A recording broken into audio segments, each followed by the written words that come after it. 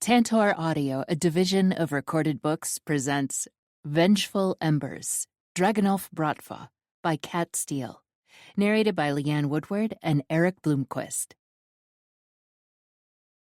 1. Terra, 17 months ago. Early afternoon in Vegas means heat that makes the pavement shimmer, and tourists in too little clothing snapping selfies under the Ember Club's gilded sign. Inside, the air conditioning hums like a sedative, soothing against the velvet heat pressing down outside. The club's mostly empty, the hush of late afternoon before the city wakes for sin. I sit at my desk in the back office, notes from my thesis sprawled across the surface, highlighted textbooks, color-coded index cards, and a half-drunk cup of cold espresso perched precariously near the edge.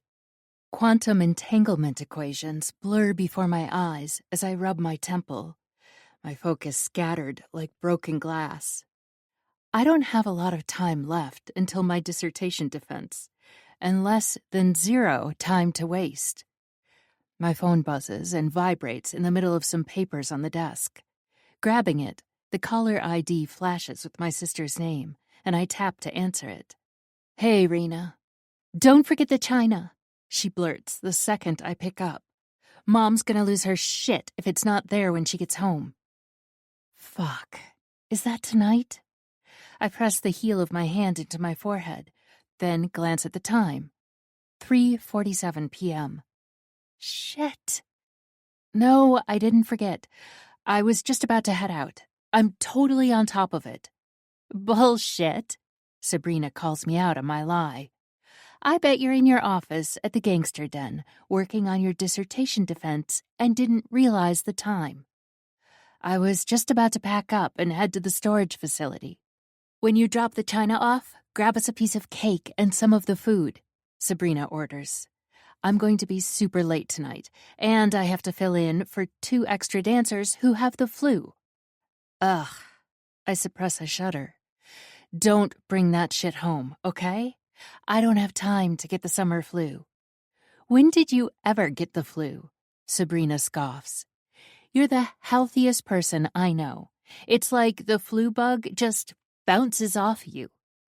Did Mom give you any indication of where the plates are in the storage space? I start getting ready to leave, grabbing my purse and keys from the desk drawer. She said the boxes are clearly marked, Sabrina tells me.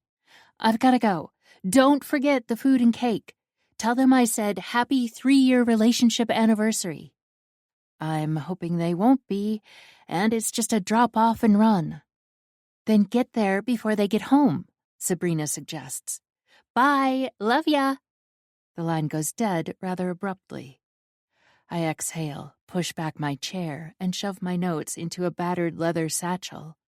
I reach for my phone again when a shadow cuts across the door.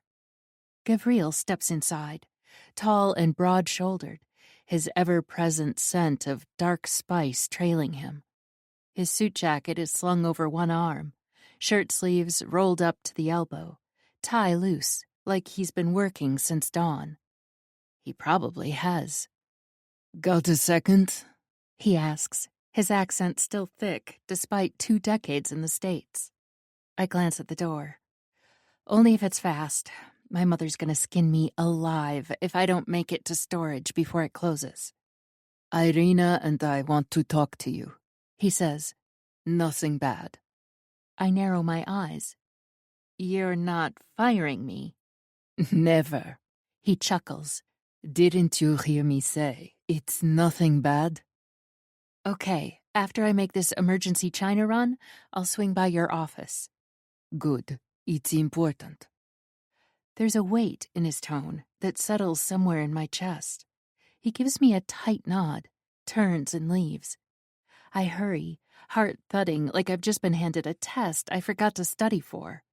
There is hardly anyone in the burlesque club at this time of day, just a few afternoon drinkers nursing their drinks at a few of the tables that line the club floor, which will be packed with millionaires and mercenaries in a few hours.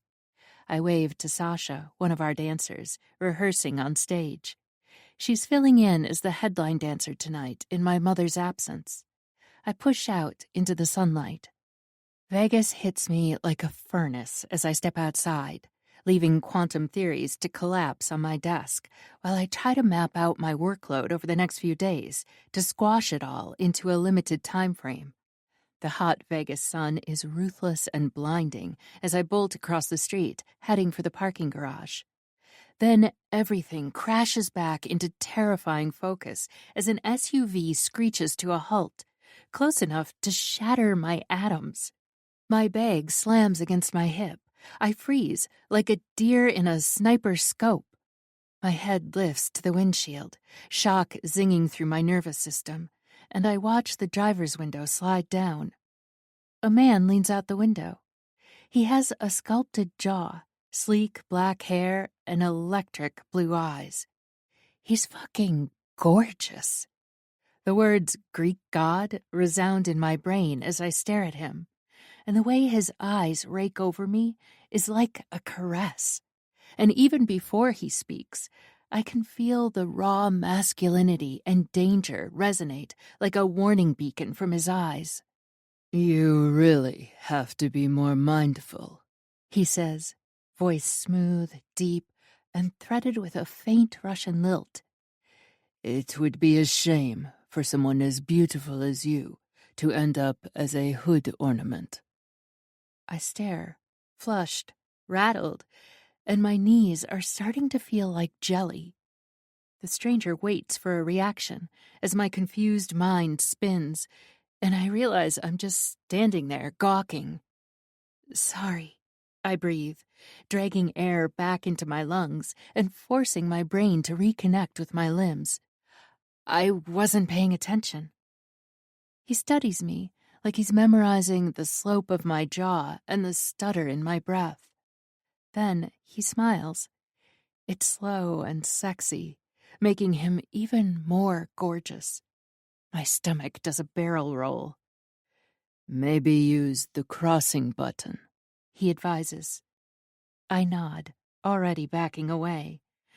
"Will do." What the hell, Tara? I sound like a stupid person. A horn honks and jolts me from my zombie state, rebooting my brain and restoring control back to my limbs, allowing me to turn and flee.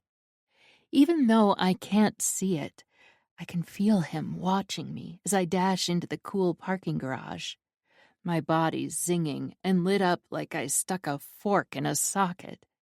As I wobble on shaky legs towards my car, the man's voice and insanely gorgeous face are playing over and over in my head. When I finally get to storage, I almost forget what I had come for, as my thoughts are filled with my near-death experience, and wondering if I'd only imagined what he'd looked like in my state of shock. But I can hear his voice and still see his face, as his smile transforms his features from gorgeous to sinfully gorgeous, and my stomach knots as my nether parts heat thinking about him. Get a grip, I admonish myself as I unlock and slide the storage unit open, sighing as I see the neatly packed garage. Each box is numbered, labeled, and stacked in an order that only makes sense to my mother. Stepping into the cool space, my eyes scan the room until I find the box I'm looking for. China, glassware, and teacups. The box is at the top of a pile next to the table. My mother put it in the locker for sorting. The boxes aren't stacked too high, so my mother has easy access to them. As I walk toward the box, I notice there is a box on the sorting table, and it's new. Box number 77. Last time I was here, there were only 76 boxes, and I'm here quite often now that my mother has moved the contents of the loft here. Contents that included a lot of my old papers and things I need for school. I'm tempted to take a closer look, but a glance at my wristwatch tells me I don't have the time. I find the china plates, and while I'm closing the box the china was in, I notice the name on top of the new box on the sorting table. Saul's Treasures. Placing the china plates carefully on the table, I move toward the box that holds my late father's treasures. The familiar pain slices through me, and my heart grows heavy at the thought of him. It's been nearly 12 years since he was killed, but I still miss him so much. It's almost as if I'm compelled to open it and look inside. There's an odd assortment of old items: slide rules, military medals, a watch that hasn't ticked in 30 years. Tears sting the back of my eyes as I can picture my father telling me stories about a lot of the items in the box. Then my fingers run across a small wooden box, intricately carved and worn with age. I've never seen it before. I lift it from the crate and curiously examine it. It's a puzzle box, a faint memory from physics club sparking in the back of my brain, and as I turn it over, the lid shifts and pops open. It's empty. A pang of disappointment cuts through me. I tilt the box to the side and listen to the hollow clunk. I tap my nails in a soft rhythm across the surface. It's not called a puzzle box for nothing. There is a trick to it. The top part came open far too easily. It must be a false top. I run my fingers along the edges of the box until they stop on a tiny groove. Flick the hidden latch. Another compartment springs open. A folded sheet of paper and a faded photo lie inside. A rush of blood makes a whooshing sound in my ears as I stare at the unfamiliar face of the woman in the photo. I flip it over and find a date, the last digit smudged or faded. 1960... My fingers fumble in my purse for my mini flashlight. I switch it on and shine it across the date.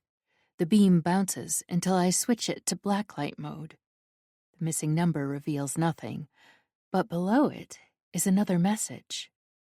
My darling, this is not much, but may it help you remember who you are and where you come from. That I love you more than life itself. Stay safe. I hope we'll meet again in a world filled with love. A shockwave of emotion ricochets through me, squeezing my lungs.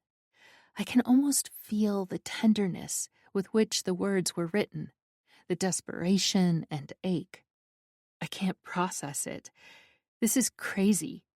I shove the photo and note back into the box, a step away from hyperventilating as my brain spirals with the implications.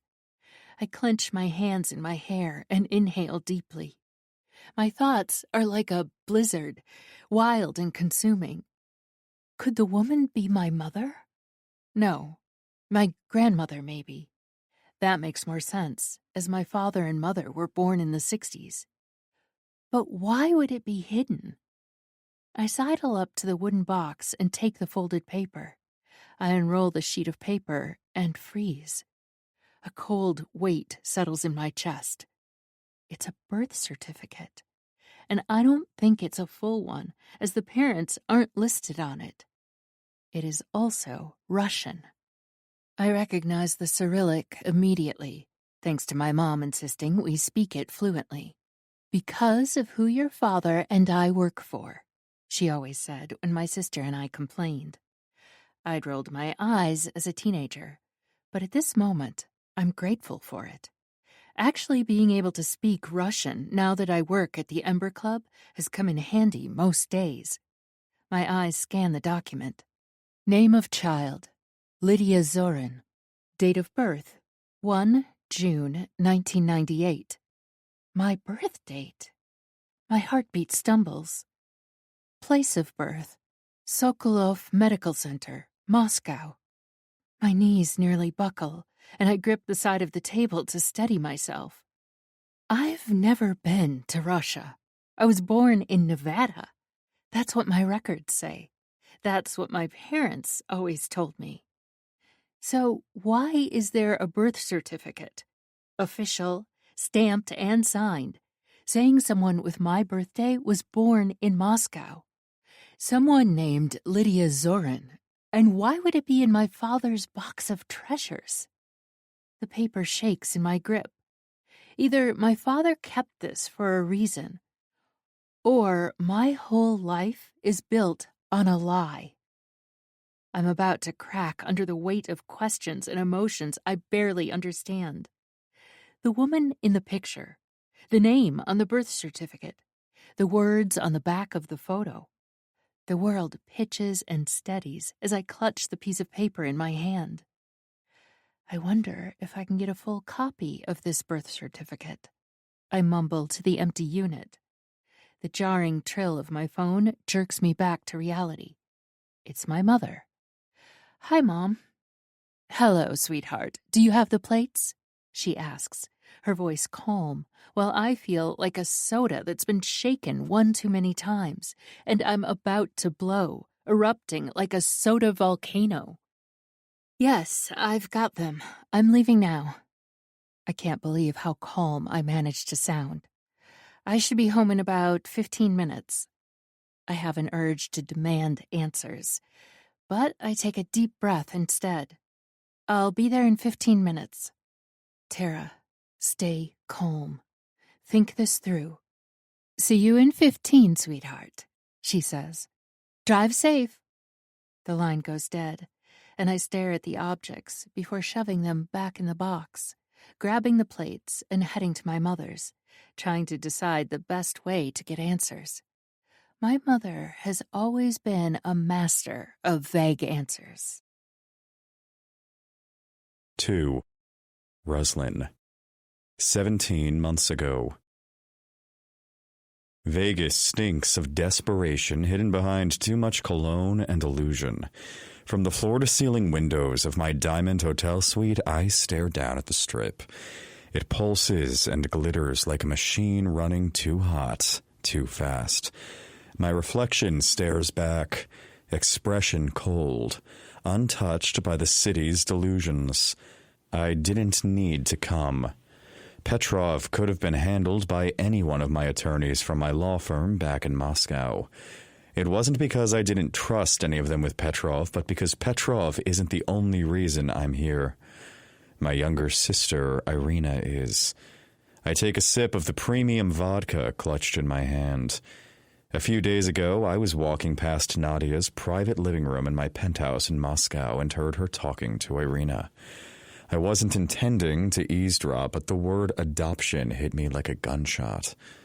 Adopting?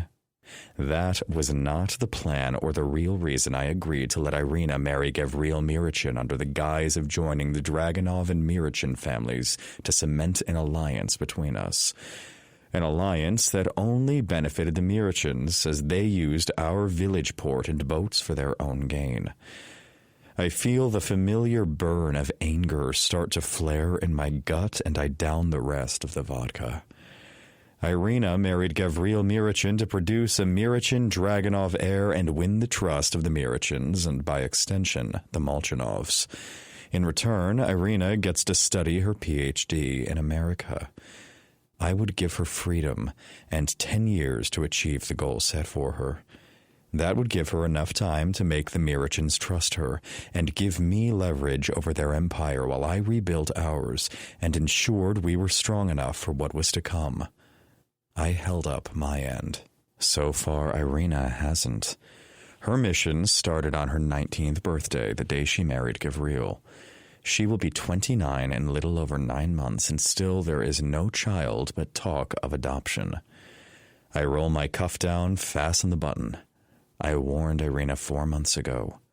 29 is coming.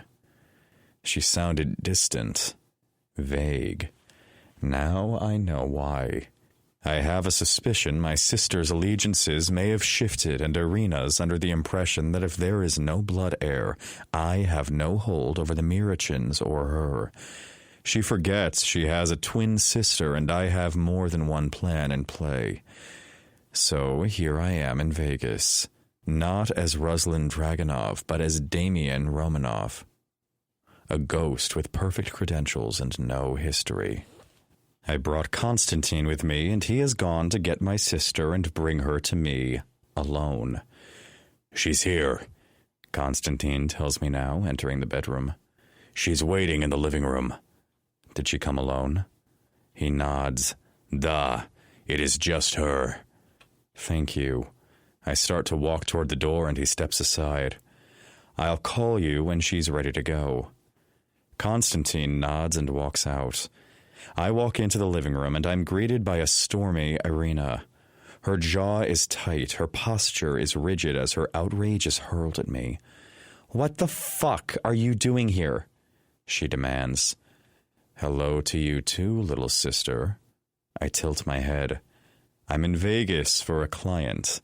Bullshit, Irina hisses. Don't lie to me. Irina, don't Irina me in your placating voice and think it will calm me down or make me believe what the real intent of you being in Vegas is. Her arms fold over her chest. You're spying on Gavril, or maybe Alexei, or you're getting antsy because I haven't yet produced an heir. If I wanted to spy on you or the Mirichins, I could do it from Moscow. I glance out the window, my stomach clenching at the sight of the Vegas Strip. I have no love for this city or this country. Sure. Her voice is filled with disbelief. Her phone bleeps and she looks at it, shaking her head. If you're not here to spy on my husband and his family, why are you checked into their hotel under the name Damian Romanoff? Because of the sensitivity of my client's case, it's best that opposing counsel doesn't get wind that his attorney is in town. It's not a complete lie.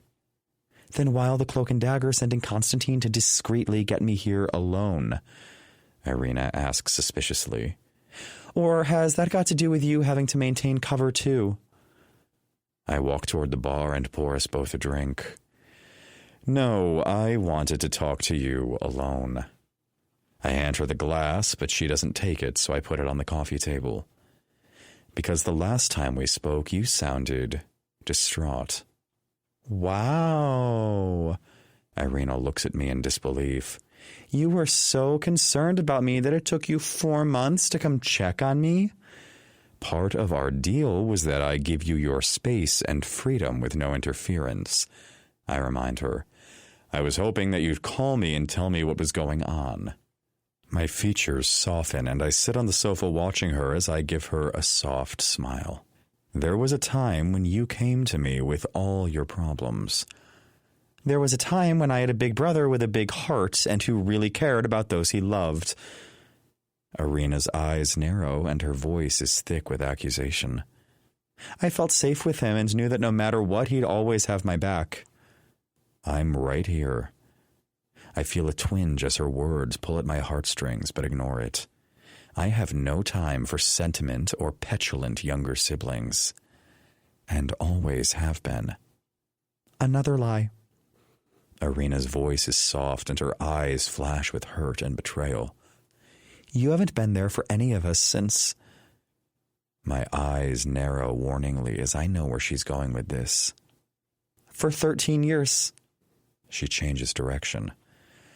I lift the glass to my lips and take a sip of vodka, letting it swirl around my tongue before sliding down my throat as I stare at her, deciding which way to steer this conversation to get to the point.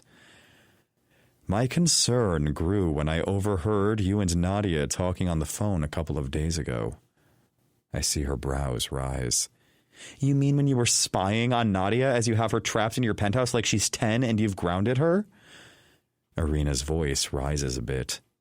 You know what the English say about eavesdropping? No good ever comes of it, especially if it's a telephone conversation and you can't hear the other side of the story. Nadia is not a prisoner, I tell her. She is laying low after accusing an official son of abuse. Of course you wouldn't take Nadia's side, Irina accuses. Nadia was playing a very dangerous game, I point out. And then you were the opposing counsel against her in the case, Nadia says. Now she has lost her medical license. She is lucky it was just her license. So what did you overhear? She asks me. That you and Gavril are looking to adopt a child. My sister doesn't even flinch. That's right. Is everything okay with you, Irina? I swirl the vodka in my glass, watching her intently. Are you having problems conceiving, or is this an attempt at rebellion? Her eyes flick with fire, but her voice becomes quiet. You want to know why we haven't had a child? Yes. She hesitates. Then she mumbles. I've had 4 miscarriages. I stare. She takes a breath, choking on it. The last one nearly killed me. The doctor said I need to rest. Wait for a year to 15 months. My chest tightens. Why the fuck didn't you tell me? Because I didn't want to fail you or our people. Her voice cracks. But I'm not ready to give up. I just need more time and all the stress and pressure of trying to have a baby before I'm 29. Her eyes tear up and she looks at her hands. It's part of the problem. My heart squeezes for her. Do you want out, Irina? Her eyes meet mine. I want more time. I nod slowly. Okay. You have another year, but that's all I can give you before we need to go to Plan B. What exactly is Plan B? She looks at me curiously. Don't worry about that, I tell her. You just worry about completing your mission. I do need you to leave me alone and give me space, Irina tells me. No more pressure, as it's not good for me. Okay, I agree. But I want you to check in with me. It's not just about your mission, Irina. Your calls once a month mean more to me than that. Sure. She nods. Enjoy your stay in Vegas, Damien. I hope you're able to help your client. She turns and walks out without a backward glance. As the door shuts, Constantine steps out of the shadows. Get her back to the club, and I want you to follow Gavril, I order. Find out if the rumors about him fucking someone at the Ember Club is true. Constantine raises an eyebrow. Of course. He nods and disappears. I grab my keys and head to my meeting with Petrov. On the way, I drive past the Ember Club. It's sleek, tasteful, with a sleek black awning and polished brass accents. The windows are tinted, offering nothing to the street but reflection. Then everything slows. A woman bolts across the street. My brakes screech, tires burn, my chest jerks forward, and the SUV lurches to a stop. She stands frozen, caught in my headlights like a wild creature. Her eyes meet mine. They are hazel, blazing. Her body is lean with long legs cased in denim, with a pink cotton shirt caressing her torso and hair a dark brown halo. Fuck, she's beautiful. And even standing, staring at me in a dazed shock, she has a graceful poise. I roll down my window, heart slamming against my ribs. You really have to be more mindful, I say. It would be a real shame for someone as beautiful as you to end up as a hood ornament. She flushes. Sorry. Maybe use the crossing button, I advise her. Will do. A honk of a horn makes her head snap around before she turns, then rushes away, leaving her image branded into my brain. I sit there, gripping the wheel. Her face, her form, every bit of her electric in my veins.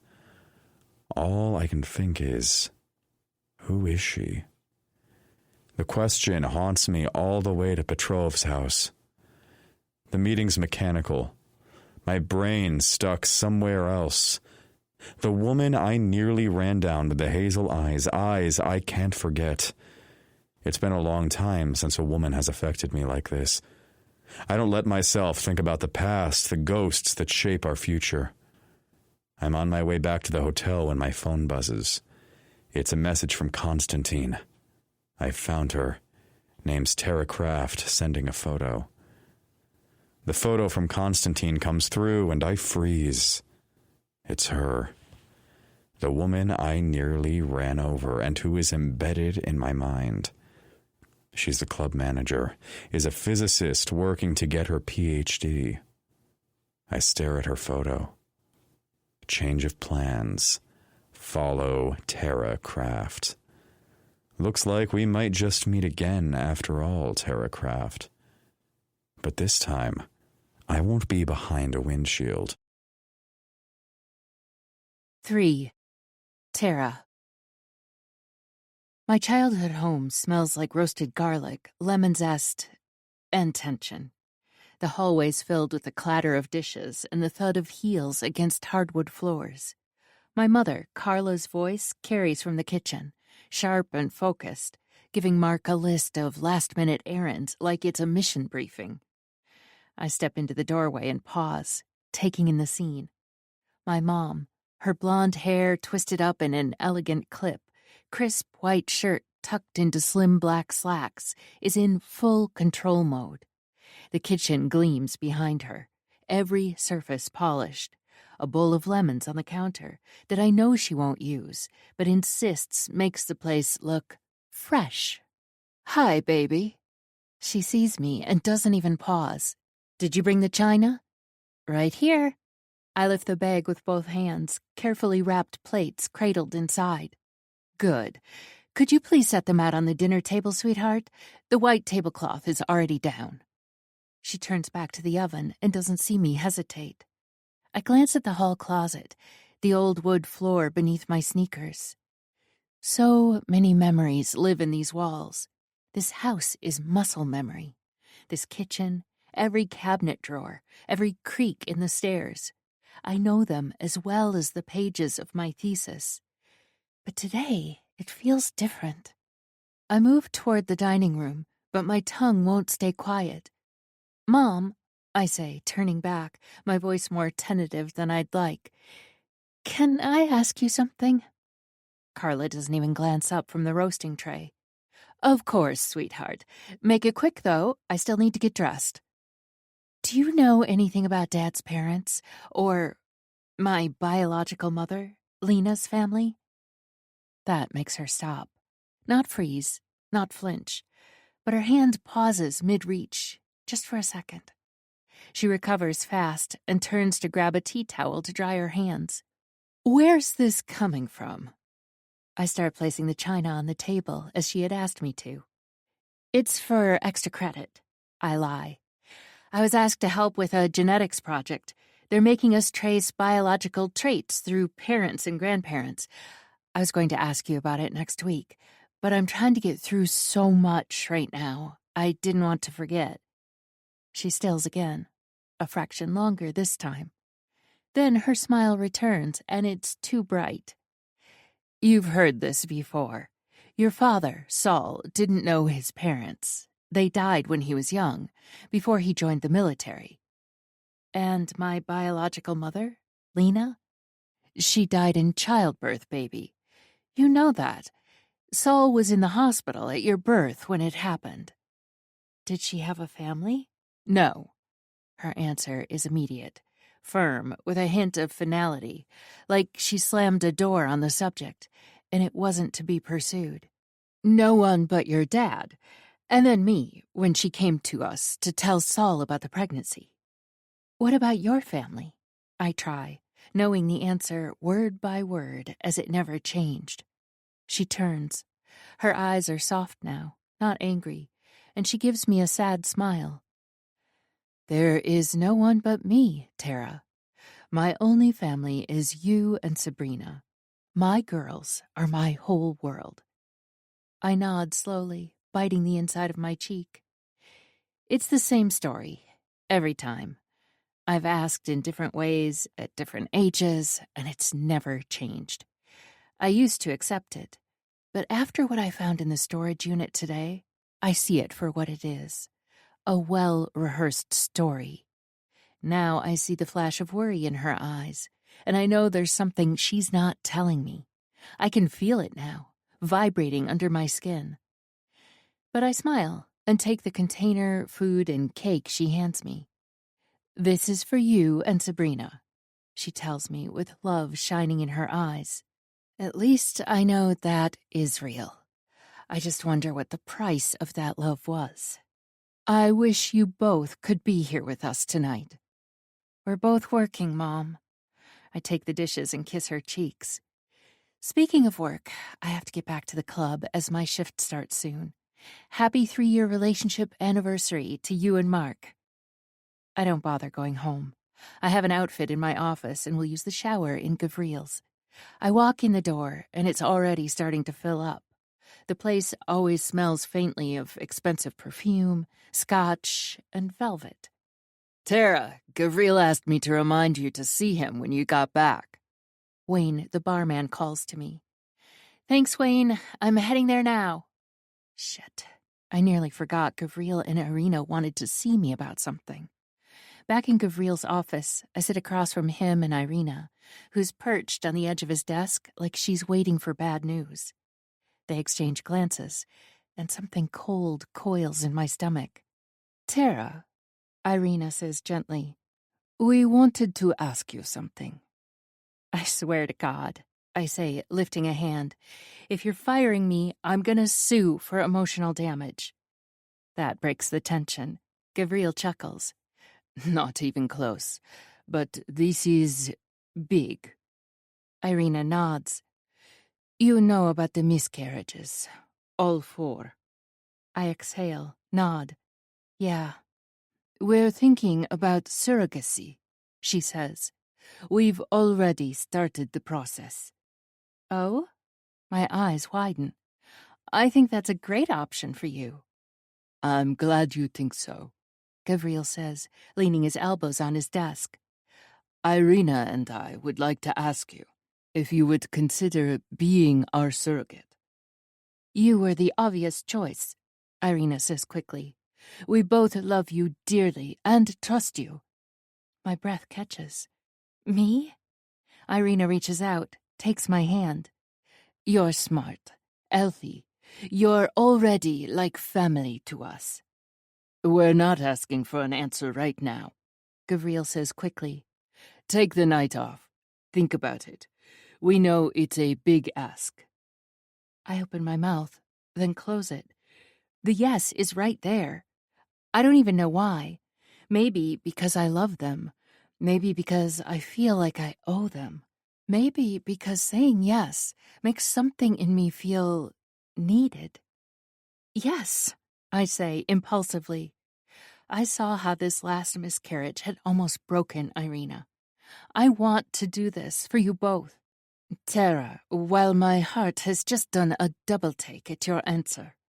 Irina's eyes glisten, and she reaches for my hand. Gavriel thought you might say yes right away, and it fills my heart with joy, but we want you to be sure. Think it over tonight, and give us your answer tomorrow, Gavriel tells me. Go out tonight. Have some fun, Irina encourages me with a naughty glint in her eyes. Call that sexy doctor of yours. Oh, no, Gavriel groans. Not Steve. Can't you go out with Sasha or one of the girls? Gavriel, Irina says with mock outrage. Don't be jealous. He throws up his hands. I just don't trust a guy who waxes his chest and drives a Porsche on a resident's salary. I want to do this for you, I tell them, standing.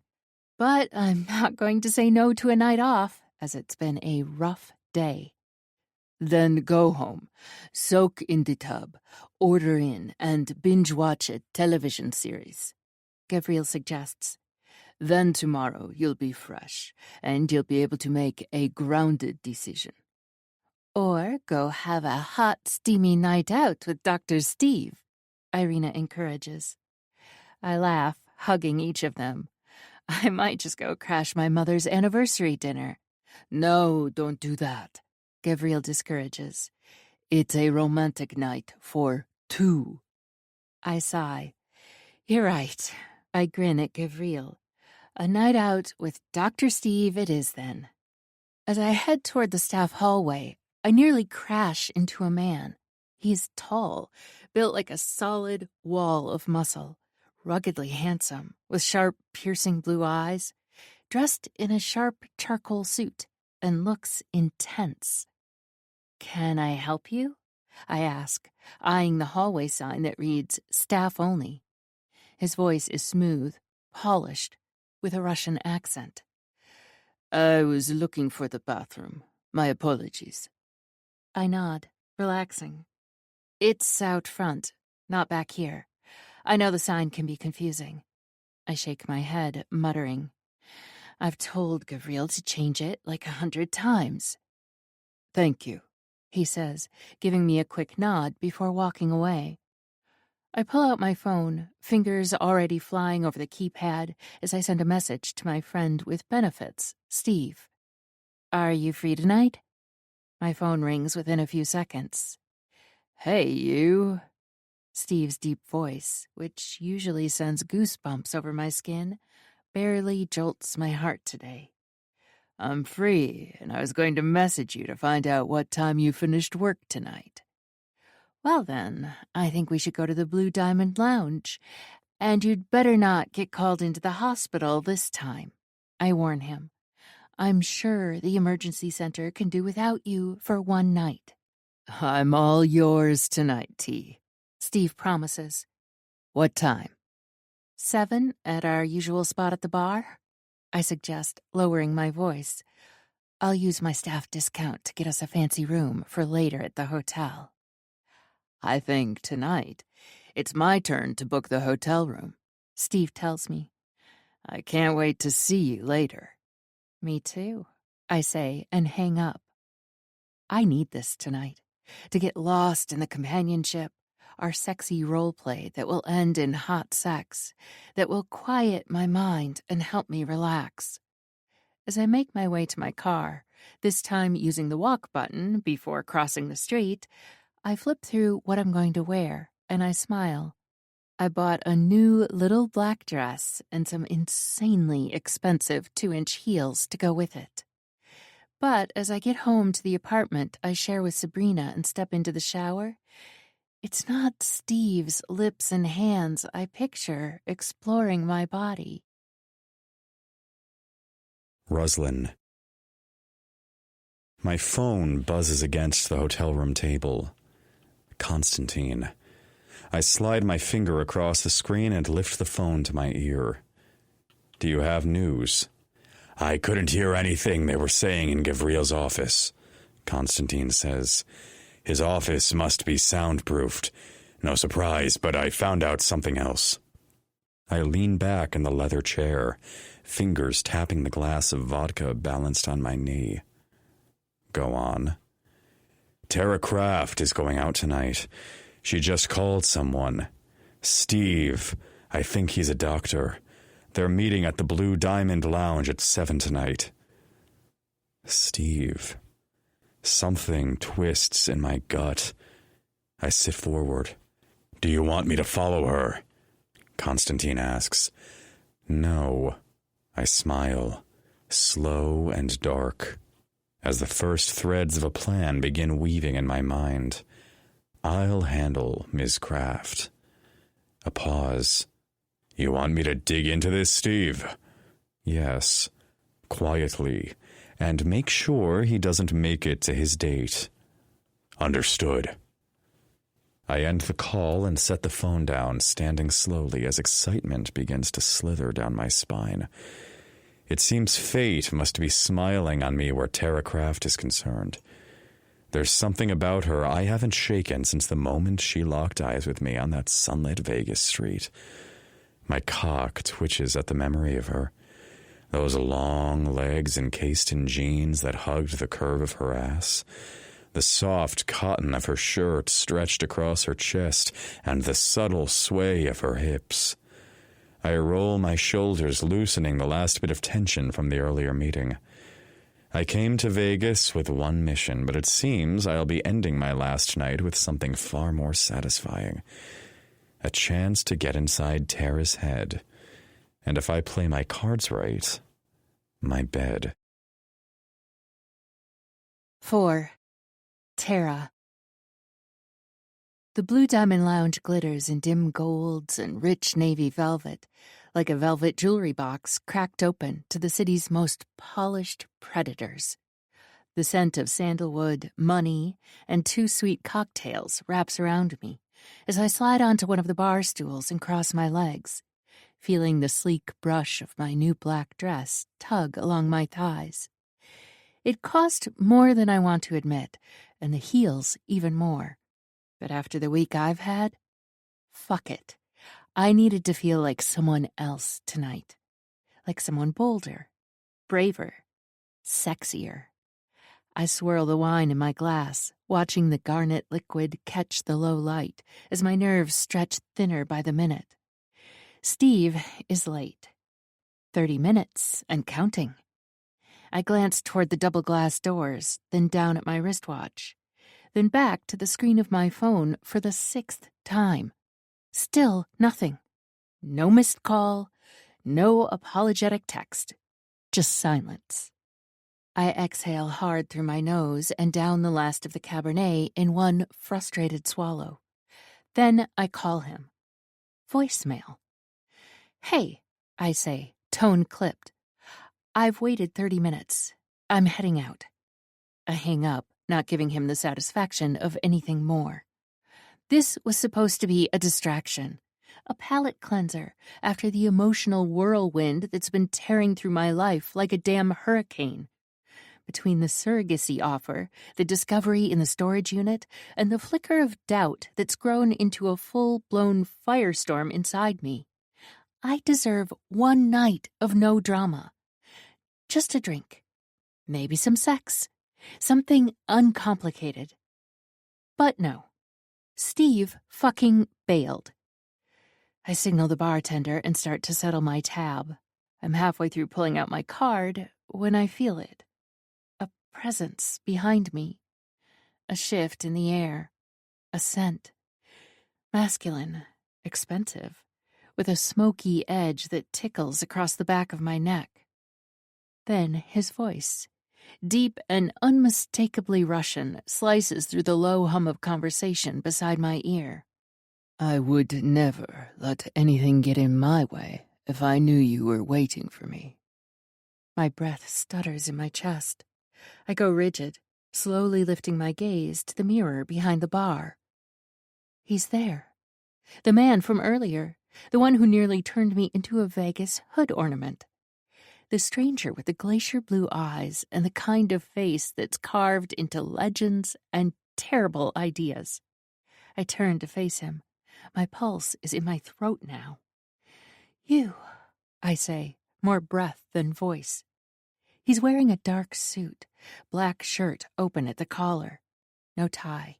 His jacket fits like it was stitched over his frame by a sinful tailor. And when he smiles, it's lazy, lethal, and laced with hunger. I couldn't believe it when I saw you sitting alone at the bar, he says, his voice sliding over my skin. I think fate has made our worlds collide. I give a breathless laugh. Literally. His eyes flash, amused. You look stunning. The words hang between us, unashamed. His gaze moves over me, my neck, my breasts, the hem of my dress where my thigh peeks out beneath the bar's shadow. It's not lewd, it's reverent, like he's memorizing the curves of me, planning what he'll do with them. My core tightens, my breath hitches. I'm heat and nerves and wicked curiosity wrapped in a black cocktail dress. I'm Damien Romanoff, he says, offering his hand. I slide mine into his. His fingers close around mine, firm, warm, slow. Not a shake, a claim. Tara, I reply, and my voice sounds far away. Tara, he repeats, like he's tasting it, and he doesn't let go. His fingers still wrap around mine. My skin tingles. I don't pull away. I should, but I don't. I was heading down for a drink. Maybe something to eat, he says, the low rumble of his voice curling between us like smoke. Now that we're no longer strangers, and we've already shared a harrowing experience, would you make my night and join me? I blink, caught off guard. My instincts wrestle with each other. There's the usual voice in my head, the rational one, The good girl voice. The one that tells me to say, "No, thank you," to smile politely and head home to wine, pajamas, and disappointment. And then there's the voice that's been rising louder since I opened that goddamn puzzle box. The voice that whispers, "Maybe nothing in your life is what it seems." I glance at my phone. Still no message. Still no Steve. The fucker ghosted me. I look back at Damian Romanoff, a man I don't know, standing so close my heart races and my knees feel unsteady. He smells like danger and silk. His eyes tell me he could ruin me. And I want him to.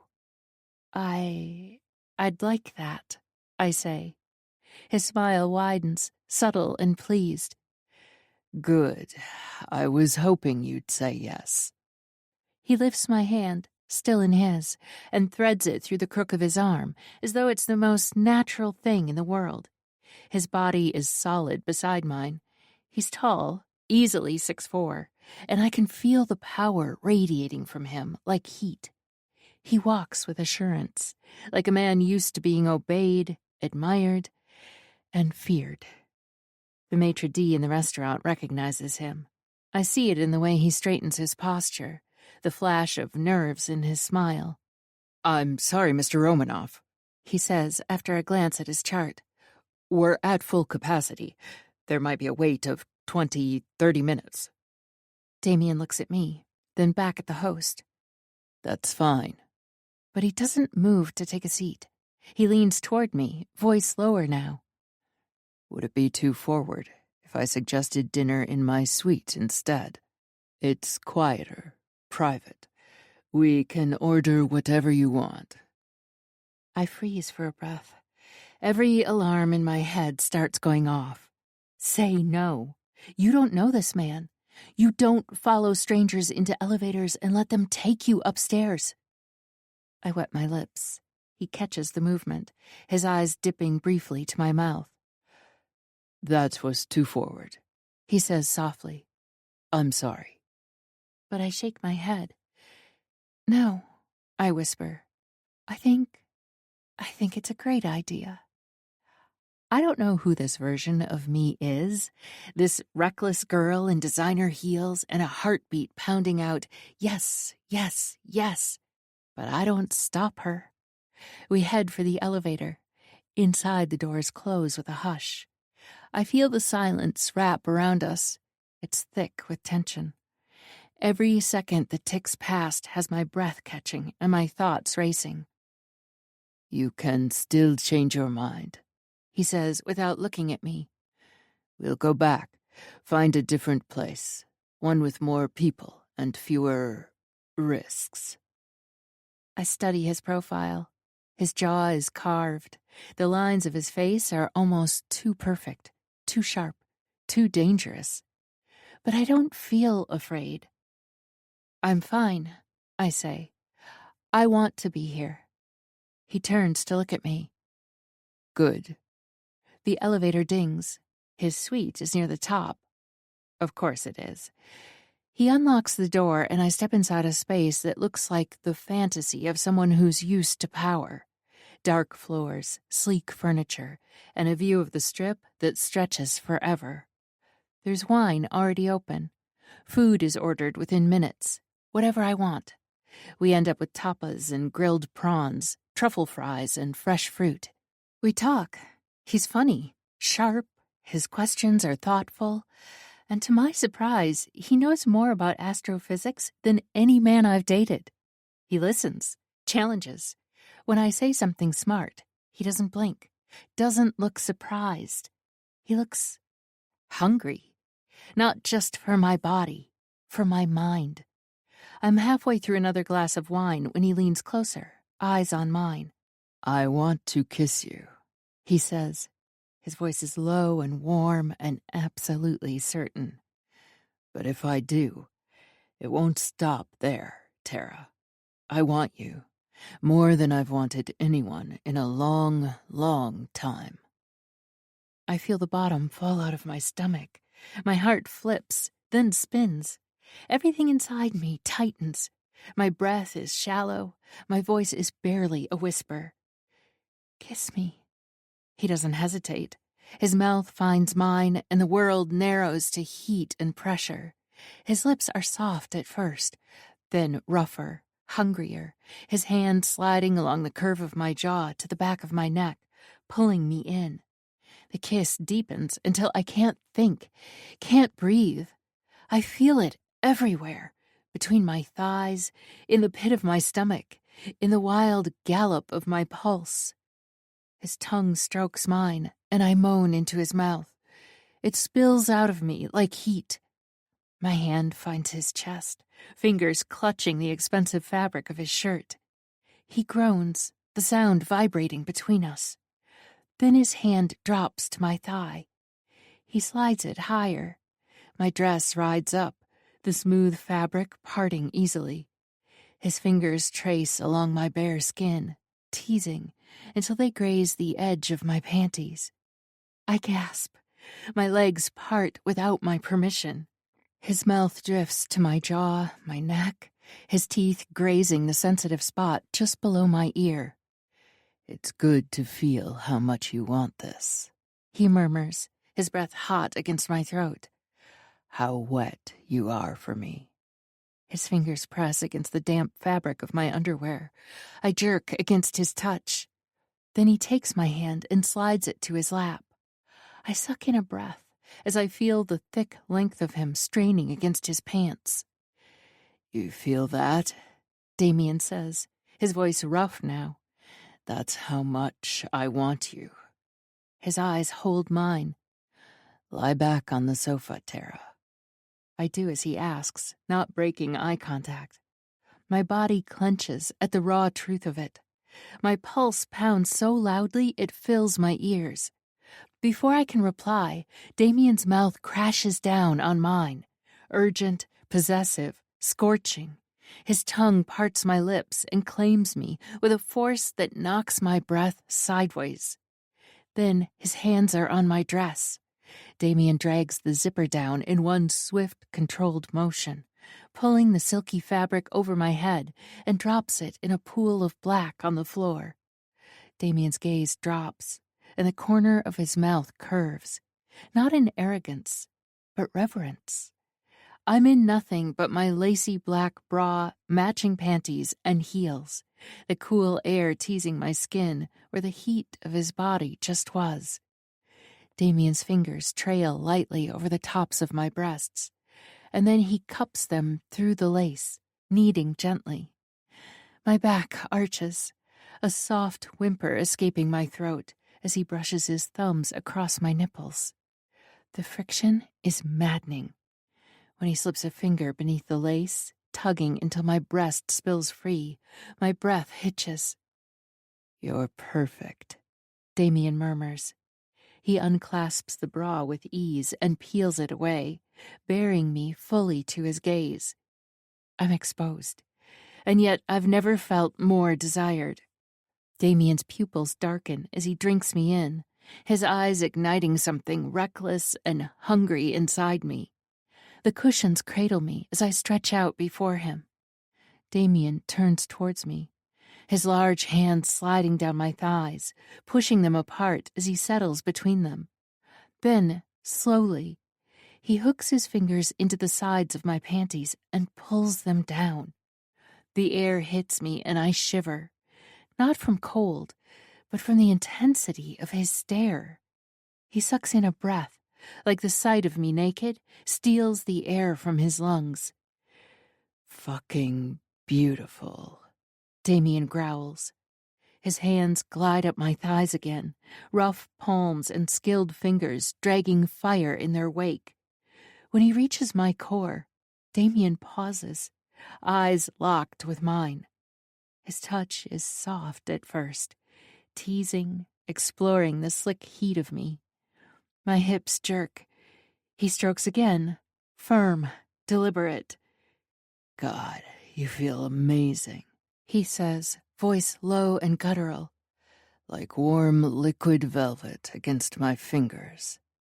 His face drops close to my pussy as his fingers part the lips, and he runs the tip of his tongue over my sensitive flesh. Ah, escapes my throat as my body hangs in anticipation, wanting to feel his mouth on me. But instead, he slides a finger inside me. My breath catches. Another joins it, stretching me, filling me, curling just right. My hands grip the sofa cushions, my body arching to meet his rhythm. Damien moves slow but steady, his thumb circling my clit in time with the thrusts. Pressure builds fast, my whole body alive and trembling, caught in the pull of a storm I can't stop. "Oh, God," I whisper, my voice breaking. "That's it," Damien breathes, watching my face. "Come for me, Tara."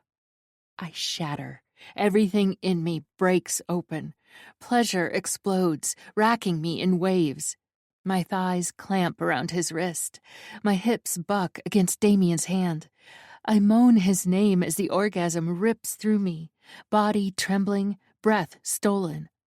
He doesn't stop pumping until the tremors subside, until I collapse back against the cushions, dazed and gasping. And then, before I can catch my breath, Damien lifts me, cradles me like I weigh nothing. I press my forehead to his shoulder, still catching my breath. "That was just the beginning," Damien murmurs, carrying me toward the bedroom. "I hope you didn't think our night was over." He lays me gently on the bed like I'm something precious, something fragile. But Damien's eyes say he's about to ruin me. And I want him to. I want to be ruined by this man whose name I barely know. Damien strips off his shirt, revealing a body chiseled from stone, with a dragon tattoo wrapped around his torso. His muscles flex as he undoes his pants, and I can't stop staring. He's big. Everywhere. My pulse skips a beat. Damien climbs onto the bed and slides over, his skin warm against mine. His mouth finds my breasts, tongue circling my nipple before sucking it deep. I cry out. My back bows off the bed. Damien's hands grip my thighs, spreading me, positioning me exactly where he wants me. He kisses his way down my stomach, takes his time with the inside of my thighs, his breath teasing my sensitive skin. Then his mouth is on me, and I come undone all over again. I grip the sheets, my thighs shaking against Damien's shoulders as his tongue flicks over my clit. He doesn't rush. He takes his time, exploring me like he's memorizing every reaction, every whimper, every hitch of breath, every gasp when his lips suck gently and his tongue presses harder. "God, Damien!" I pant, hips lifting from the bed. Damien groans in approval, like hearing his name from my lips turns him feral. One of his hands slides up, spreads wide over my stomach, keeping me still as his mouth drives me closer and closer. His other hand slips between my thighs, and when his fingers slide into me again, curling deep while his mouth devours my clit, the orgasm crashes over me like a tidal wave. I come screaming his name. My legs lock around him. My back arches so hard it hurts. Stars burst behind my eyelids as my body pulses and writhes beneath his mouth. Damien doesn't stop. Not until I'm limp, shivering, completely wrecked, and he's lapped up every drop of my pussy juice. When he finally pulls away, his mouth glistening with my juices, I can barely open my eyes. And then I feel him crawl over me, the hard weight of him, his cock sliding between my thighs, thick and hot, pressing against me. He kisses me again, deep, rough, possessive. "You are so beautiful and taste like honey." His voice is rough, and his lips tease mine. My hips arch, hungry to feel him inside me. "Please, Damien," I whimper, my eyes locking with his. "What do you want, little one?" His cock teases my entrance. You, I breathe. I want you deep inside me. A groan rips through his throat, and he thrusts into me in one hard, perfect stroke. I cry as he fills me, stretches me. My fingers claw at his back as he starts to move, slow at first, then harder, deeper, until I'm gasping for air. Each thrust slams into something deep and perfect. He buries his face against my neck, his breath hot against my skin. You feel so fucking good, wrapped around my cock, he groans, dragging his mouth to mine again. It's like your pussy was made for me. I cling to him, my nails digging in as pleasure builds again. My body responds to him like it was made for this. Every thrust hits the right spot. Every grind of his hips lights another fuse. He growls something in Russian, his hands gripping my hips, anchoring me as he starts thrusting faster, harder. My moans turn to cries as I spiral again. I can feel myself unraveling, feel the orgasm coiling tight. And when it hits, it steals everything. Sound, thought, breath. I shatter beneath him. He keeps moving, driving me through the orgasm, making it last until I collapse beneath him, shaking, gasping, completely undone. Then, with one last deep thrust, he groans, his whole body going rigid above mine as he spills inside me. His hands fist the sheets beside my head, his teeth graze my shoulder. We lie tangled together, breathless and sweat-drenched, and I feel like my entire identity is melting away, leaving something new behind. As he pulls me closer, pressing a kiss to my forehead, I expect the moment to end, expect the calm to settle in. With his arms wrapped possessively around me, and my body sated and spent, I can't help the exhaustion that envelops me, and I drift off with my ear pressed against his chest, listening to the beat of his heart. And while I know I'll probably never see Damien again, I also know that he won't be someone I'll ever forget, because tonight, I'm not the girl who follows the rules, and Damien was the one who helped me shed the old Tara, the goody two-shoes who haughtily shied away from meetings like these. I know that I'm no longer the woman I was before. Now I'm the woman who said yes to a stranger and has no intention of stopping the transformation taking place inside me. 5. Roslyn. Damien. Tara is asleep in my arms, her breathing slow and even. One leg slung over mine, her bare skin warm against my chest, her hair a dark spill over the pillow. Her scent is everywhere, on my skin, in the sheets, embedded in my lungs. I stare at the ceiling, wide awake, pulse still thumping like a war drum. I should be thinking of my exit, my next move, my mission. But all I can do is replay the last few hours. She was fucking radiant tonight. Sitting at that bar, back straight, legs crossed, lips wrapped around the rim of a wine glass like she owned the place. Her dress hugged her like a second skin, her curves poured into it like sin made flesh. I'd seen powerful women, beautiful women, but Tara Craft walked into that lounge and knocked the air right out of my lungs, and I hadn't even touched her yet. My arm tightens around her without meaning to. I don't want her to leave. The thought of her walking out that door makes something primal rise in my chest, and that is dangerous. I try to shove it down. I don't need this or the way she's blindsided me. Then she stirs, rolls onto her side, her ass pressing into my thigh, and I turn on my side as she snuggles into me. I run my hand over her breasts. She stirs, tries to roll away, but I pull her back, trailing my hand over her stomach, down her thigh, and my fingers slide into her pussy, still slick, and her clit swollen. Her body arches, reacting even before her mind, and I feel her gasp. I press my lips to the back of her neck. She sighs, tilting her hips, her ass nudging my cock. Her back curves and presses into my chest. When I circle her nipple with my thumb, her breathing shudders. She's waking up, and the way she melts against me, even in that hazy place between sleep and not, fires a deep and primal heat. "Hello, beautiful," I whisper against her ear. Tara's eyes remain closed, but her lips pull into a sleepy smile. She breathes.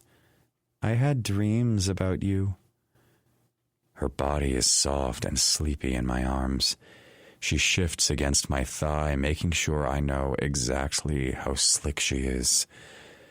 "A blue-eyed devil, dangerous and with an insatiable appetite." She exhales barely a sigh, but I hear the shiver in it. I chuckle against her skin and wrap an arm tighter around her. Is that a complaint? Her eyelids flutter, half-lidded but glowing with amusement. "Oh, not even a little." She reaches back with one hand, wraps her fingers around my cock, squeezes gently. "I see he's fully recovered." Her touch finds me urgent and impatient. My breathing thickens, chest tight with want as her fingers move with intention. She is skilled and sure, my head spinning from the sensation of being at her mercy. I clutch her hips, growl, and move her slowly. Before she takes her next breath, I'm inside her, hard and aching for release. She gasps, gives in to me with a moan, and the hunger takes over. Each thrust has her crying out and wanting me deeper. I pull out of her. "No." Tara's plea is desperate, but my hands guide her onto her hands and knees. She lowers her torso against the mattress, her ass raised as I plunge back into her, and she cries out once again at the impact. I start to thrust, each one driving into her harder, deeper. Tara's body moves to meet each one, her body wrapped so perfectly around mine. She breaks first, shuddering as her pussy clamps around my cock, and she cries out, "Oh, fuck, Damien." I'm close behind, almost lost in one last thrust of my cock into her pulsing pussy, and I spill my seed deep inside her, a guttural groan ripping from my mouth. Not wanting to fall on top of her, I pull out, grab her, and turn her around, collapsing us against the bed. We lie there panting, hearts slamming, limbs tangled, nothing separating us. I catch my breath and kiss her head. Her scent, her warmth, her body locked with mine. It stirs something dangerously possessive, and I have to focus on my breathing. Her pulse calms beneath my palm, and I feel her breathing even out. Her cheek is against my chest now, damp and flushed. She makes a contented sound, part exhale, part satisfied sigh. Then her voice, quiet and sweet, whispers words that jolt me. "I should go." She doesn't move, her cheeks still pressed to me, her body tucked in.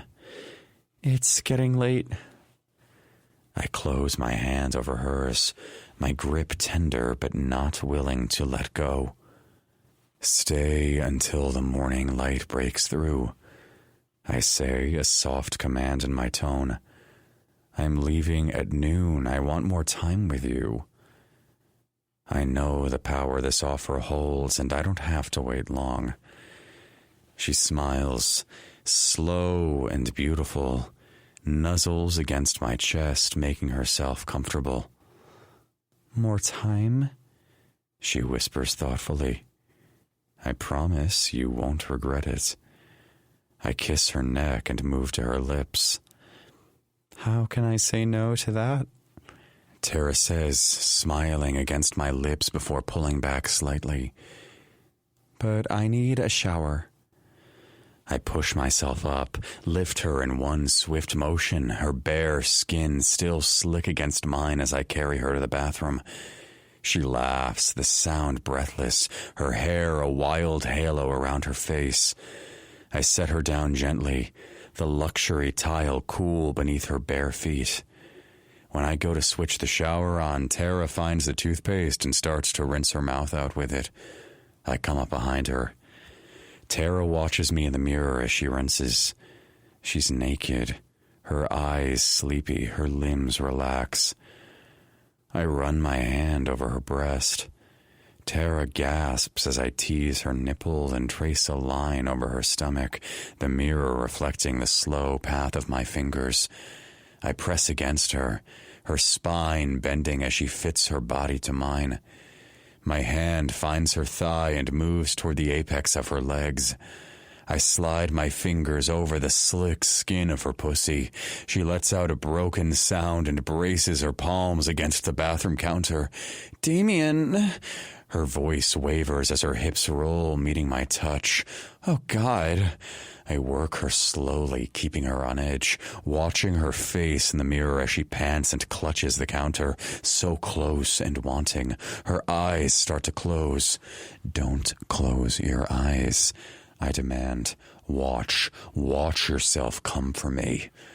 When I stroke her harder, faster she arches against me, the name she knows me by flying from her lips. Damien! The sound of it nearly makes me tell her my real one as a powerful need hits me to hear it screamed from her lips as she explodes with pleasure. I hold her against me as her body shudders and the waves of her orgasm die down. Steam curls between us as the shower heats.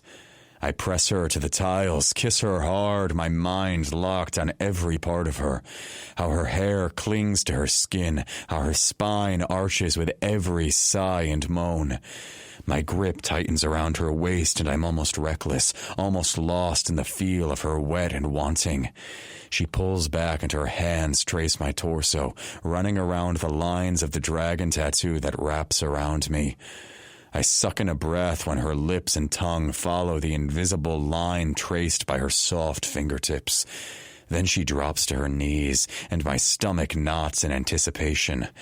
The water hits my shoulders, tracing a path down my chest, and I feel none of it as she takes my cock in her hands, teasing, sliding, and circling the small slit. My knees nearly buckle as her lips surround the head of my dick and her tongue tenderly teases the slit, dipping in to lick the pre-cum. Her eyes move to capture mine, and they are filled with dark desire as her hands work the shaft and cup my balls, which she expertly massages. She pulls her mouth away, and it takes everything I have not to cry out an objection. "My turn to taste you," she murmurs. Then she wraps her mouth around my cock. I lean against the wall, groaning as she moves, the pressure building, a heat so intense I can barely keep my head clear. I thread my fingers through her hair, the world narrowing until it's only her, how she feels, how she takes me in with abandon, almost wild. I shudder and pull back right before I nearly explode in her warm mouth. I grab her, pull her up, and wrap her legs around my waist. Water streaming down her face as I pin her to the tiles, too close to the edge to wait. I slide inside her with a deep, rough groan. Her body clings to mine and the walls of her pussy massage my hot shaft. Her eyes fly open, her head tilts back, the sound she makes tearing through the shower as her hips rock, desperate and eager. I drive into her harder, faster, both of us frantic and nearly breathless, the heat and slickness making my pulse stagger and my chest clench. Her fingers clutch my back, her body draws me in and I can't slow down, can't stop. Tara. Her name leaves my throat as I groan against her neck. She lets out a soft cry as she shatters. I'm right behind, a crashing wave, and my mind goes white as I fill her, feeling her break apart and cling to me all at once. The shower cools as our breathing evens. I slide her down my body. An hour later, we are clean, dry, and my pulse still pounds like a war drum as we lie wrapped in each other's arms, totally spent. The suite is cloaked in the soft hues of early morning. The city lights of Vegas casting a muted glow through the floor-to-ceiling windows. Tara lies beside me, her breathing steady, a serene contrast to the turmoil within me as sleep eludes me. My mind is racing at how horribly my plan for Tara Craft has failed.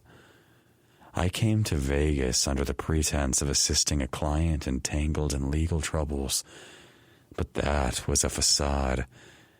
My true purpose was to uncover the truth about Irina. Overhearing her conversation with Nadia about adopting a child had set off alarms. Adoption? That wasn't part of the mission. Upon arrival, Constantine and I discovered that Gavril had a mistress, a woman he had loved before being compelled to marry Irina. The pieces started to fit. If Gavril was involved with another woman, perhaps he and Irina weren't intimate. Irina had always harbored dreams of studying in America, and marrying Gavril was her ticket. But now it seemed her allegiance was wavering. The revelation that Gavril's mistress was also Irina's close friend added another layer of complexity. Was Irina orchestrating an exit strategy, using the mistress as a scapegoat for her failure to produce an heir? Our meeting was tense. Irina spoke of miscarriages, of trying again. She seemed sincere, but something felt off. I extended her timeline, but a new plan formed in my mind. Eliminate the mistress from the equation. Seduce her, make her fall for me, and ensure she stays away from Gavril. But fate had other plans. A woman darted in front of my car, our eyes locking for a brief moment. The impact of that gaze lingered. Later, when Constantine showed me a photo of Gavril's mistress, I recognized her immediately, and now I had a name which rolled off my tongue like a caress. Tara Craft. From the moment we touched, I knew I was in trouble. This isn't just about strategy anymore. I want her, deeply and inexplicably. Tara murmurs in her sleep, shifting slightly. I resist the urge to pull her closer, to lose myself in her warmth. Discipline. I must remain disciplined. I glance at the clock. Nearly 3 a.m. Our flight to Moscow is scheduled for noon, but I can't wait that long. I need to leave Vegas as soon as I can to put distance between Tara and me. I rise quietly, retrieving my phone. I reschedule my flight for an earlier departure. Then I message Constantine. I'm leaving earlier. Stay behind. Get close to Tara Craft. Keep an eye on Irina, and I need you to look into Irina's medical records. His response?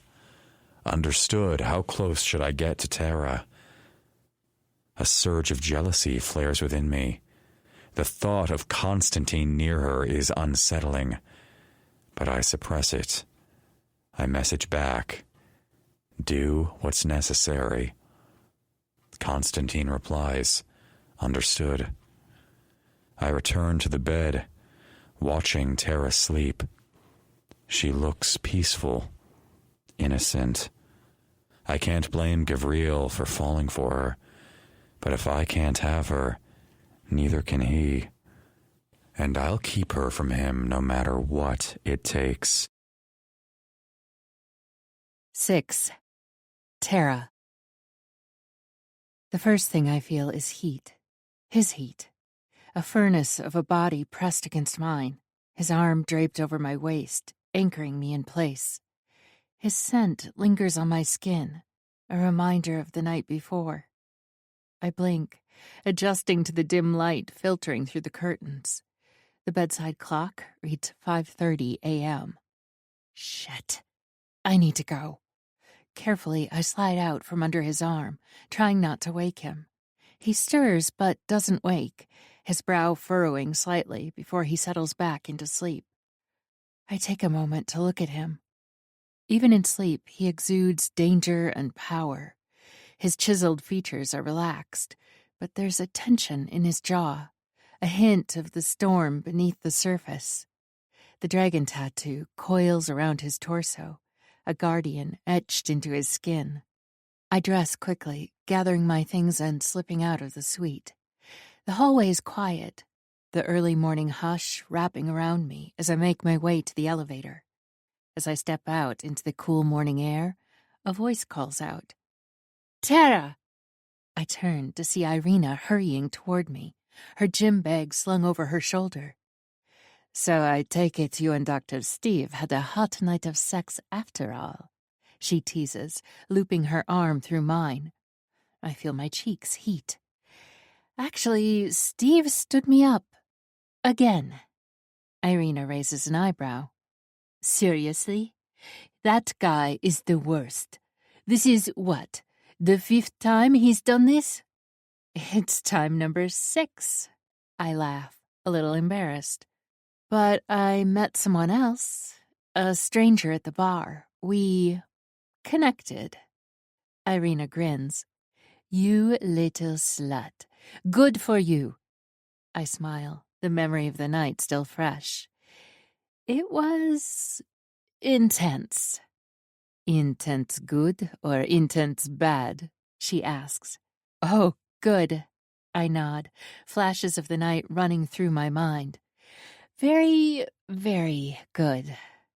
"Then I'm glad Dr. Steve stood you up," Irina says. "I hope this time you ditch him. He doesn't deserve you." We walk together for a moment before I turn to her. "I've decided. I want to do the surrogacy." Irina stops, looking at me with wide eyes. "Are you sure?" I nod. "Yes, I knew last night, and I still feel the same." "Thank you, Tara. This means so much to us." She hugs me tightly. "But let's not tell Gavril that we spoke about it without him. And let's not mention your night with a hot stranger." "Of course." We part ways, my heart feeling both heavy and elated at the same time as I head home, my mind a whirlwind of emotions. Later that day, I meet with Irina and Gavril. "How was your night?" Gavril asks as I walk into his office. "Oh, pizza and indulgence," I answer, and then move the conversation away from last night. "I've made a decision about the surrogacy." Irina's eyes shine the moment I say the words. Gavril straightens from where he's leaning against the desk, his brows lifting just slightly. It's the only sign of emotion he allows to break through that stoic face. "I've made my decision," I repeat. "I want to do this. I want to be your surrogate." Irina lets out a shaky breath. Her hand finds mine across the desk. "You're absolutely sure? You don't feel pressured?" "Not at all," I tell them. "I've thought it through." "You don't know how much this means to us," Irina says, tears already rising. "After everything, it's hope." "What comes next?" I ask, needing something concrete to hold on to, something clinical, safe, a process I can follow. Irina's composure tightens. "We've already started. I've been working with a fertility specialist for the last month. My hormones are being tracked, and we've reached the point where they're ready to extract my eggs." "They'll retrieve them next week," Gavril adds. "All we need now is for you to undergo a physical. Just routine. Blood work, screening, and an ultrasound to check uterine health. If everything checks out, we can proceed almost immediately." "How long until we know if the implantation works?" I ask, my voice quieter now. The weight of this is starting to settle in. "About 2 weeks after implantation," Irina says gently. It's hard not to get attached, but it's best to take it one step at a time. Still, I can't help but be hopeful with you. And this is your last chance to back out, Gavril says, his tone firmer now. We'll understand if you change your mind. Are you sure, Tara? Yes, I say without hesitation. But the word lodges in my throat differently now, as if it echoes through something fragile inside me. Because the high of last night has faded, and now I feel a dull ache, a hollow space in my chest where Damien used to be. It's stupid. I knew what it was. A night. A perfect, scorching night with a man I don't even know. But it wasn't just sex. It felt like something else. Something that reached inside me and left a mark I can't seem to scrub away. Still, I push it down. I've worked too damn hard to let one man throw me off course. I'm going to be a professor. I'm going to finish my PhD. I have a future lined up, a real career ahead, not just some fantasy that could blow up my whole life. I'm 100% in, I say again, and this time I feel it in my bones. I wish there were something we could do for you. Irina lets out a soft cry and throws her arms around me. You have no idea how much this means. We owe you everything. Actually, I pause, unzipping my purse. There is something I want to show you. I pull out the wooden puzzle box and place it carefully on the desk. Irina's brows lift. What's this? Gavril asks, curiosity replacing his usual cool expression. I open it and take out the birth certificate and the photograph. I found this in one of my dad's boxes. I don't know who she is, but I think I might. Irina picks up the photo and her breath catches. Oh my God, this is Anya Novikov. Gavril leans in. As in the Anya Novikov? The jewel of Russia?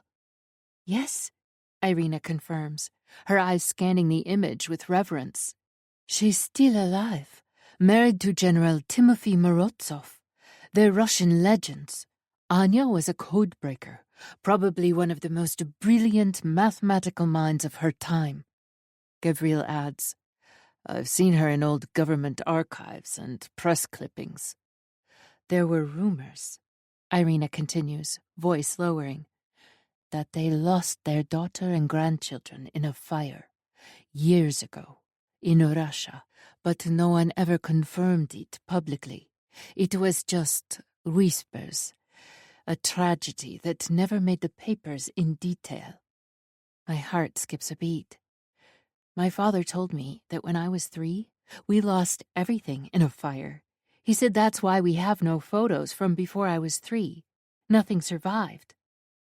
The silence that follows hangs thick in the air. That can't be a coincidence, Irina whispers, touching the corner of the photograph. Gavril picks up the birth certificate and scans the Cyrillic text. It's not the full document. If it were, we'd see the parents' names. You could try to get the full version, Irina says slowly, but you'd have to go to Russia for that. Gavril nods, setting the document back on the table. And if you do, we can help. You know I have a lot of contacts there. I nod, heat spreading through my chest. I want to go. I've always wanted to go, but only after the surrogacy. That's my priority. My heart beats faster. I've always felt a pull to Russia. Irina wraps her arms around me again. You are everything to us, Tara. And you to me, I whisper. I offer to stay and help, but Irina waves me off. No, it's still your night off. Go, rest, dream of hot strangers who don't stand you up. I laugh and give them one last wave before I step outside. The sun is still high, and the city hums around me. I walk a few blocks to the small park across from the club and settle on a bench under the trees. I pull the puzzle box from my bag and run my fingers over the grain of the wood. My thoughts tangle. Damien, Lydia Zorin, secrets, surrogacy, everything. I open the box. The photo still pulls at something deep inside me, a connection I can't explain. Why did my father have this? I mutter to myself. A shadow falls over me. My heart stutters. Mind if I sit here? The voice is deep, Russian, familiar. I look up and blink. You. It's the man from the club, the one who got lost looking for the bathroom. Dressed casually now, but still commanding in presence. His eyes are sharp, blue as glacial ice. Oh, no, of course, I say, sliding to the edge of the bench. Now I know where I've seen you before. He sits, angles himself slightly toward me. You helped me find the restroom the other night, he says, smiling. It softens his severe features, making him look almost ruggedly charming. That's right. He leans slightly, nodding to the photo in my lap. She's beautiful. Mother? My pulse kicks. No, I'm not sure who she is. I found it in my father's things. His expression shifts, something unreadable flickering in his eyes. Ah, I see. It's not what you're thinking, I add quickly, realizing what conclusion he must be jumping to. The photo's old, from the 60s. My father would have been a child. He studies me, then glances at the photo again. Grandmother, maybe? His gaze flicks from the picture to me. There is a resemblance. I stare at the woman in the photo again, and this time I see it. Not just in me, in Sabrina, too. Could be, I whisper, suddenly needing to shut this conversation down. My fingers close over the box, and I slide it back into my purse. I should go. That's a shame, he says, rising as I do. But hopefully we meet again. Vegas isn't as big as people think, I reply, and walk away without looking back. But I can feel him watching me. And even though I just buried Damien in my past with the rest of last night, something tells me this man isn't a stranger at all. And fate's not done with me yet. 7. Tara. The paper sheet rustles under me as I shift on the exam table. My legs are still in the stirrups. Cold gel sticks to my lower belly, and I'm trying not to think about how uncomfortable that ultrasound probe felt inside me. I've had vaginal exams before, obviously, but this one, it felt more invasive, longer, like he was looking at something he didn't expect to find. The doctor pulls off his gloves, his expression unreadable. You can get dressed now, he says, voice tight. Then I'll need to speak with you and Irina in my office. My chest tightens. The way he says it, it's not casual. Something's wrong. Or might be. I nod mutely, watching the door close behind him. I slide off the table, wipe away the gel, and pull my clothes back on with fingers that feel too slow, too stiff. I tug my jeans over my hips and try to calm my racing thoughts. Maybe it's nothing. Maybe it's routine. Maybe my womb is hostile. I've heard about women having hostile wombs. Or maybe I have something wrong with me, like cancer. My heart thuds at that thought, and the blood rushes to my head. Oh, fuck. Please, no. Irina and Gavril will be devastated if I can't carry their baby for them. There are not many people a Bratva prince and his wife can trust to do this. Breathe, Tara. You're just being paranoid. He's a doctor. Doctors are abrupt dicks. Breathing out, I open the door, and Irina is waiting outside the room. Her eyes are shining like she's eager for gossip. How did it go? She asks, looping her arm through mine. I swallow. Uncomfortable. I hate those exams. Irina gives me a sympathetic wince. Tell me about it. I glance down the hallway. The doctor said he needs to talk to us. Together. In his office. Irina's brows lift. Oh? That doesn't sound great. My stomach knots. I don't think it is. He didn't look happy. I'm sure it's just protocol, Irina says, waving it off. Maybe. I press my hand to my stomach. I feel off. I need to pee. Go ahead. I'll head to his office and tell him you'll be there soon. I nod and slip into the restroom down the hall. The cool tile feels good against my palms as I lean against the sink for a moment. I splash water on my face, then dry it with a paper towel. The gel still clings to the edges of my waistband, so I try to clean that up too. Then I go to open the door. And it won't budge. What the? I twist the knob again, pull harder. Nothing. Seriously? I mutter. Come on. I pound on the door. No response. I shout, bang harder. I don't know how long I'm stuck. 10 minutes? 15? Before I hear Irina's voice. Tara? I fly at the door. Irina, I'm in here. I've been locked in. A moment later, the door creaks open. A nurse stands behind it, flustered. We usually lock this for cleaning after appointments. Oh no, I didn't check. Irina steps in, fury lighting her eyes. Are you kidding me? You didn't check? I'm so sorry. Just leave. Irina snaps. She turns to me. Are you okay? I'm fine. I'm not. My nerves are shot.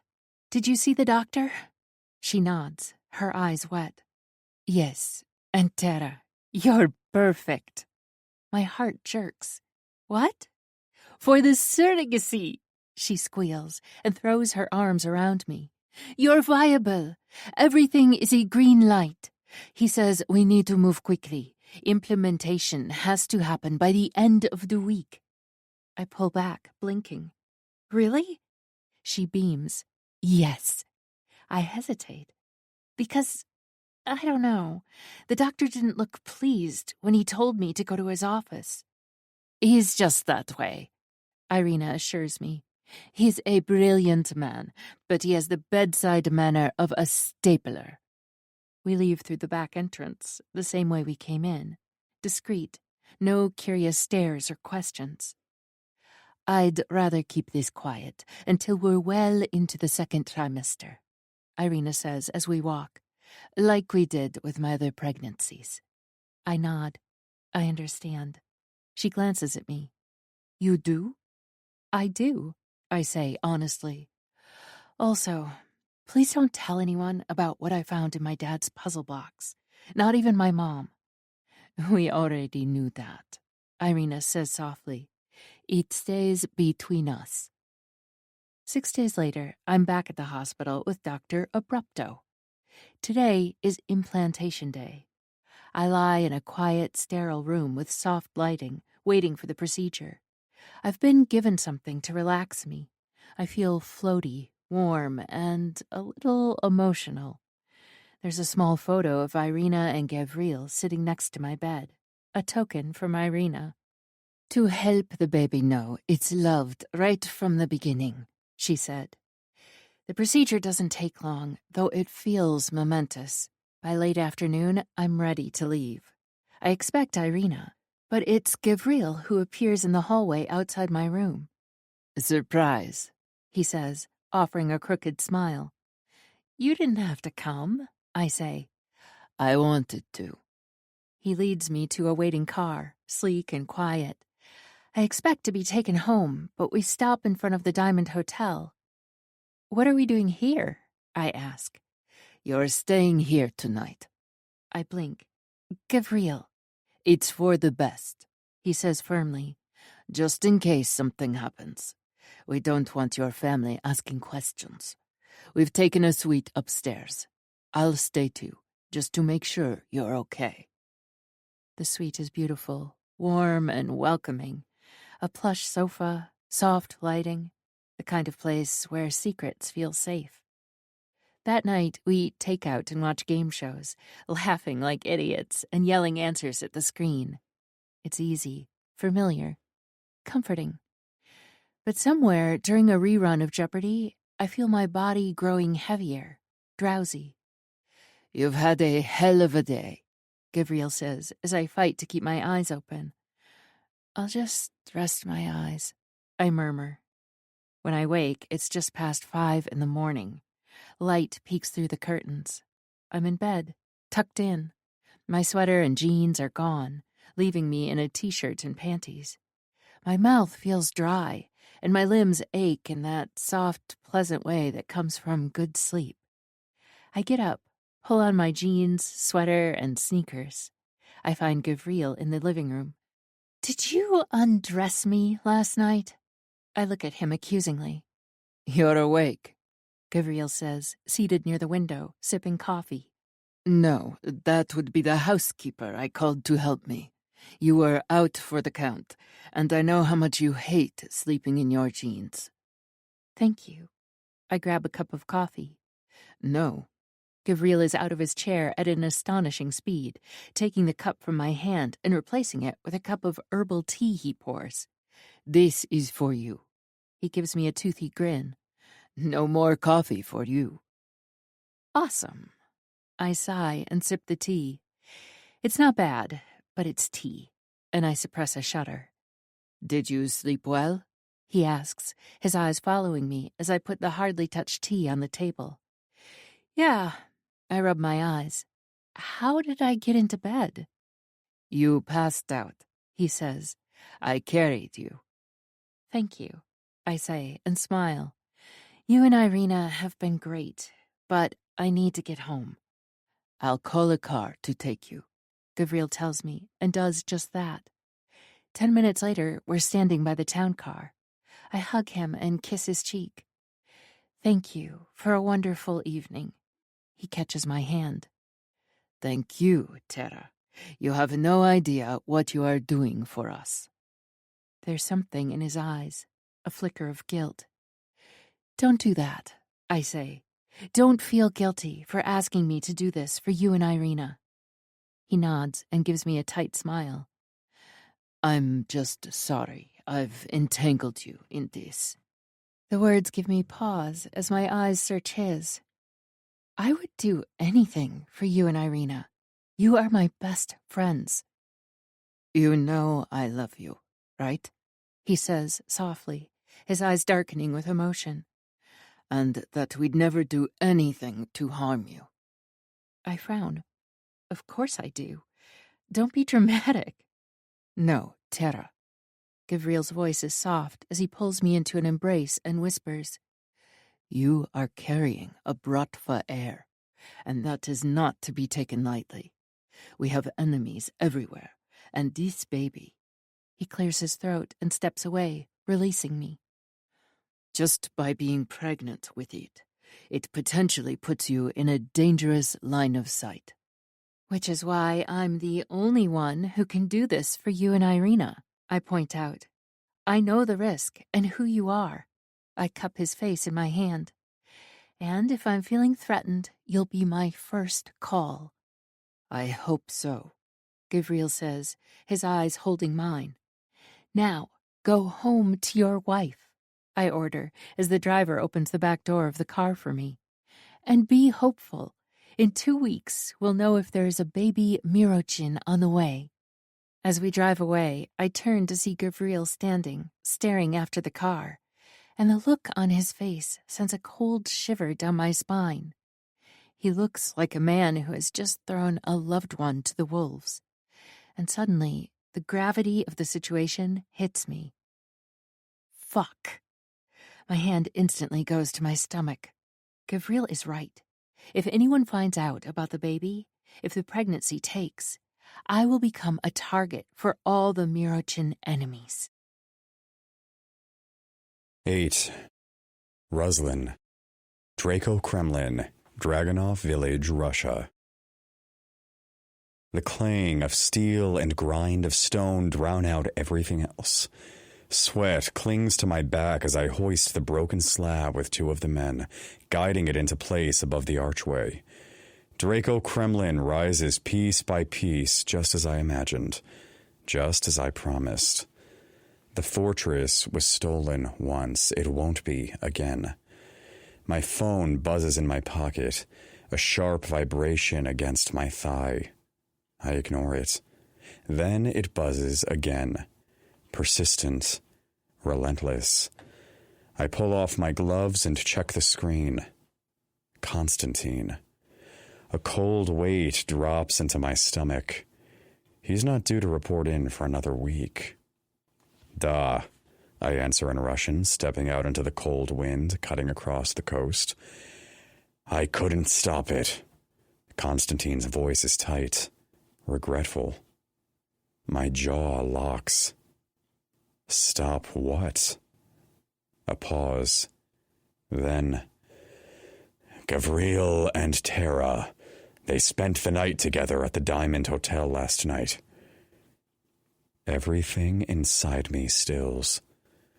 The wind, the waves, the fortress behind me all disappear under a surge of blood pounding in my ears. My grip on the phone tightens. Do you have proof? Another pause. Da. A chime. My phone pings. I'm sorry, Russ. His voice is soft, his words sharp. He knows without me even having to tell him that Tara had gotten under my skin after just one night, even if I refuse to admit it out loud and try my best to bury it. I don't look at the pictures yet. I can't. Not yet. Anything else? I ask, the words jagged in my throat. Yeah. Constantine's tone shifts. Careful now. The day you left Vegas, I made contact with Tara.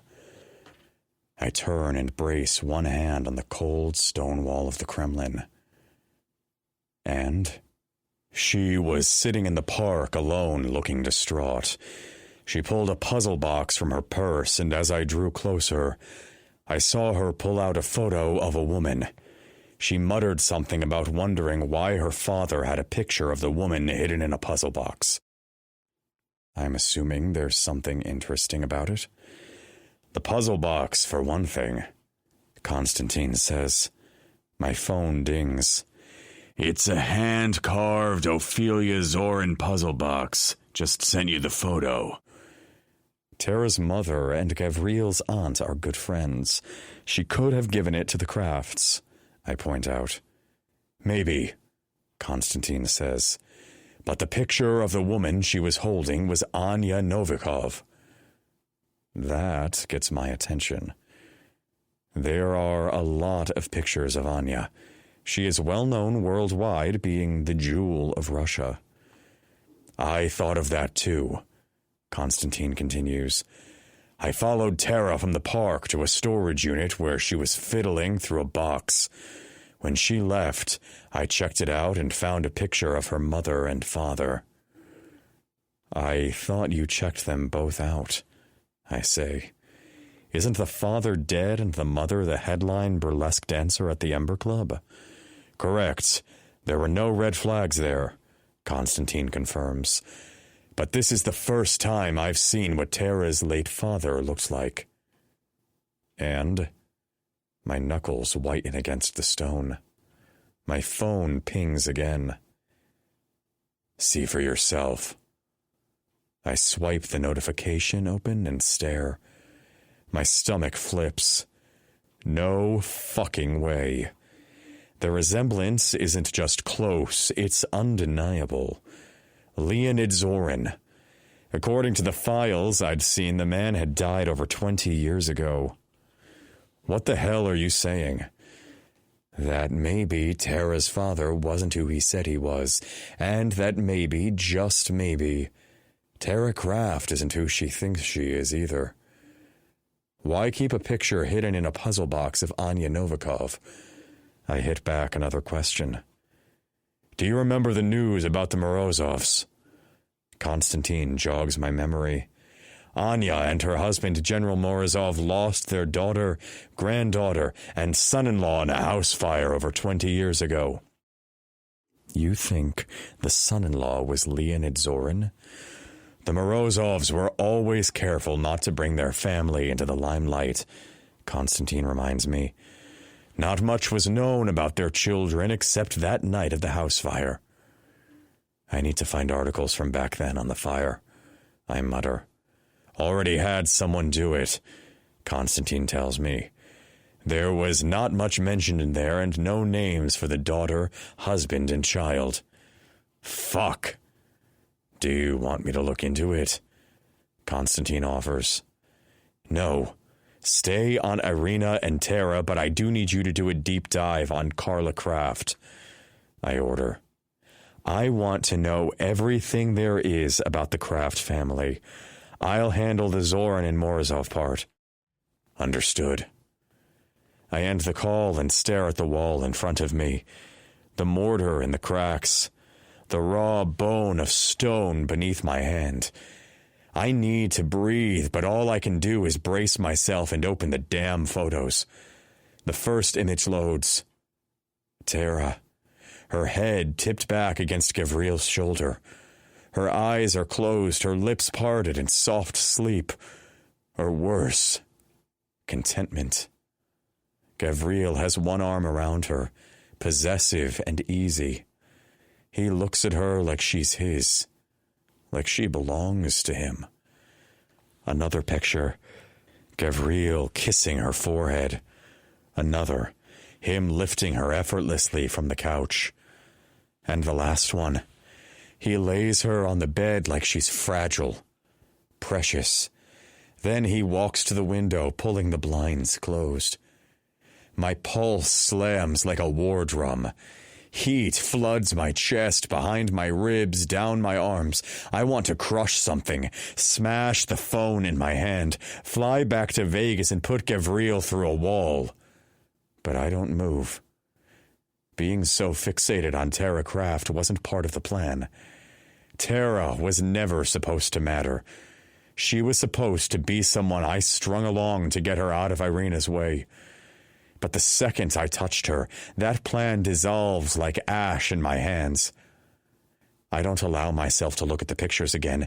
Instead, I pocket the phone and head for the truck. The coastal road cuts through the frozen cliffs. Wind howls off the Black Sea, slicing through the quiet. Konstantin's information clatters around in my head like loose rounds in a mag. Tara. The photo. The puzzle box. Her father, Leonid Zorin. I throw the truck into gear and turn onto the long, dusty road that leads to Zorin Farm. If Tara is tied to Leonid Zorin or the Morozovs, this changes a few things. My brow furrows as I wonder about Carla Kraft. Now that I think of it, I have heard Carla Kraft and Irina speaking Russian during a previous visit to Irina. I had even commented on how well Carla spoke Russian, as if it were her mother tongue. Now I'm thinking maybe it was.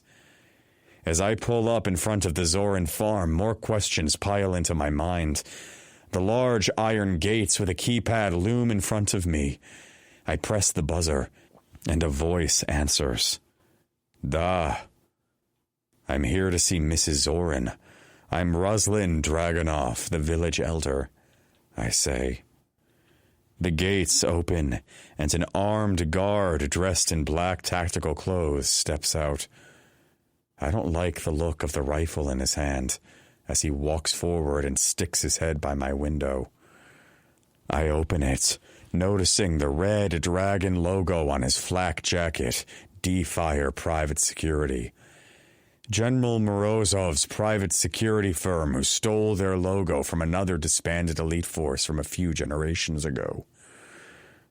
Good afternoon, Mr. Dragunov. The guard greets me. I need to check your car. I nod, and he does a sweep while another comes out with a mirror and checks beneath the car. What is all this about? Just trying to keep Mrs. Zorin safe, The guard tells me, then orders the gate to be opened, and I'm let through. I park in front of a wide farmhouse with slate blue shutters and the kind of porch that should look welcoming. It doesn't. Not with guards carrying tactical rifles standing watch on it, which makes me wonder what the fuck is going on here. Are the guards soldiers, protectors, or perhaps prison wardens? One of the guards steps out from the side, waving me toward the front door. "Mr. Dragunov, please follow me." The man's eyes are sharp and alert. Inside, the farmhouse smells like aged wood, lemon oil, and antiseptic. It's simple and neat, with a cozy fire crackling in the living room, which I'm ushered into. "Wait here," I'm told before the man leaves the room. I glance around. The floors are wooden and covered with well-worn rugs. The furniture is antique, but I'm willing to guess it has sat in this room for generations. For all its lived-in feel, something is missing. There are no pictures on the walls or family photos. But something catches my eye on the mantel above the fireplace. I move closer. It's a wooden puzzle box that resembles the picture Constantine sent me, the one Tara had. I pull my phone and find the image as I hear someone approaching. I snap a picture of it and shove my phone into my pocket just in time. The soft sound of wheels on polished wood makes me turn as a woman enters the room in a motorized wheelchair. She's in her mid-50s, maybe older. One half of her face is burned, the scars tight but healed. The other half is untouched but striking. I notice her wince of pain as she shifts slightly. The thick wool blanket covering her lap ripples, and the bump beneath it tells me exactly what she's hiding there. A gun. "Mr. Dragunov," she says, voice cool but clear. "To what do we owe the honor of your visit?" I was hoping to speak to Mrs. Ophelia Zorin. I tell the woman whose face suddenly registers. I realize who she is, and now I know why the house is so heavily guarded with one of the top security firms in Russia, if not the world. "She's asleep," the woman replies. "Even if she wasn't, Mrs. Zorin doesn't take visitors." Her eyes narrow slightly. "Especially unannounced ones." "I apologize for that," I say, "but I need her help with something." "Can I try to help you with it instead?" the woman offers. "And you are?" I inquire. "Mrs. Zorin's nurse," she tells me, not offering a name or any further details that clarify my earlier suspicions that she's Lydia Zorin, who supposedly died 26 years ago. Also in a fire, except hers was said to be a fiery car wreck. Seems the Zorins like to burn themselves to death, then reinvent a new persona, like a phoenix. "Whatever you want to say to her or ask, I can assure you I know her well enough to answer." I glance around the room. I notice there are no pictures of Mrs. Zorin's family. "What concern is the decoration of the house to you, Mr. Dragunov?" The woman's eyes narrow a little more. "It was just an observation," I tell her. "I came here with my grandfather as a boy, and I remember this room being filled with family pictures." "They are too painful to keep on the walls," the woman answers. "I have a lot of work to do, Mr. Dragunov. If you could please get to the point of your visit. If I cannot answer, I will ask Mrs. Zorin when she wakes and contact you." I nod and pull out my phone. "Can you confirm this is Leonid Zorin?" Her eyes drop to the photo, and there is a brief moment of shock in her eyes, but it disappears quickly. "Leonid Zorin is dead, Mr. Dragunov. He died 24 years ago. In a house fire? I ask and see her brow lift in surprise. I don't see any burn marks on him, though, in this picture, do you? What is your point here, Mr. Dragunov? Her voice turns cold. Is this what you came here for? To harass Mrs. Zorin about her late grandson? She looks at him in disgust. She is nearly 95 years old. She lived through losing her son, her grandson, and granddaughter. I fill in for her. I was going to say she barely remembers her name, but she remembers the family she lost. Do you want to know where all the family photos are? She cocks her head. They are in her bedroom, where she is bedridden. They are a cold substitute for the people she loved. Her eyes narrow a bit more. If that is all you came here for, I'm glad you never got to talk to her. All I want to know is what Leonid's connection to the Morozovs was. I see her look at me in surprise. Anya, in particular. That's a dangerous question, Mr. Dragunov, even for someone like you, she states. Why are you asking? And where did you get that picture? I got it from a contact, I tell her. I want to know if another friend is in danger. She looks at me for a while before saying, I'm sorry I can't help you. Leonid died in a fire 24 years ago. Like you were supposed to have died a few years before that? I ask smugly, letting her know I know who she is. Funny how the youngest Zorin dies in a fire, and then a few years later, her older brother goes the exact same way. I glance at the walls. Is that the real reason there are no photos of your family on the wall? I think it's time for you to leave, Mr. Dragunov.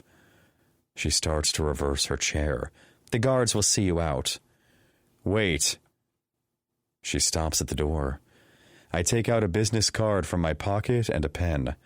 I flip it and write my personal number on it and put it on the mantel beside the puzzle box. This is my number if you change your mind about talking. A bit of advice? She offers, and I nod. Don't get involved in whatever your friend is involved in, as this is one spider web you don't want to get caught in. She turns her chair, and I hear it glide down the hall as I stare at the empty door with a furrowed brow. I wonder what the fuck that meant, and am even more curious about Leonid's connection to Anya Novikov, or rather Anya Morozov. While she didn't answer me directly, I'm more than convinced there is one. What worries me is that Konstantin had said Tara had no clue who the woman in the photo was. So now I have to wonder, is she in danger? Or does she know who her father really is? 9. Ruslan. The wind off the Black Sea cuts through the silence as I approach my car, gravel crunching beneath my boots. I pull out my keys, barely glancing up. I might not have gotten exactly what I came for, but I got enough to go to General Morozov with, who is the next call on my list. Please wait, Mr. Dragunov. The voice is clipped. Not nervous, not deferential, just firm. I stop mid-step, the keyless remote in my hand, and turn slowly toward the voice. The guard is young but trained. His flak vest doesn't sit awkwardly on his shoulders. His hand doesn't twitch near his weapon. He's not here to ask. Then I hear it, the low, rhythmic thump of blades. A helicopter slices through the pale sky, descending over the Zorin farm like a hawk onto prey. Fuck. The guard doesn't speak again, but steps closer to me. There is someone who would like a word with you. He nods toward the incoming chopper. The helicopter touches down 30 yards from the farmhouse, kicking up a storm of dust and grit.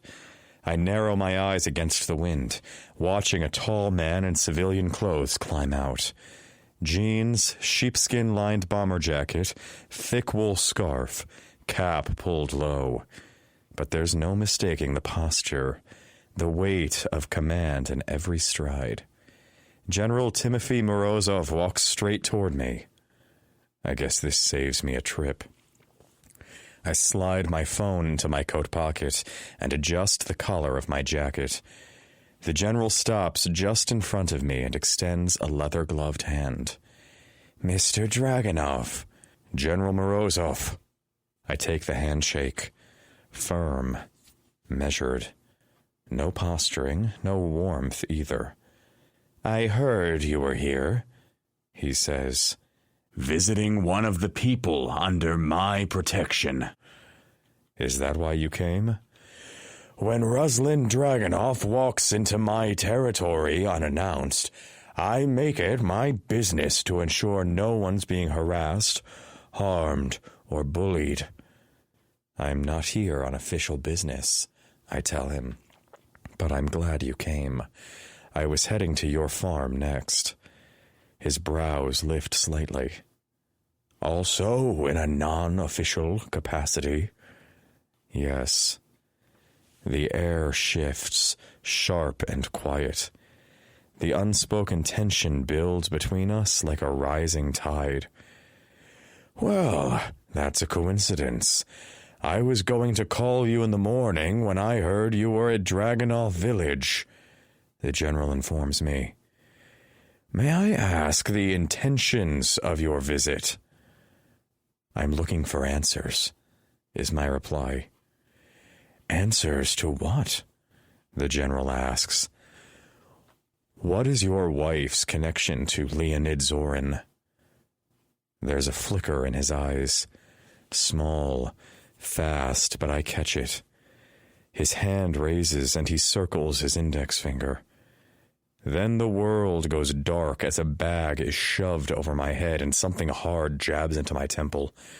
I know the feeling of the cold steel of a barrel even through a bag. "Don't resist, Mr. Dragunov," the general says softly.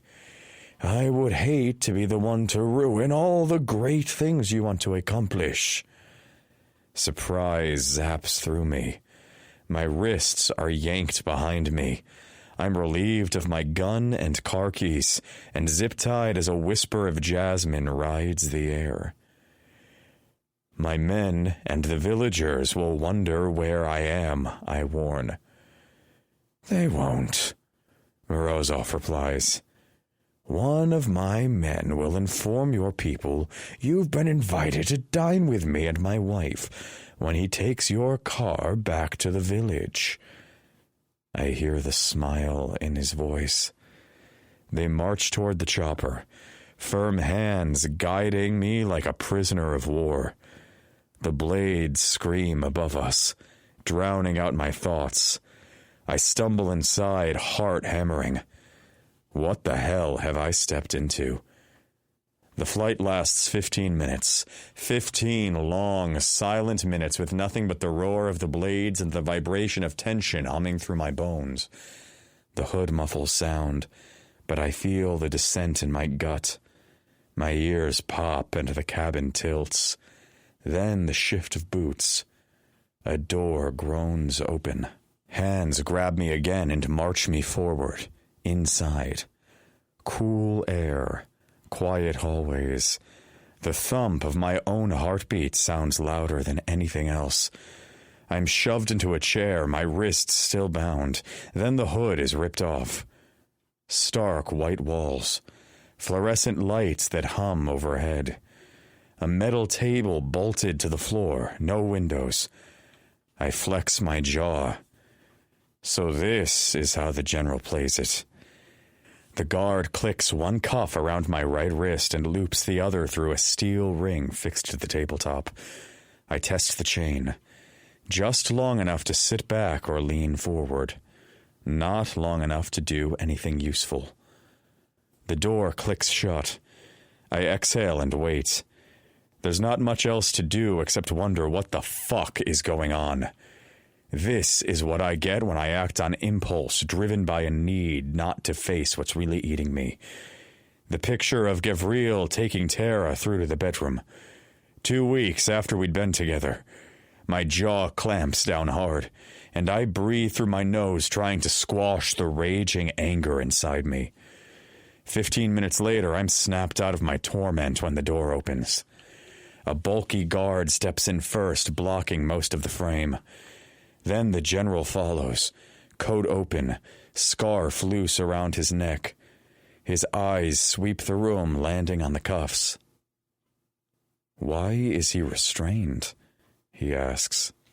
"Security protocol, sir," the guard answers, "to ensure he doesn't pose a threat." The general's gaze moves to me, steady, unmoved. But there's something beneath the surface. Calculation. I stare right back. "Uncuff him, sir, now." The guard hesitates, then hands his rifle to the general before stepping forward. I lift my wrist and he unlocks the first cuff. He leans in close, too close. His voice drops to a whisper, meant for my ears alone. "We respect the Dragunov name," he says, "but we follow General Morozov. Remember that." I hold his stare, and in that moment I notice the insignia on his sleeve. A thin red stripe interrupted by a circle containing the number 5. On his flak jacket is a red dragon. The uniform has just been taken from the Dragunov Guard. That insignia on his sleeve tells me they are a revival of it. The Dragunov Guard was my ancestors' elite protectors. When my great-grandfather was captured, the Guard was disbanded, hunted, forcefully absorbed into the Russian military, or killed outright. I see General Morozov has taken the liberty to recreate it. Lev. The name sits heavy as he steps back, retrieves his weapon, and nods to the general. "You can leave us," Morozov says. "I have sensitive matters to discuss with Elder Dragunov." The title hangs in the air. Lev doesn't argue, just gives me a final look of warning before slipping out and shutting the door. We're alone now. The hum of the lights above us is the only sound. The general takes a seat across from me and lays a folder on the table. "So the legends are true," I say. "The great General Morozov instills such deep loyalty in his team that they would lay down their lives for him on command." "I've long since learned that loyalty goes both ways," the general informs me. "To earn it, like trust, you have to give it." "Thank you for the lesson, General." My voice drips with sarcasm. Always a thrill to get some words of wisdom from the great General Morozov. I lift a brow. "But you do know that the Dragunov Guard is meant to serve the Dragunov." "And when a new Dragunov arises," the general tells me, "I will gladly send my men to protect him." He leans back and looks at me with that look that says he knows something I don't. "No, thank you. I would rather have men loyal to me." I decline his offer. Not some private security that serves most of Russia's elite and powerful, as well as other parts of the world. I want the real Dragunov Guard, not D-Fire private security. "They are the Dragunov Guard," General Morozov tells me. "Your grandfather and I started recreating the Guard after the raid of the Dragunov village by the Golden Hydra." My heart lurches, and my gut clenches, and I force away the memories that want to spring to light in my head when he mentions that fateful raid on my village 15 years ago. "My grandfather never mentioned it to me," I tell him in disbelief. "Why would he?" the general counters. "You wouldn't have listened as you were grieving and consumed with rage and revenge. The Mirachins used the village like a prized toy a scorned member of the Mirachins family tried to take away from the head of the family. I see that the memory. They use my people as pawns, cheap labor, and keep us in line through fear of things like that happening. My eyes narrow angrily. I will not let that happen again." "Neither will I," the general announces. "This is why D-Fire Private Security is now securely positioned as Russia's top security firm. It's not just government officials and the elite who use the service. It's crime families, including the Mirachins." That does get my attention. My grandfather knew about this and didn't tell me. "He was going to when he thought you were ready," the general tells me. "And before he died, he made me promise to continue the tradition of my ancestors to protect the Dragunov territory and the Dragunovs, like my family has had as the head of the Dragunov Guard for generations. I thought that tie had been severed when you became such a decorated and revered general in the Russian army," I point out. "The first Morozov to serve Damian Dragunov, your great-great-grandfather, and the man who built the Dragunov legacy from the shattered remains of the ruined Russian royals, also served in the military," the general reminds me. "I didn't bring you here for a history lesson. I brought you here to hear you out because you had questions. I already asked it, before your little power play." He doesn't blink, just sits, patient and calm, like he's got all the time in the world. I lean forward. I know Lydia Zorin is alive. Or should I say, Lydia Ergorov, General Ergorov's first wife. She was supposed to be dead, wasn't she? But there she is, hiding behind a nurse's uniform, playing caretaker to her grandmother, Ophelia Zorin. The general's face doesn't change, but I see the slightest shift in his posture, tension in his shoulders. I also know Leonid Zorin faked his own death and started over in America with a new family.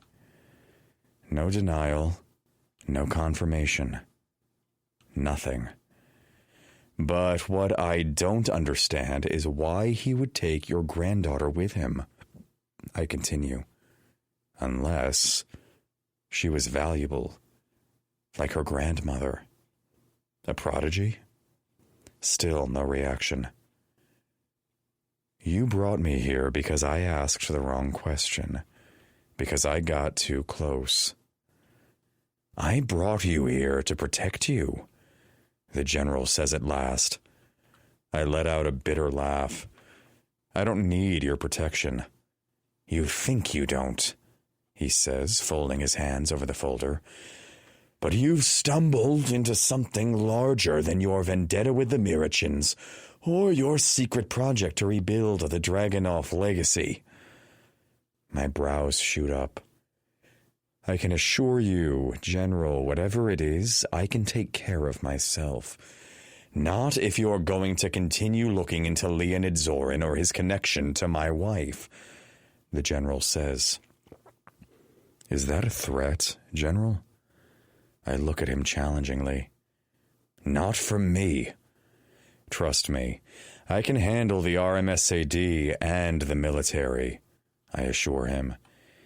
If you continue pursuing this, the general warns, the Russian military, government, and even the RMSAD will be the least of your worries, and I suggest you start sleeping with one eye open.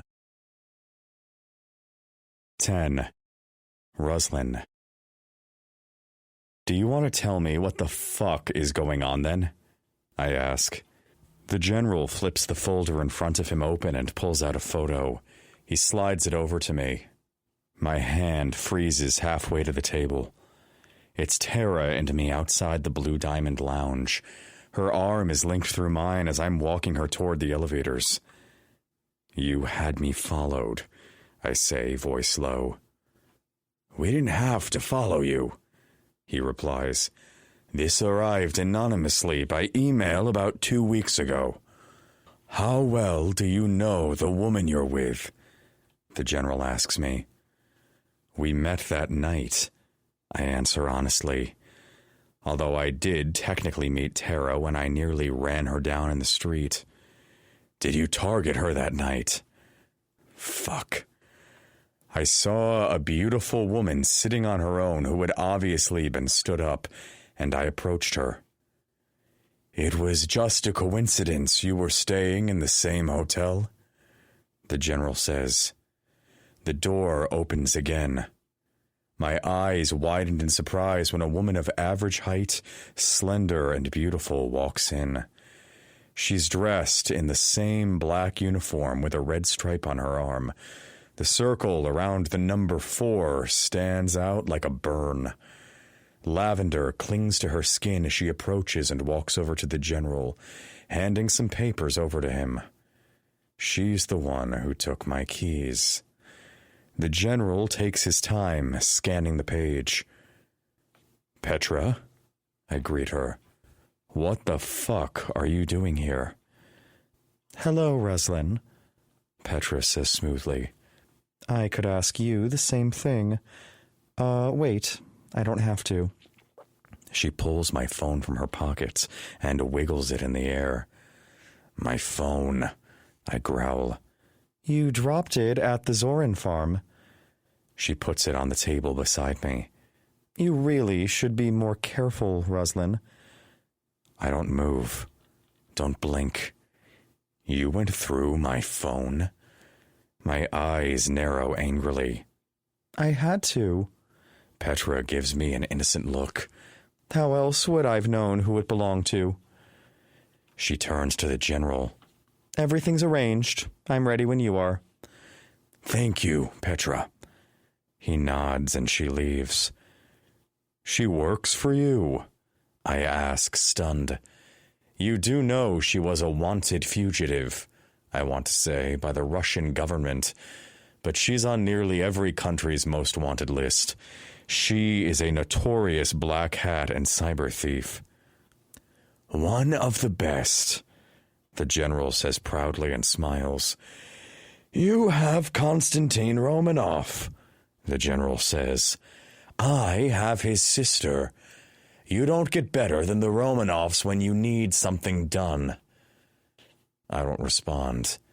He knows that I would never turn Petra in. That would break the trust and bond between Konstantin and me. "You say you didn't target the woman in the picture with you?" The general looks at me inquiringly. "That's right."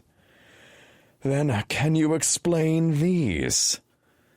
He slides a page full of my text messages to Konstantin asking him to follow Tara. "Like I said, I met her once that night in the bar," I repeat. "We had one night together." My eyes meet the general's and a flush of hot rage flashes in my eyes.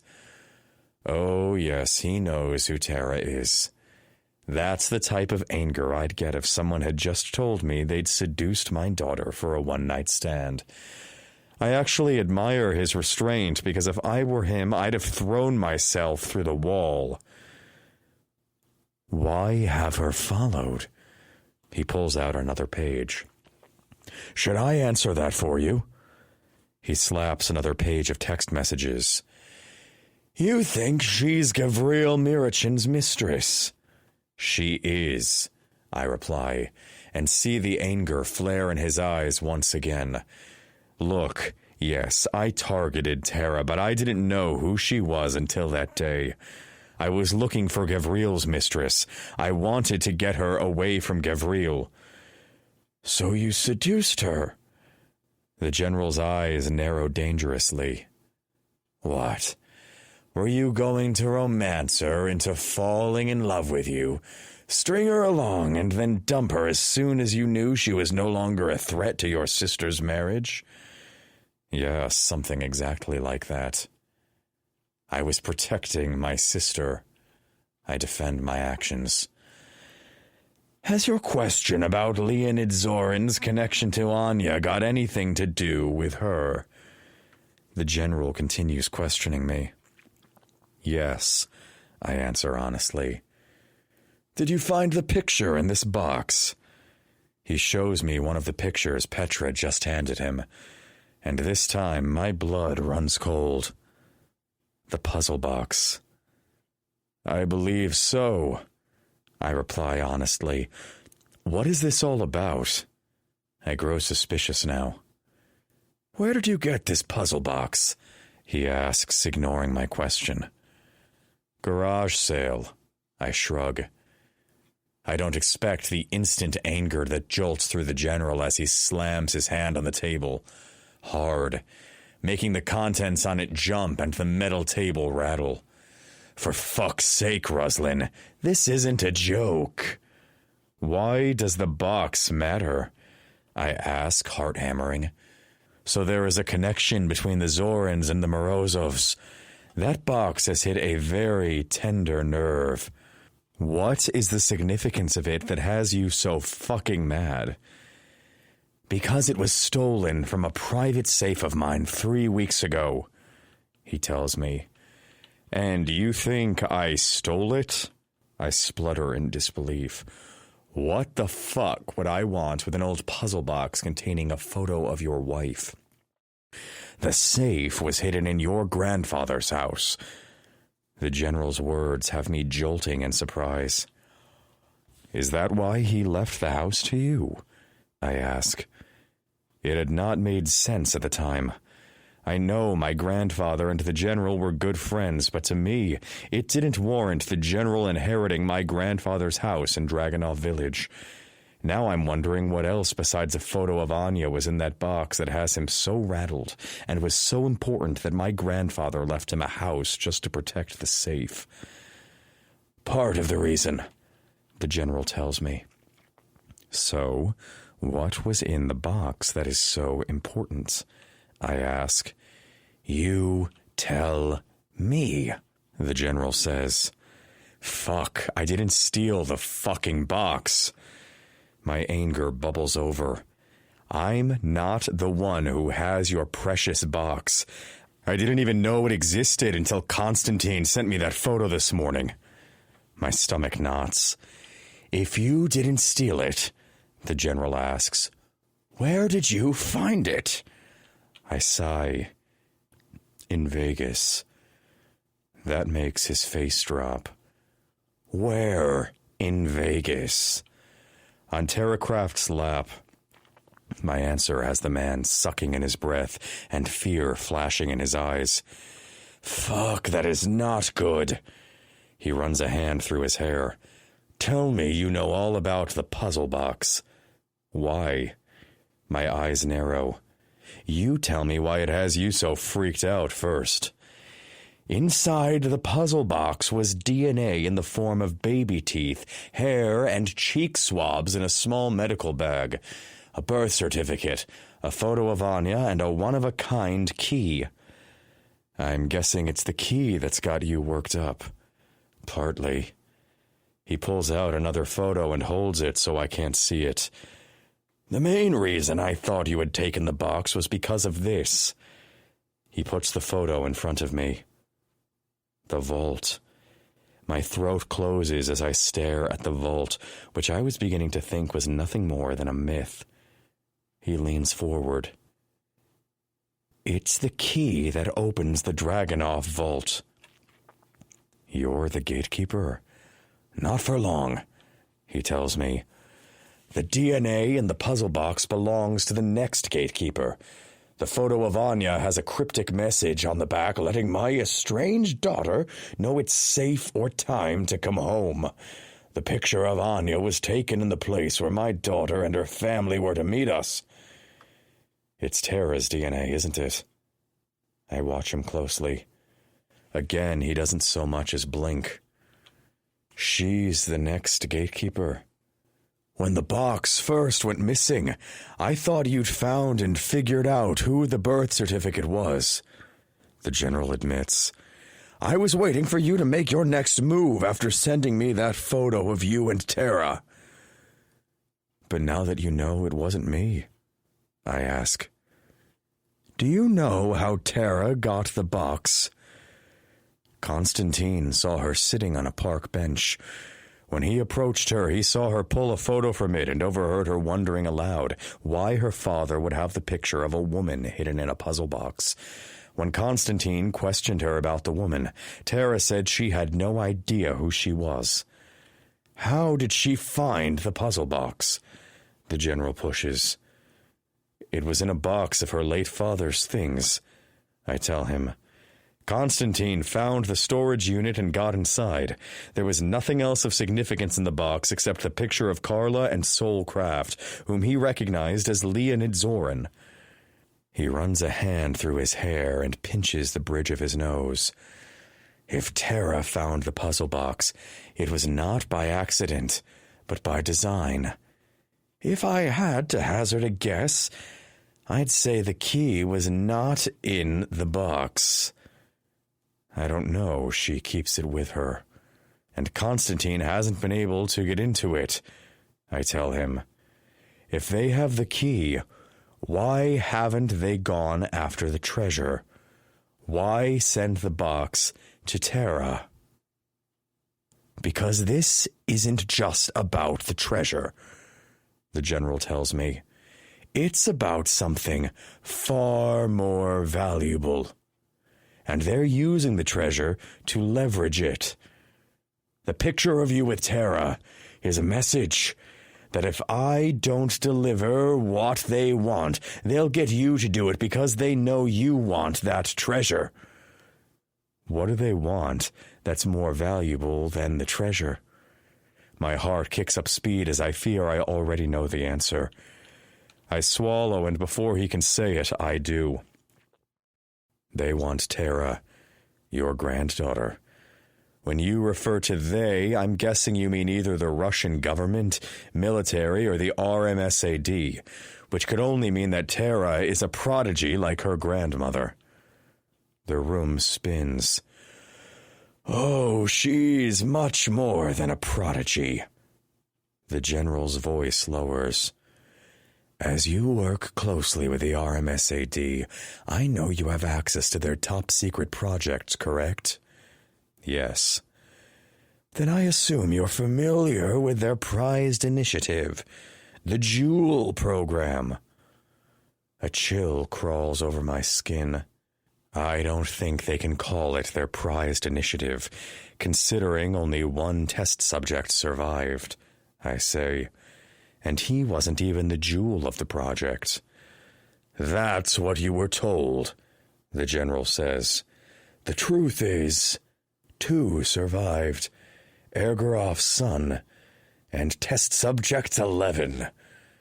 Now shock has me frozen to the spot, and my chest feels like an anvil has been placed on it. The general doesn't have to say it out loud. I already know. Tara Craft is the new jewel of Russia. And someone just found out she's still alive. 11. Tara. It's been 2 weeks since I had the procedure. It still seems a little surreal. I had another woman's fertilized egg implanted in my uterus. I go from feeling, what the fuck have I done? Panic, to anxious, and what if this doesn't take? I find myself staring at my stomach. A lot. Like I'm going to be able to see the egg. I've been reading up about pregnancy and what to expect, and I haven't had the courage to watch a woman giving birth. I saw that once at school, and I can remember thinking, I'm fucking having a cesarean birth. My eyes fall on my desk, littered with printouts of research into Lydia Zorin and Anya Novikov, or Anya Morozov. The research has hit a wall. Again. I toss the latest stack of printouts onto the pile and lean back in my chair with my arms crossed, eyes burning from too many hours staring at screens.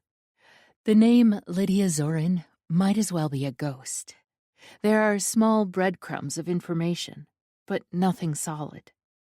And unless I have definitive proof, there is no way I'm getting a full birth certificate from the Russian Department of Births and Deaths. I even tried the Russian embassy in Los Angeles, but they were no help either. There are also no ties between Lydia Zorin and Anya Novikov. Just that damn puzzle box and the swirling uncertainty it's dredged up inside me. Gavriel's tried every contact he has in Russia, but nothing has turned up. I've even tried every genealogy site I can find. Nothing. Frustration itches at the base of my spine. I rest my head on my arms, perched on my desk. There has to be some clue, somewhere. Still nothing? Irina walks in, and I can hear the paper bag in her hand. Candy is the first thought to hit my brain as I look up to see a brown paper bag in her hand. She pulls out a box, but it's not candy. I think it's time, she says softly, shaking the pregnancy test. My brow furrows. Already? It's been 2 weeks, Irina reminds me.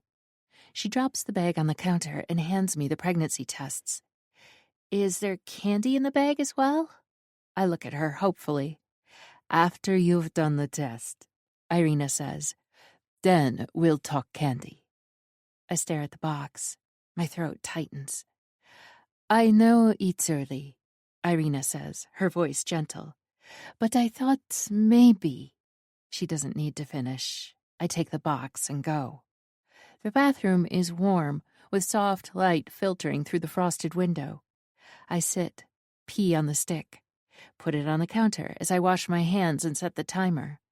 Then I wait. My heart drums against my ribs like a warning bell. Then I stand. And I stand. Suddenly, 3 minutes starts to seem like an hour. Finally, the timer dings. I'm too scared to look. I don't even know what I want the result to be. If I'm not pregnant, will I feel relieved or disappointed? The truth is, I'm terrified of being pregnant. But I also want this. I want to do this for Irina and Gavriel. But then the doubt hits, sharp and sudden. And I realize maybe I didn't think this through at all. There are so many unknowns swirling in my head. It's like I'm not just standing in the middle of an impossible equation. I am the unsolvable problem. Just look at the fucking stick, Tara, and stop freaking out. I do, and then wish I hadn't. 2 pink lines bloom. Shit, fuck, shit. I stare at them for what feels like forever. By the time I step out, Irina is waiting anxiously, pacing outside the door. I hold up the stick. 2 pink lines. Her face lights up when she sees them and squeals like a little girl who just got a pony for Christmas. I'll book the blood test, she says, hugging me tight. Really? I shudder. Can't we just trust the stick? No. Irina rolls her eyes. Come on. That afternoon, I'm dragged back to the same doctor who knows me better on the inside than anyone else, after having had a good look up there a few weeks ago. I still feel violated by it. This time, he sticks a needle in my arm and draws out a syringe full of blood. You should have the results by tomorrow, the doctor tells Irina, like she's the one that he just pulled a huge syringe of blood from, and I'm not even in the room. Thank you, doctor, Irina says excitedly, then turns to me. Why don't we stop at the frozen yogurt shop on the way home? Are you bribing me? I look at her suspiciously. I'm trying to say thank you, and sorry for having to go through this, Irina tells me. In that case, I say, grinning, I want the real deal. I want ice cream. Are you sure? Irina says. It's sugar, and I want some. I look at her with raised eyebrows, and then push on the Band-Aid on my arm where the needle had gone in. Fine, Irina gives in. You are such a drama queen. I'm allowed to be, I tell her. I'm pregnant. There is this little bean inside me, starting to sprout into a whole little person inside me. This is going to be a long 9 months, Irina sighs. The next morning, Gavril is on the phone trying to find out where we could get information on Anya Novikov, and all we get is a bio of her from her fan club manager. We're never going to find out anything, I moan. I keep telling the two of you, you need to go to Russia, Irina says. Irina's right, Gavril says, agreeing with her. We're interrupted by the sound of Irina's phone ringing. It's the doctor. Gavril and I sit, holding our breath, while she takes the call. A beat later, she hangs up and beams. We're pregnant! She pulls us into a group hug, and I suddenly want to cry. But I chug from my water bottle instead, swallowing the lump of emotion down with it. I don't gush. I don't even smile. I'm not sure if I'm happy, scared, or just stunned. While Irina and Gavril chatter excitedly beside me, I spiral into a full-blown existential crisis. My head is screaming with questions I'm not ready to answer. Then Gavril's phone rings, and for the briefest second, I actually hope it's the doctor calling back to say, "Oops, false alarm." Stop it, Tara, I admonish myself. What the fuck is wrong with you? You agreed to do this, and we're even happy to. Tara, Gavril's voice snaps me back into the present. Are you okay? Yes, just tired, I lie. What were you saying? That was the contact from the hospital administration, Gavril tells me. He says he can get us into the records room at the hospital Lydia Zorin was born in, to get her original hospital file. Are you serious? Yes. Gavril nods, smiling. Seems like it's a day of good news. Then you and Gavril should go to Moscow together, Irina suggests. You'll feel safer with Gavril there, she tells me. And the Mirochin mansion in Moscow is fully staffed. You'll be comfortable. Comfortable isn't the word I'd use for flying halfway across the world. But if it gets me answers, I'll do it. Admittedly, I'm really excited to see Moscow. The next morning, we land in Moscow. Snow dusts the city like powdered sugar. The air tastes colder, sharper, more dangerous. Gavril's town car pulls into the hospital's back lot. We enter through the service hallway to avoid prying eyes. Gavril leads me through a narrow corridor until we reach the records department. The door is locked. No one is there. A shiver snakes down my spine. Something's wrong, I whisper. Then we're surrounded. Russian special forces, full tactical gear, weapons holstered, but hands twitchy. Well, this is just fucking great, I whispered to Gavril. We're about to get arrested. 12. Tara. Just stay calm, Gavril whispers back. I'll handle this. A man steps forward and demands to know our business. Gavril steps up, voice smooth, calm. My wife isn't feeling well. She's pregnant. We're here for an emergency ultrasound. I go with it. I press a hand to my stomach and feign queasiness. The leader of the unit eyes me, then Gavril, then sighs and waves us along to the ultrasound wing. It's cold. The doctor speaks only Russian, but I'm as fluent as Gavril is, so I keep up with the conversations. Once again, I find myself on an examination table, having icky gel spread on my stomach before the doctor is gliding the wand over my flat belly, and then she points something out to us that steals my breath. A flutter. Tiny. Perfect. The baby. I'm handed a printout of it. My fingers tremble as I take it. Irina will want this. and something deeper reaches out, whispering, I want to keep a copy too. No, this is not yours, I tell my subconscious. I'm just the incubator.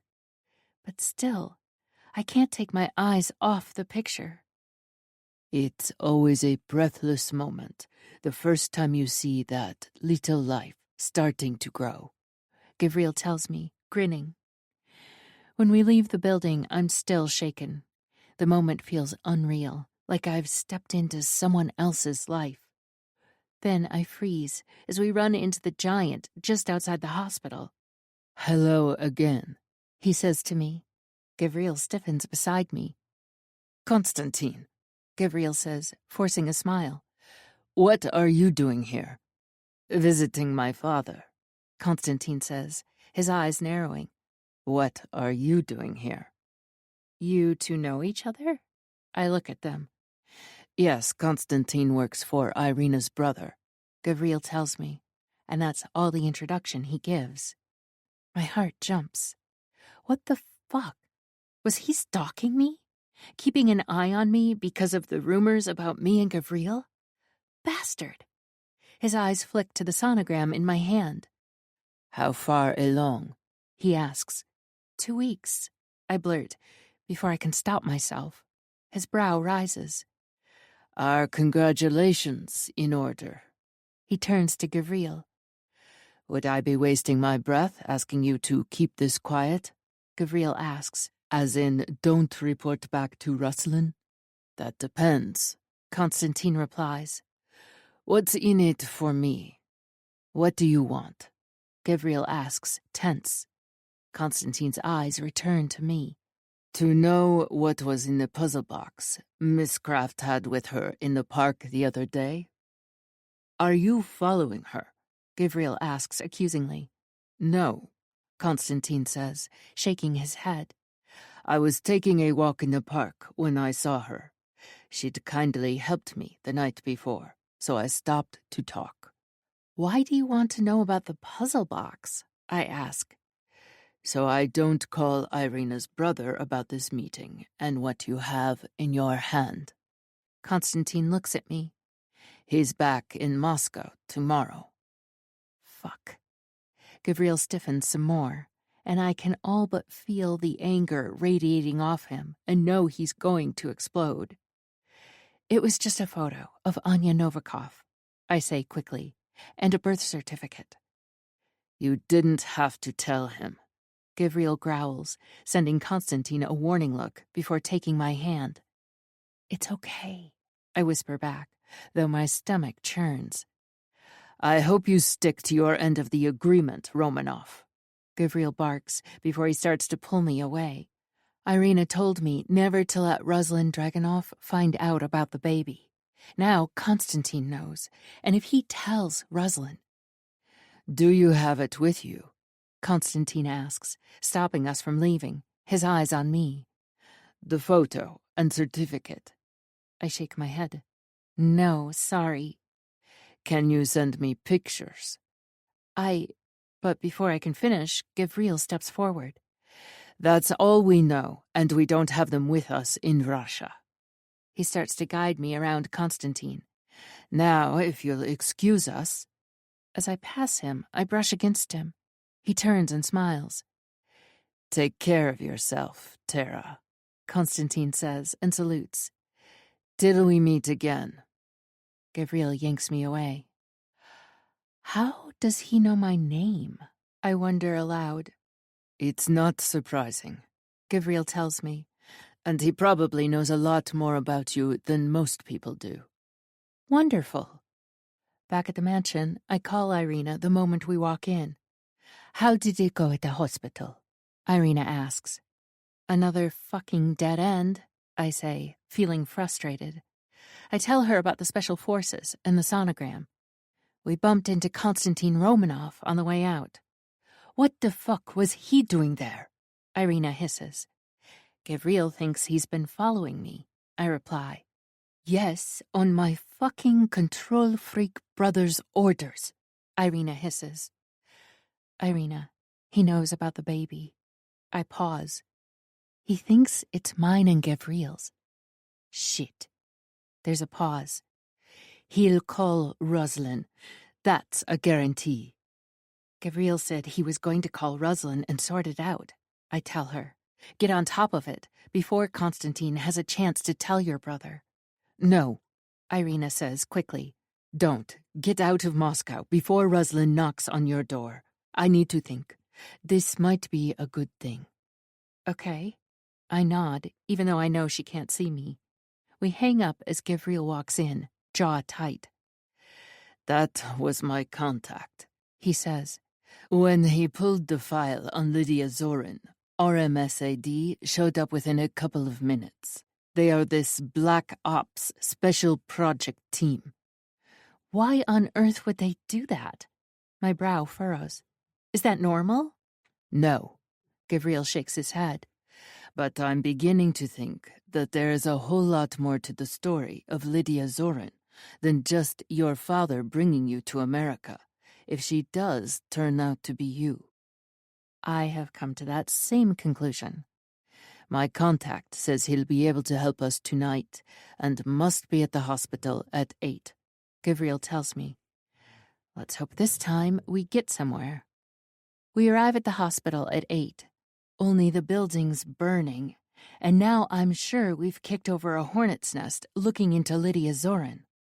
Flames leap from the records room windows. Fire trucks scream. A body is wheeled out. Gavriel turns pale as we glimpse an arm hanging out from beneath the sheet. It's him, he says. My contact. Terror crawls through me. We back away. We're halfway down the sidewalk when a black car screeches to a stop. Doors fly open. Hands grab us. Hoods drop over our heads, and our hands are zip-tied. Get in, a woman's voice commands, thick with a Russian accent. Who are you? Gavriel growls. We are American citizens. The car speeds away. I am aware of who you are, Mr. Mirochin, the woman assures him. And you, Miss Kraft. And you need to know that whatever you are searching for is not worth the cost. She pauses for a moment, and her voice seems a little less cold. Some truths are buried for a reason. It's best to leave them where they are. Where are you taking us? I demand. You need to leave Russia. You are not safe here, Tara. After what feels like an hour, the car stops. The door opens, and another engine drives off. Our hoods are removed. A tall man with a square jaw gets in the driver's seat. No words, just motion. He drives us to a private airstrip. The Mirochin jet is ready and waiting. What about our things? I ask. He opens the trunk. Our bags are inside. You broke into my house? Gavriel growls. Your housekeeper packed them. She thought I was your driver. He cuts our zip ties. Have a good trip home. He's gone before we can say another word. We can't leave, I say. We didn't get what we came for. It's not safe, Gavriel tells me. We'll find another way. I want to argue, but then I touch my belly. The baby. We board the plane and I reach into my pocket for the sonogram. The sonogram! It's gone! Maybe you dropped it? Gavriel says. No. My eyes widen. The last time I had it was when we saw Constantine. Gavriel finishes grimly. Why would he take it? Because that is what he does. Gavriel tells me. He is only loyal to two people, Ruslan and himself. He gives me a reassuring smile. Don't worry. I'll sort it out when we're home. Gavriel takes his seat, and I leave him to get on with some work. My phone is in my hand before I realize I've moved. I want to contact Constantine. I want to get the sonogram back, but I also want to ask him the real reason he's so interested in the puzzle box. I toy with the idea of getting Gavriel's phone and seeing if he has the number, but he seems pretty busy on it. I do know someone who can help me, though. I start texting. Sam, can you get me a number for Konstantin Romanov? Sam. Hey, kiddo. please tell me you're not serious, or it's not Konstantin Romanov who works for Irina's brother. Me. He took something of mine, and I want it back. 5 minutes later, the number pops up. I stare at the screen, then start typing to Konstantin. You have my sonogram. I want it back. Konstantin. Hello, Miss Kraft. If you want it, come get it. Alone. Me. I'm on a plane back to Vegas. Konstantin. That was a short trip. Me. Send it to me. Konstantin. Call me when you land. Me. How do I know you won't give it to your boss? Konstantin. You don't, but I won't. Me. Why do I feel like you want something in return? Konstantin. Call me when you're free of your watchdog.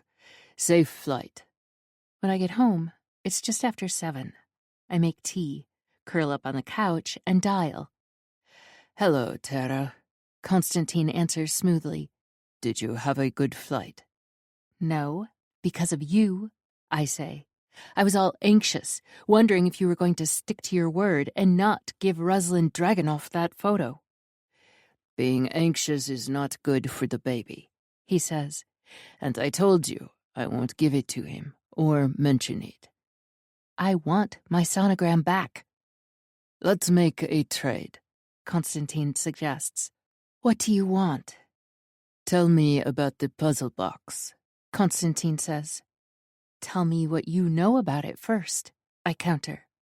I know it's Russian and was made by Ophelia Zorin, he tells me. The name strikes me like lightning. Does she have a daughter named Lydia? I don't know. Why? He asks. The birth certificate. I hesitate. It's for Lydia Zorin, born in Moscow in 1998. It's the same date as my birthday. Silence. And you think it's yours? Konstantin says. Any reason for that? You mean other than it was hidden in my father's things and has my birth date on it? I laugh. I mean, do you have any reason to doubt who your parents are? Konstantin clarifies. I never knew my birth mother, I admit. My father said she died during childbirth. And now you find a birth certificate with your birthday, no parents listed, hidden in a puzzle box with a photo of a woman no one will talk about. Yes. Another pause. I'll make you a deal, Konstantin says. If you answer a few questions, honestly, I'll help you look into it. What makes you think you'll have better luck than we did? I ask skeptically. So far, all we've managed to do is nearly get arrested by the RMSAD and then abducted by some woman who warned us to stop digging and put us on a plane back to Vegas. Wait, what? Konstantin asks, concern etched in his voice. Start at the beginning with the RMSAD. And how do you even know about them?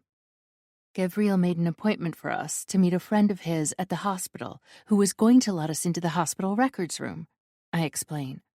But then, when we got there, the RMSAD were waiting for us. Gavril told them we were there for a sonogram, and they believed us. But I had to get a sonogram. Is that what you were really doing at the hospital? Konstantin queries. Yes. Are you pregnant? He asks. Yes. More silence. I'll help you find your mother, Konstantin says. But I want something else in return. What? End things with Gavril. I have already, I tell him. It's not an outright lie. We ended things a few months before he married Irina about 9 years ago. But I still work at the Ember Club. Fine, but the affair ends. I'll know if it doesn't, Konstantin warns. Why do you want me to end things with Gavril? You deserve better, Konstantin says, his voice firm. I don't want to see you get hurt, and staying with him will end that way. I told you, It's already over, I assure him. Gabriel is helping me find my birth mother. Now you have me helping you, Constantine points out. Trust me, I have a lot more reach than Gabriel. Okay, I agree. Like I said, it's already over. Does he know that? Yes. What about the baby? Constantine asks. Are you keeping it? What kind of question is that? I'm instantly on the defense. Of course I am. What's Gabriel's involvement going to be? I've made it clear. I don't want help from him, I tell him. Good. Constantine's voice is soft.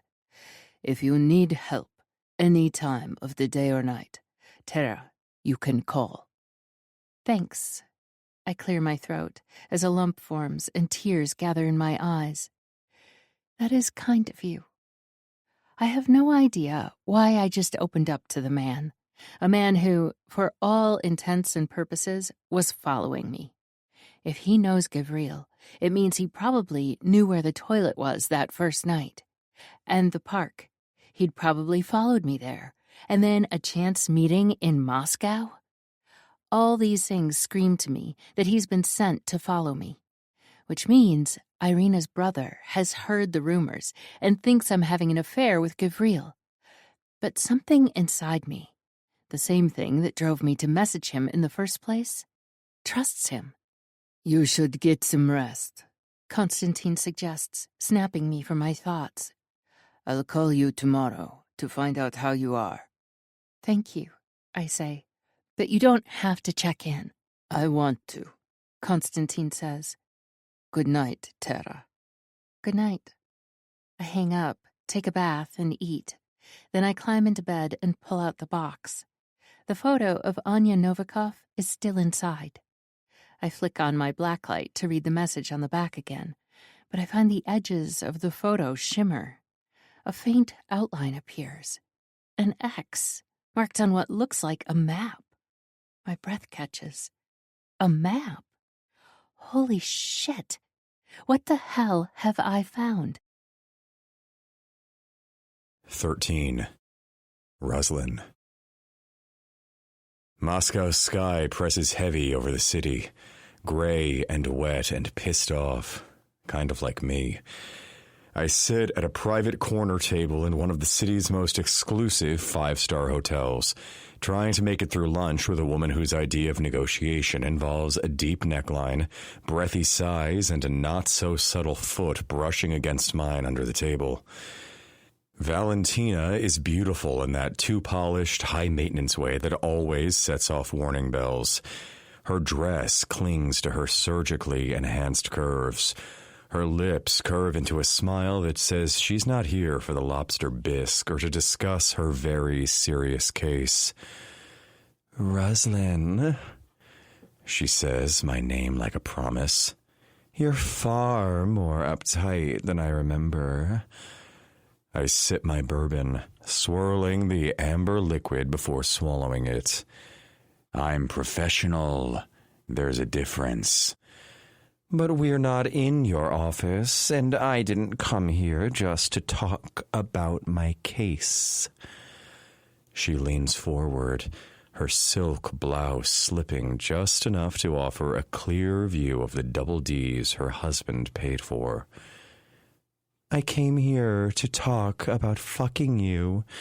It's been years since we fucked last, and you were such a god in bed. My brow lifts. Blunt. I've learned to stop wasting time, she says, lips painted blood red to match her nails. Her gaze drips heat.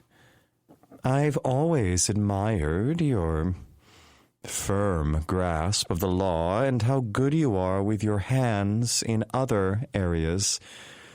She trails her finger along the rim of her glass like it's my collarbone she's teasing.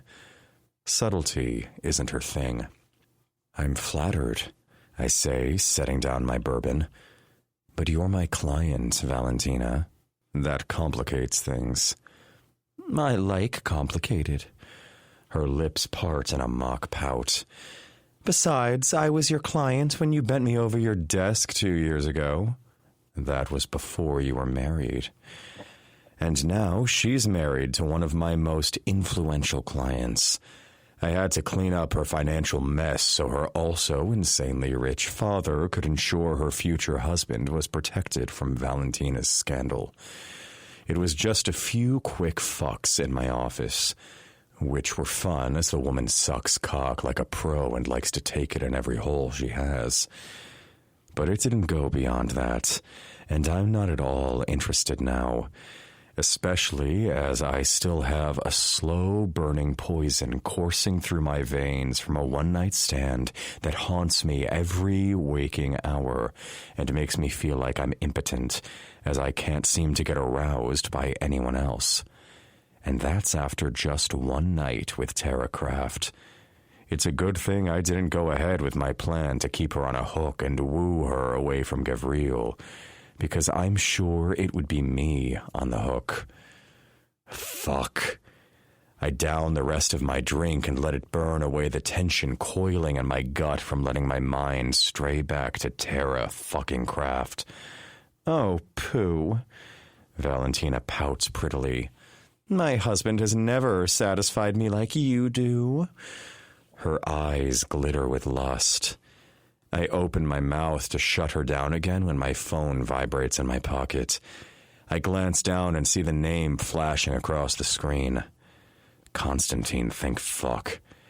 I need to take this, I say, standing. Her gaze follows me with annoyance.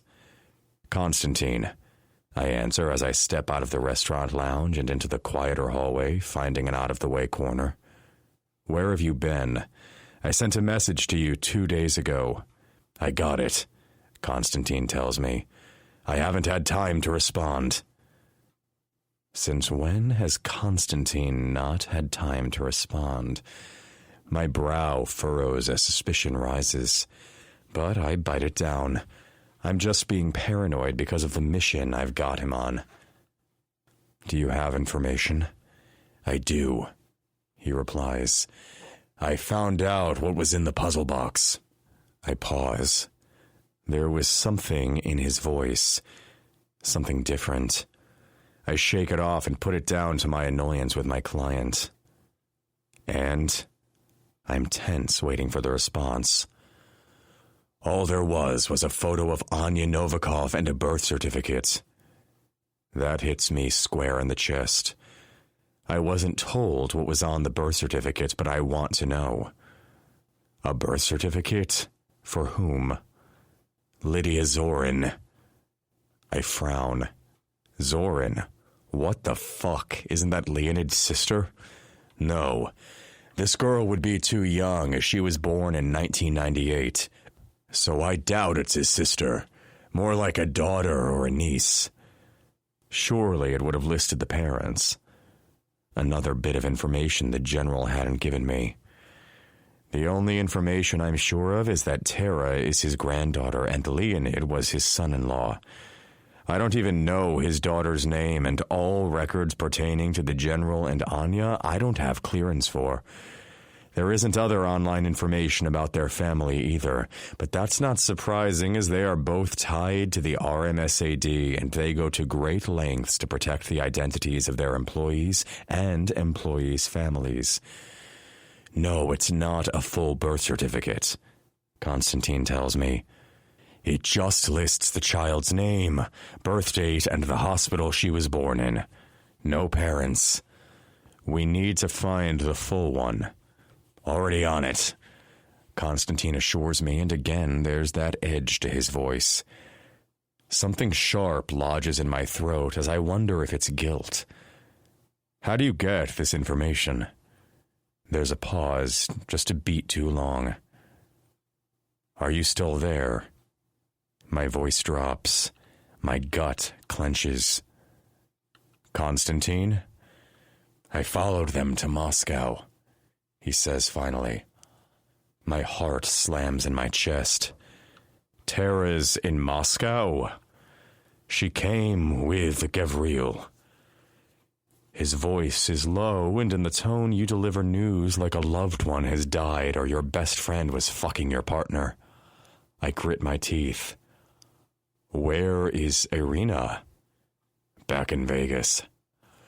His words explode through my system. I don't hear the rest, not over the roar in my ears. My hand grips the edge of a marble column so hard I think I might crack it. I can picture them, together in my city, my territory. Why? I clear my throat. Why are they in Moscow? They were digging into the birth certificate. Another pause. Tara thinks the birth certificate may be hers. Has she cause to believe that? I ask, my breath shallow. The birth date is the same as hers, and they are here trying to find out who the parents on the certificate are. Constantine informs me. Does she think that Carla and Soulcraft are not who she's grown up to believe they are? I think she knows that her father isn't really Soulcraft, Constantine tells me. But Tara's hoping that if she is Lydia Zorin, that the full birth certificate will tell her who her real mother is. Carla Kraft isn't her biological mother. That's another bit of information the general left out. I'm getting a bit pissed off with the general, especially when I thought we had joined forces. No. Constantine tells me the story that Tara's parents told her about her mother. Her real mother's name is Lena, but her parents never mentioned a last name. You got all this information by following them? Quiet again. No. The catch in his voice again. I nod and close my eyes, breathing through the need to smash something. You were with this woman for one fucking night, I remind myself. There's something else you should know. Just by that lilt in his voice, I can tell he's kept the worst news for last, and I brace myself.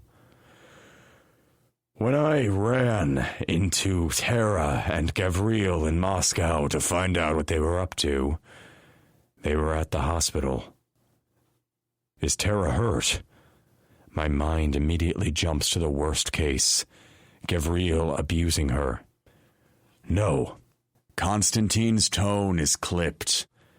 Tara's 2 weeks pregnant. It's like the floor shifts beneath me. My voice comes out lower. His? Yes. The fucking bastard. I can barely contain my rage now. Gavril can't get his wife pregnant, so he goes and knocks up his mistress? I run my hand through my hair. Perfect, I mutter. Just fucking perfect. Irina's trying to worm her way out of her mission, and this will be her golden fucking ticket. I don't think you have to worry about Tara and Gavril anymore, Constantine says. I laugh bitterly. Why's that? You killed him? Tara has ended it. He's not involved anymore. She plans to raise the baby alone. Constantine's words make me breathe a little easier, but my gut is still twisted in conflicting knots. That changes things a bit. So is Tara doing this alone? With my help. This time there's no apology or strain in his voice, just confidence. That hits wrong. You two seem close. I'm winning her trust, Constantine answers, just like you asked me to. A beat of silence passes. Good. My tone's clipped. I close my eyes and try to force my mind to focus. I also found out that they went to the hospital to meet a contact of Gavril's who was going to let them into the records room. Only, when they got there were RMSAD guards waiting for them. So I am right. This has RMSAD written all over it. I take it they didn't get into the records room? No, Constantine confirms. But the contact told them to be back at 8 that night, only the hospital was ablaze, and the fire started in the records room. I finish for him. Fuck. That fire had been deliberately set because someone was getting too close to finding out about Lydia Zorin. Yes. Then when they were going back to the Mirachin mansion, they were abducted. Constantine informs me. It was a woman who put them in a car, but hoods had blinded them and their hands were zip-tied so they couldn't see who she was. What the fuck? I hiss. Is Tara okay? She's fine. The woman warned Tara she was in danger if she stayed in Russia, and took them to the Mirachin jet. Constantine says. They've gone back to Vegas. Did you try to find out who abducted them? I say, alarmed. I tried to, but there was a convenient power surge around that time that knocked most of the cameras around that area out. Constantine's words make me go cold. So it was someone who knew what they were doing. This just gets better and better. How did your meeting with the Zorins and General Morozov go? Constantine asks. I lie without hesitation. Dead end. That's tough, I'm sorry, he says. At least you're getting some answers, I point out. You still want me to stay close to Tara? He asks. My jaw clenches. I can hear from his voice that something is shifting in him. Everything in me wants to scream, no, stay the fuck away from her.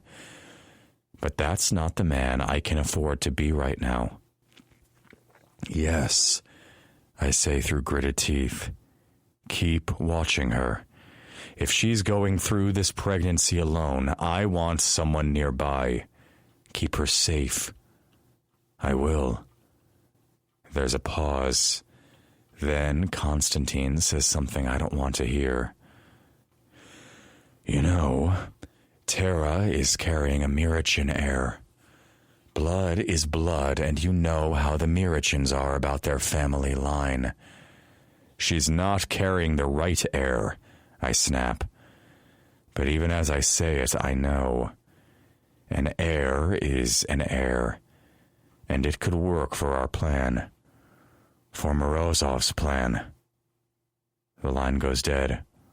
And before I can dwell on what any of this means, I feel a hand curl around my waist, then dip lower. Red fingernails slide into my waistband.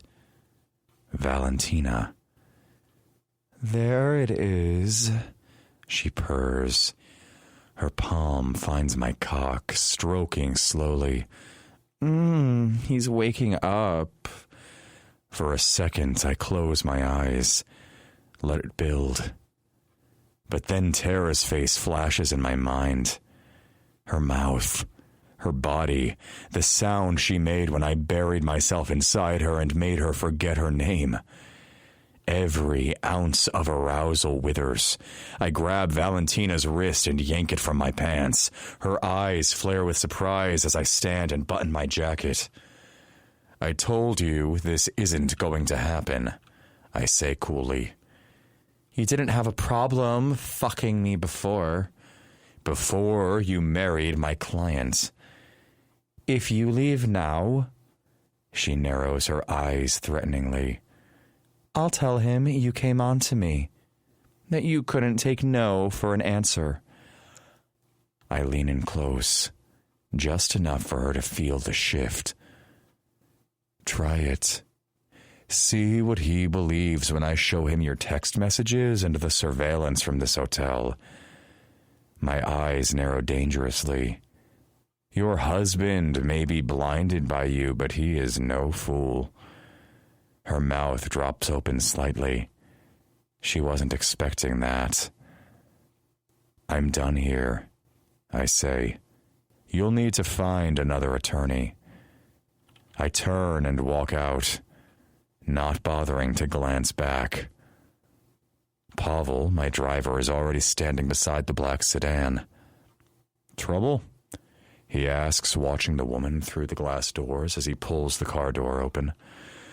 Nothing I can't handle, I reply, getting in. I keep telling you, boss, that face of yours, blessing and a curse. Fuel the jet, I say, rolling my eyes at him. He starts the car. Where are we headed? I look out the window, jaw tight. Vegas. He glances at me in the rear view. Business? My voice is quiet. To fetch my future wife. I tell Pavel, my voice cool and final. He whistles low under his breath. Want me to call Constantine? No, Pavel. This time you're riding shotgun. Constantine has his own mission. And while I'm going to collect what's mine, I might just sneak up on him. See how deep he's gotten himself into it. Fuck, now I'm sneaking up on my best friend, Jesus. I've tried to stay out of her life, but every excuse I make to dig into her is just that. An excuse. My plans, they've gone completely off course. I've even aligned myself with a general. And I can lie to myself all I want. It's not about the treasure. It's not about rebuilding the Dragunov legacy. It's about her. From the moment I looked into her eyes in the middle of that road, something snapped loose inside me. Then fate threw her into my lap, and once I lost myself inside her, game over. My world, my plans shifted. My denial hasn't protected me. It's just turned want into obsession. And fuck the treasure, fuck the bloodlines, fuck the heir. I want her, and I'll be damned if I let another man lay a hand on her again. We're 5 minutes from the private hangars when my phone lights up with a secured line. General Morozov. I accept the call, already annoyed at whoever's interrupting my first good decision in weeks. General? You need to get to our MSAD headquarters. Right now. His voice is low, cold, and controlled. The kind of tone that means shit's hit the fan. Can it wait? I ask. I'm on my way to Vegas. There's a beat of silence. Are you already on the plane? No. I grit out. I'm 5 minutes from the airport. I feel the muscles in my jaw lock. What's going on? It's your sister. That stops me cold. Nadia broke into a secure RMSAD site. She's in custody. For fuck's sake. I slam my hand against the back of the seat. What the hell was she thinking? She wasn't, the general replies. And while I understand your priorities, Vegas can wait. I pinch the bridge of my nose, my vision narrowing with fury.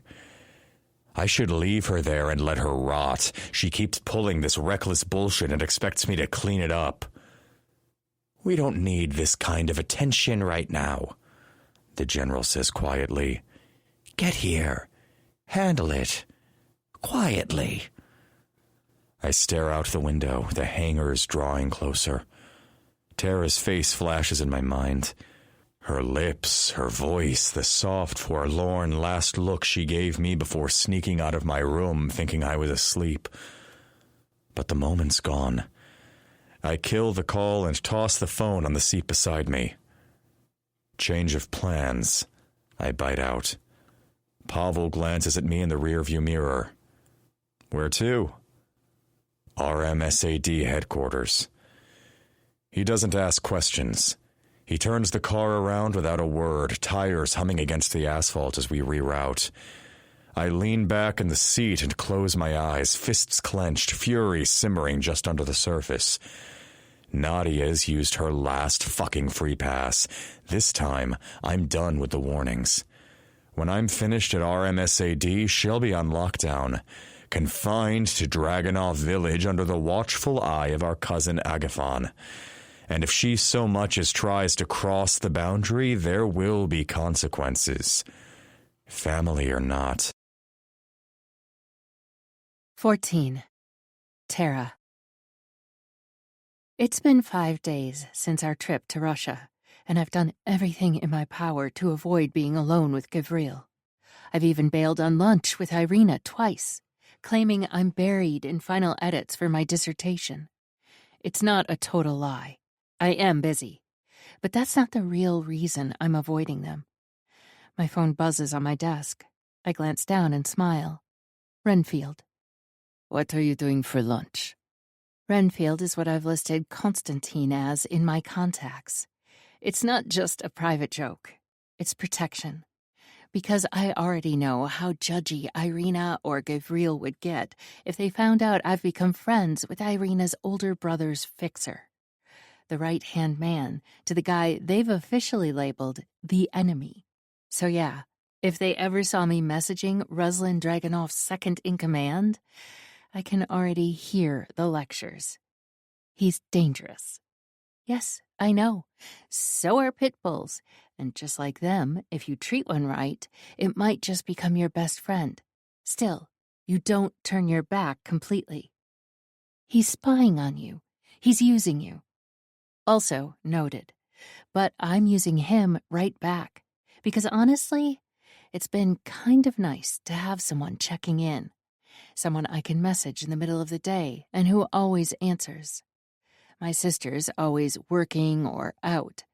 Just over a year ago, she was off gallivanting through Europe on some mission with a Bratva prince, chasing after our best friend, Lee. Meanwhile, I work. I come home, I study. Rinse and repeat. Once they get what they want, he'll disappear. Yeah, probably. Everyone does eventually.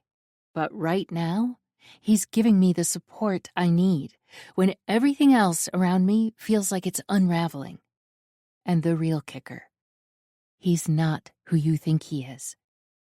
Okay, sure. But is anyone?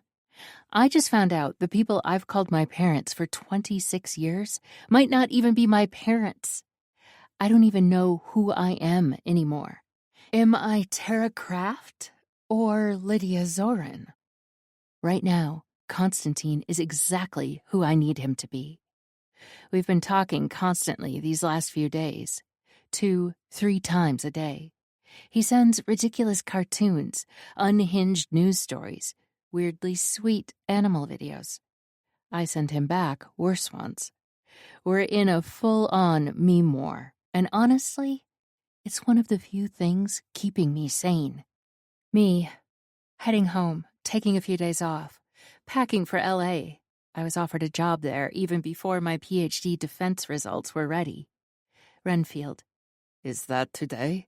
I nearly forgot. How are you getting there? Me. Bus. Renfield. What time are you leaving? I glance at the time on my wristwatch. Shit! I curse aloud, heart lurching as I scramble up. I start throwing things into my tote, hunting around for my car keys. I pull open drawers, overturn piles of books. Nothing. I drop to my knees and start checking under my desk. That's when I see them. A pair of shiny black shoes. Lose something? Gavriel's voice cuts through the moment. I back out too quickly and bump my head on the edge of the desk. Fuck! Ow! As I stand, rubbing my head, he's already holding my keyring up with a small shake of his finger. Where'd I leave him this time? Refrigerator in the back room. Bartender found it while grabbing beers. Of course. I reach for the keys, just as my phone buzzes again. A message pops up from Renfield. Renfield. Have you disappeared on me? Shit. I forgot to turn it face down onto the desk. Gavril glances down and catches the name. You're dating Dracula's assistant now? He asks, brow raised. I snatch the phone off the desk. College friend. I lie smoothly. You know the professor I used to joke was Darth Vader? We called his TA Renfield. Yeah, I remember the Darth Vader professor. Gavril gives a knowing nod. The TA needs my help with his dissertation. Tara, you're already stretched thin. Isn't this the 4th college friend you've helped in a space of 2 months? Gavriel's eyes fill with concern. I shrug. I'm the brainiac of the class. What can I say? You always were, he says softly. I throw my purse over my shoulder and grab a stack of books. I've found a new home for these. UCLA said they'd take my old textbooks. They've got students constantly hunting for used ones. Not surprising with the price of those things, Gavriel replies, following me to the door. I'm going to miss you when you leave us for good. You've been a good friend, and I'll always love you, Tara. I pause, heart clenching. I know, I whisper. As he steps forward for our usual hug, I fumble and drop my keys again. Fuck! I bend, scoop them up, and glance at my watch. Fuck! I'm going to miss the bus, I hiss, rushing down the hallway as he calls out behind me. Safe travels, Tara.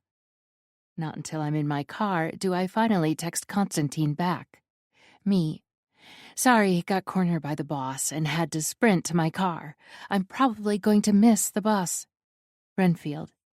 You didn't tell me what time you were leaving. Me.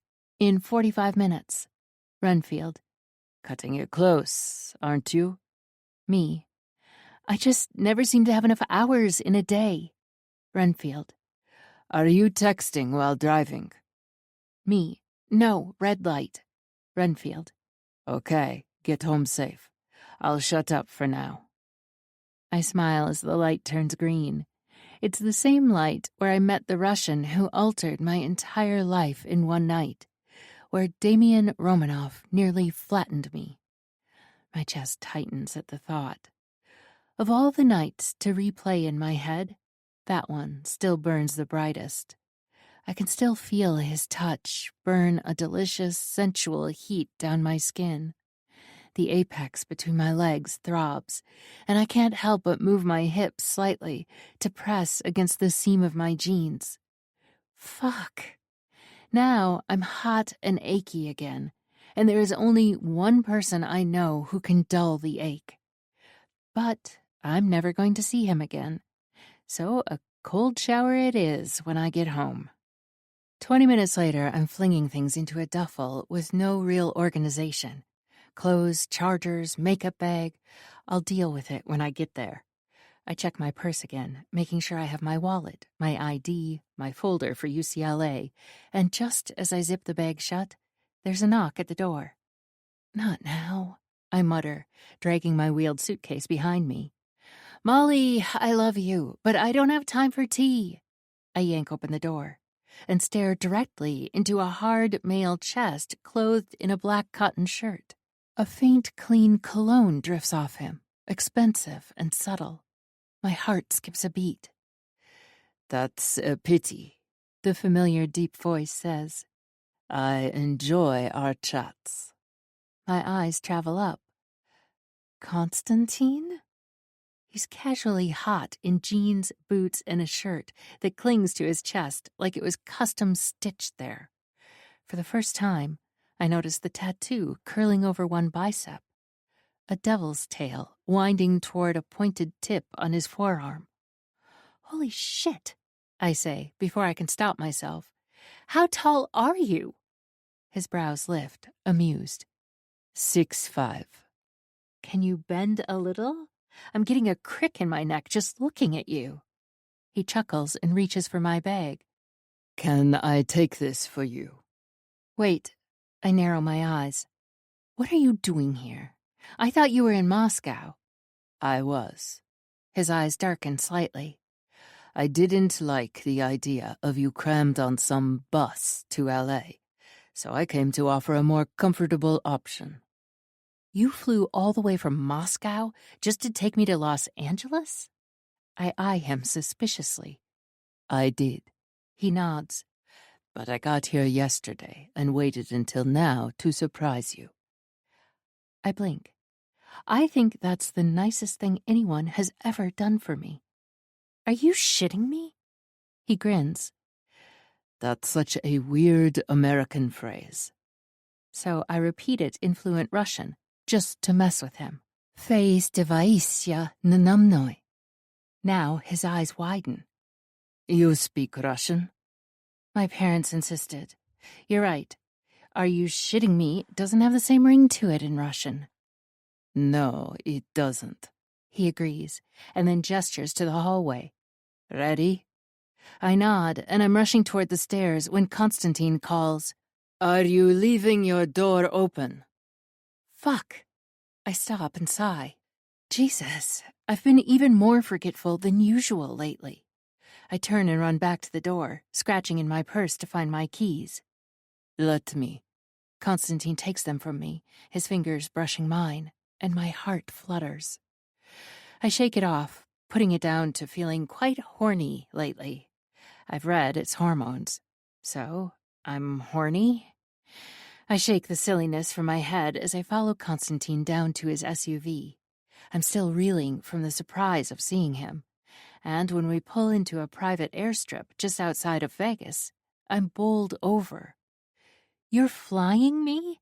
Only the best for the future astrophysics professor at UCLA. He grins.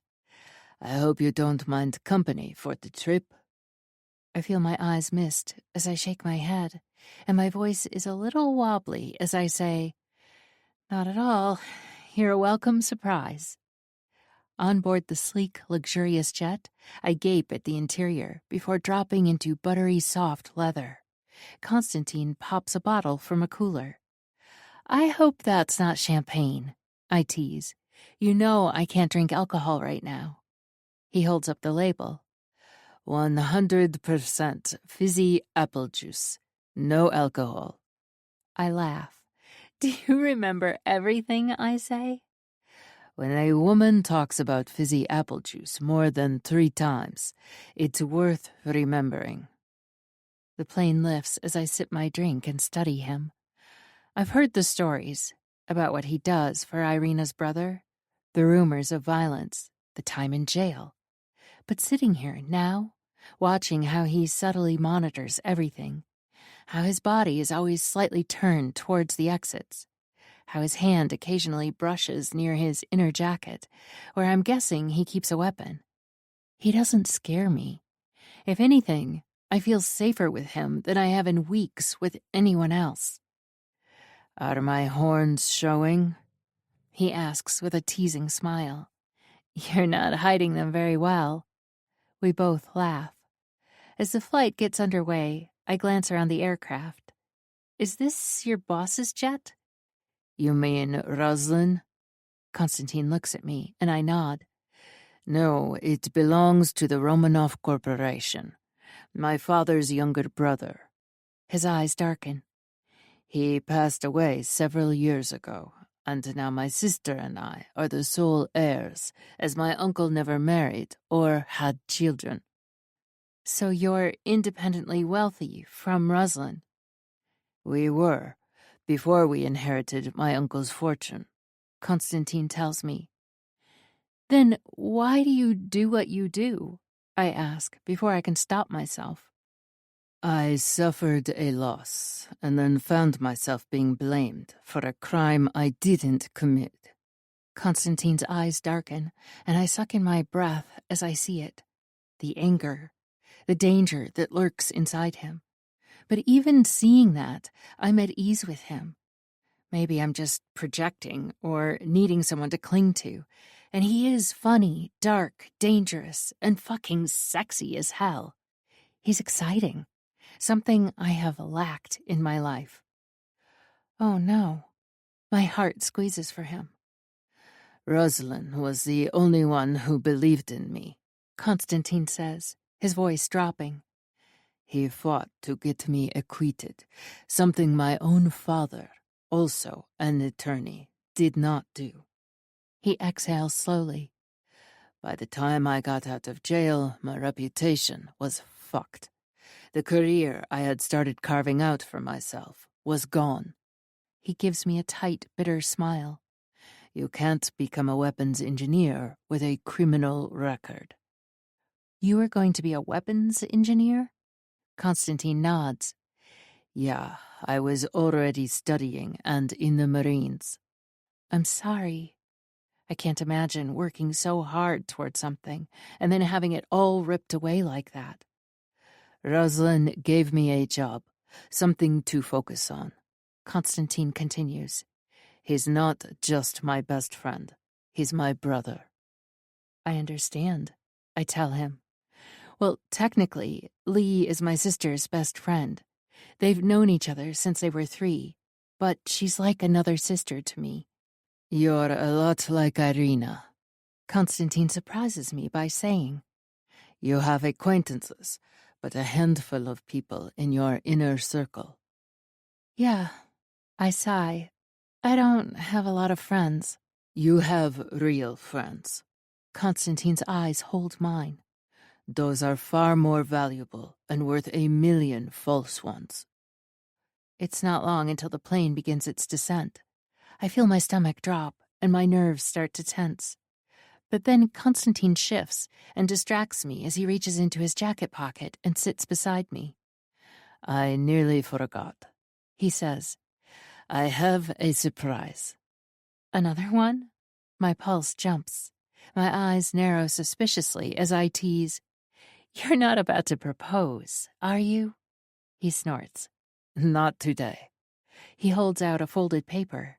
I take it, and the breath whooshes out of me as my eyes take in the full birth certificate of Lydia Zorin. Lydia Zorin, born June 19th, 1998. Father, Leonid Zorin. Mother, redacted. I stare at the redacted line like it's going to erase itself. Why is the mother's name hidden? I'm looking into it, he says quietly. There are only a few reasons it would be blacked out. None of them simple. I trace the date of birth, my birthday, and then my eyes land on the father's birth date. Same as my father, Saul Crafts. Constantine, I whisper, my eyes meeting his. It's the same date as my father's, Saul's. Which means, Constantine says, you may not be who you think you are. The plane touches down before I realize it, and I whip my head toward him. You timed that so I wouldn't get anxious about the landing. Of course I did. He grins smugly. Asshole. But I'm smiling as I say it. Then, on impulse, I hug him without thinking, a full body wrap of my arms around his neck. Thank you for everything. His arms come around me slowly, then hold me tight. You deserve answers, Tara. I'll help you find them, I promise. The SUV is already waiting when we climb off the plane. When we pull up in front of one of LA's swankiest hotels, my jaw drops. I can't stay here. I can't afford this place. It's on the house. You own this, don't you? Inherited it. My uncle was the real estate type. Inside, the staff greets him like he's royalty. The penthouse is pristine and tasteful. He shows me to a suite across from his. Pick any room but mine. That one's off limits, he jokes, pointing to the door on the left. How many bedrooms are there? I eye the huge apartment that could swallow mine 3 or 4 times over. 5. He shrugs. I'm going to jump in the shower and then drop you at your interview and go to a coffee shop while I wait. Then it hits me in the chest. The fear. Holy fuck, I'm here. I am in Los Angeles, and I am about to go for my dream job interview at UCLA. I reach out and grab his arm. Will you come with me? Tumbles from my lips before I can stop it. Obviously not into the interview, but if you don't mind waiting in the waiting area? A warm smile splits his face, and his large hand covers mine, sending delicious shivers of desire through me. Of course, Constantine says, then leans forward and kisses my forehead. I told you, I'm here for you, Tara. My heart jumps, and I have to stop the urge to reach my arms around his neck and kiss him. We'd better hurry, or you're going to be late for an interview the dean has already rescheduled to an earlier one for you. Constantine points out. After a shower, I dress in flowing black pants, a cream blouse, and my best 3-inch heels. Hair slicked into a chignon, professional as hell. When I step out, Constantine is waiting in a crisp dark suit, looking like a Bond villain I wouldn't mind seducing, and his sexy cologne is almost hypnotic. "You look stunning," he says, his gaze dragging down, slow and deliberate. "I liked you better in jeans," I tease, trying not to squirm under the heat of his eyes. "I'll keep that in mind," he says in a low, gravelly voice, filled with sinful promise. "Come on." He takes my hand, and we head out. On the ride over, we avoid anything heavy. No Russia, no secrets, no family drama. He keeps it light, pointing out random landmarks, throwing out funny observations, making me laugh until the tight ball of nerves in my stomach starts to loosen. When we get to UCLA, he walks me in like he's my personal security detail. Just before I'm called in, his hand brushes against mine. Casual, but it sparks a bolt of warmth through me. "You've got this," he says, eyes steady on mine. "The job's already yours. They just don't know it yet." I nod, trying to hold on to that confidence as I step through the door. But as I take my seat for the interview, it hits me like a freight train. Something else is waking up inside me. Dangerous. Complicated. I'm crushing on Constantine, and it's the worst possible time to realize it. 15. Ruslin. It takes 5 goddamn days to pry Nadia from RMSAD custody. 5 days of calls, favors, threats, and negotiations with men who operate like shadows with too much power. 5 days of silence from Constantine, too, not a fucking word. I don't know which pisses me off more. The drive south from Site 17 is long and silent. We're hugging the coast now, where the western Caucasus rises sharp and snow-dusted beyond the trees. Nadia sits beside me, arms folded, mouth clamped shut. She hasn't spoken since the moment she stepped into the car, and I haven't asked her to. The silence is bitter. Gives me time to sort through the wreckage of my schedule, the damage she's caused, the mess waiting for me back in Moscow, and the rising storm I've been pushing down for a week. I should be in Vegas with her. But instead, I'm babysitting my reckless little sister. We've nearly reached the outskirts of Dragunov Village when her voice finally slices through the thick air between us. "I can understand the pain of your loss, Ruslin," she says quietly. "But you've held on to it so long it's turned to poison." I don't look at her, just keep my eyes on the winding mountain road. Everyone's lost something. That doesn't mean they burn down the world. Difference is, I say evenly, the world let them forget. They buried their grief, moved on. I don't get that luxury. I have to remember. It's my fucking job. To keep it alive or to use it? She presses. Because I can't tell anymore if you're honoring the past or using it as a weapon. The words hit a little too close. I inhale, hold it, let the burn settle in my chest, then release. What the fuck were you thinking breaking into a secure RMSAD site? I turn to face her now, turn the subject away from her accusations. My voice sharpens. They already took your surgical license. Did you really want to give them another excuse to bury you? You helped them take that from me. She spits back. Don't pretend otherwise. I snap my gaze to the road. You're lucky I stepped in. They wanted you locked away. You know what RMSAD does to its prisoners. I'd rather be one of their lab rats than rot in the cage my brother built. I gave you a chance, Nadia. I grind out. You pissed it away, so now you go under village watch. Her head jerks toward me. You realize it's the fucking 21st century, right? Village watch, are you serious? It worked before, I say. It'll work again. That was to keep virgins safe until their families married them off like breeding cattle. Exactly. I glance over and see her face pale. You are not seriously. You're almost 29, Nadia. I say, voice low, deliberate. You haven't married. I don't think you've ever even taken a lover. She gapes at me. What the fuck do you know about my love life? Not much, I lie. But I don't need to. You buried yourself in work. Now that you've burned that bridge, maybe it's time to consider a different future. She lets out a disbelieving sound. So what, you're marrying me off like it's the Dark Ages? Oh, your days are going to get dark, little sister. I shift in my seat. Agathon and the Watchers have their orders.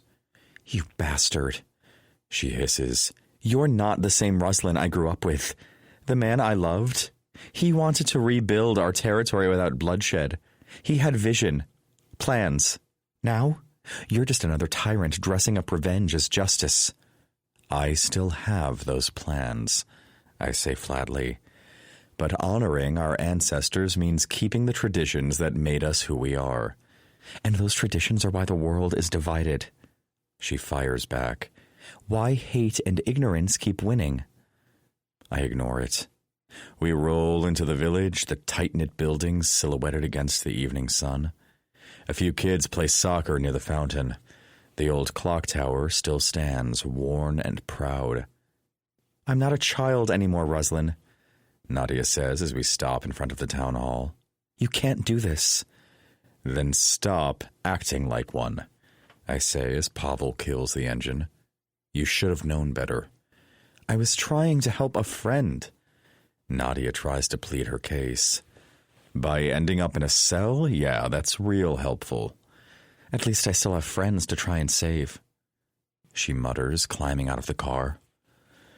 The words hit like a punch.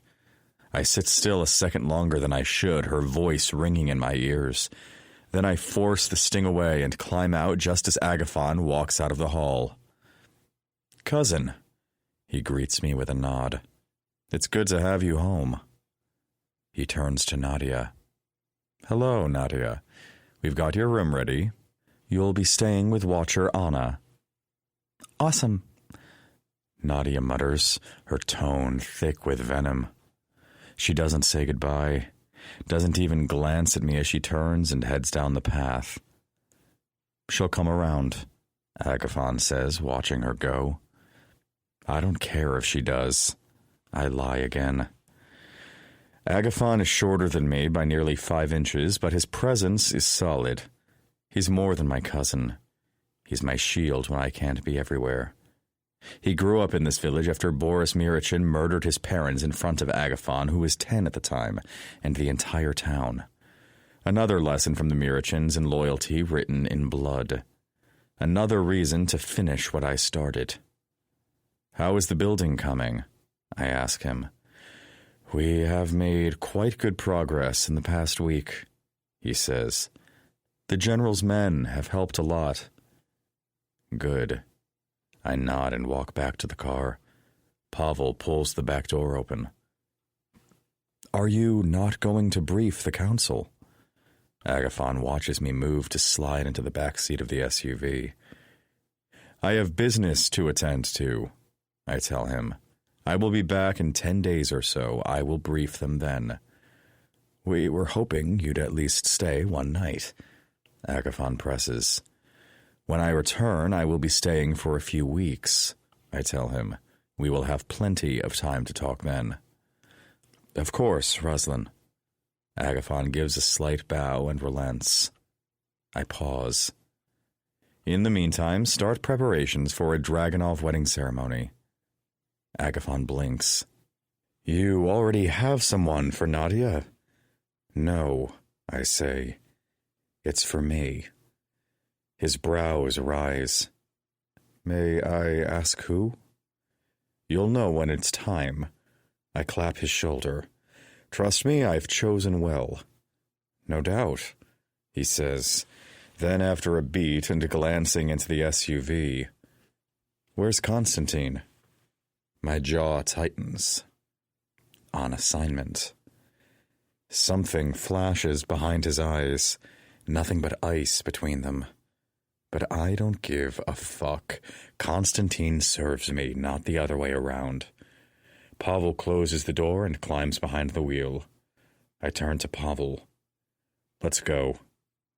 Back to the airport, boss? Pavel asks once we're inside. Yes. Turn off your phone this time, he mutters, or we'll never leave Russia. I ignore that and check it anyway. Still no message. No update. No call.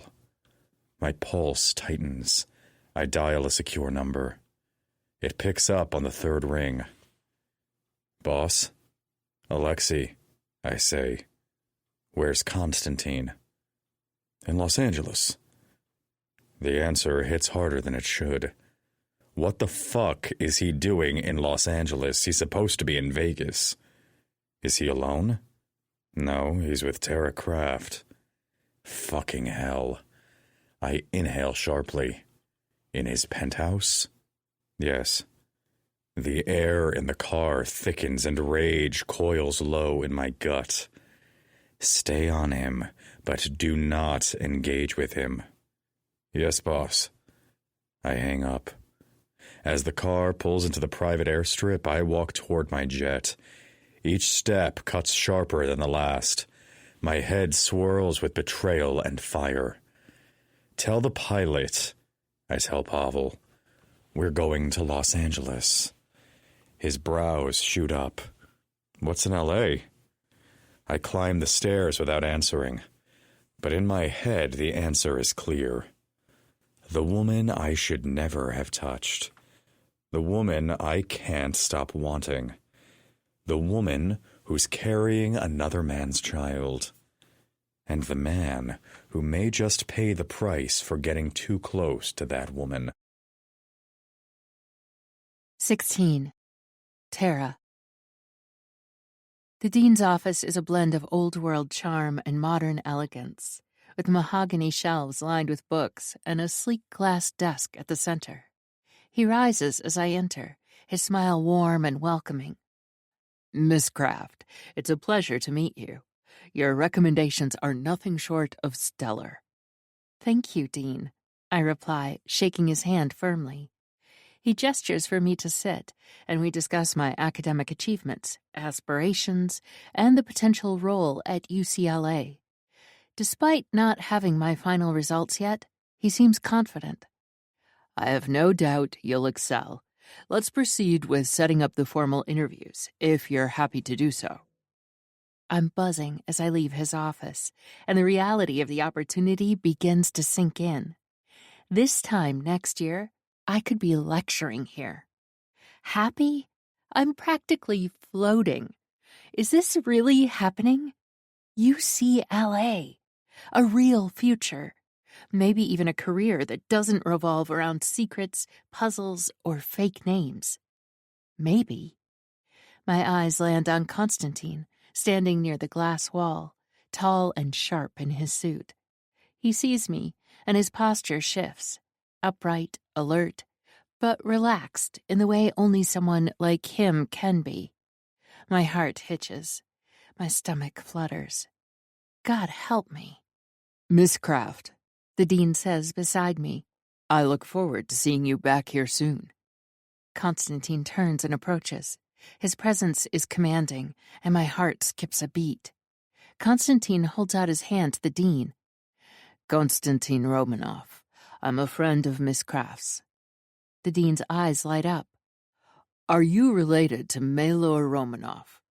He was my uncle. A wonderful man. The Melor Romanov Trust has done more for this city's hospitals and universities than most philanthropists combined. My brow arches as I glance at Constantine questioningly. He meets my gaze, just for a second. No smugness, no pride, just a soft smile and a quiet nod as he turns back to the dean. and it will continue to do so," he says calmly. The dean beams. "I know this is very short notice, but if you and Miss Kraft have no plans for this evening, I know my wife would be honored if you joined us at her charity event. It's one of her favorites, a children's hospital fundraiser." I open my mouth to politely decline. Constantine beats me to it. "We'd be honored." "Excellent. I'll have the invitations couriered to your hotel." As the dean walks off, I spin toward Constantine. "I thought we were doing dinner and exploring LA nightlife." "Tara, you don't turn down invitations like that if you want a job here." I fold my arms. "I don't bribe my way into things." "You're not.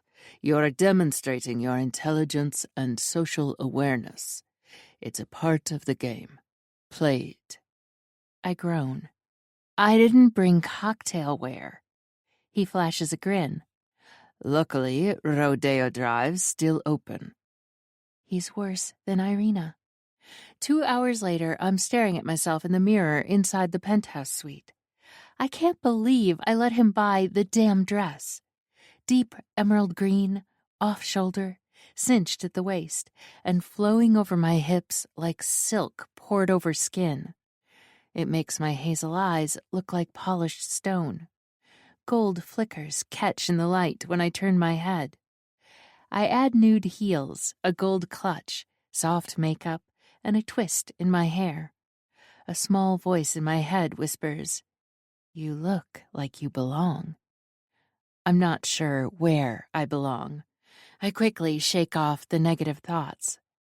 I step into the hallway at the same time Constantine exits his room, and I freeze. Holy God! Constantine in a tuxedo is devastating. There's no other word.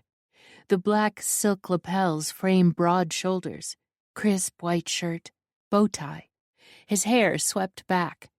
He looks like the villain in a spy movie, the one every woman wants to kiss before she dies. His eyes sweep over me, and his mouth curves into something dangerous. "Absolutely stunning." My throat goes dry. I need a drink. Except, fuck, I can't drink. It's going to be a long night. We arrive at the venue just after 8. The dean greets us like old friends, but I notice it. He's more excited to see Constantine. That name, that wealth. I can't blame him. Still, he makes a point to introduce me to several of the faculty, including someone from the physics department. "Rising star," he calls me. I should feel flattered. Instead, I feel exposed. The ballroom is gilded elegance, every table decked in florals and glassware, crystal chandeliers reflecting golden light across the polished floors. I find a spot on the edge of the room with my club soda, feeling like a fraud in a world built for royalty. I glance at a nearby server. Champagne sparkles on his tray. Just one sip. I raise my hand. "No." A voice rumbles close to my ear. I jump, nearly dropping my glass. Constantine's behind me, a little too close, his breath warm against my neck. "I'll find some apple juice for you." I laugh. Cringe. "You've been eyeing the champagne like it insulted your mother." He extends a hand as a waltz begins. "Dance with me." "I'm warning you," I say, placing my hand in his. "I'm terrible." "I'll make you float." He's not lying. The second he wraps his arm around me, I melt into his frame. He leads with confidence, his movements fluid, easy, like the music is coming from his body instead of the orchestra. I forget how to breathe. "I thought you said you couldn't dance," he murmurs into my ear. "It must be you," I whisper. "You're a very good leader." "Are you flattering me, Miss Kraft?" My eyes meet his, and everything else fades. Just us. Heat. Breath. I'm telling it like it is, I say, my voice barely audible.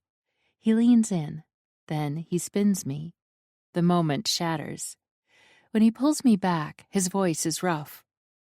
What do you say we get out of here and head for that night we were originally going to check out? I'd rather go back to the hotel. I lie. I'm tired. He doesn't argue.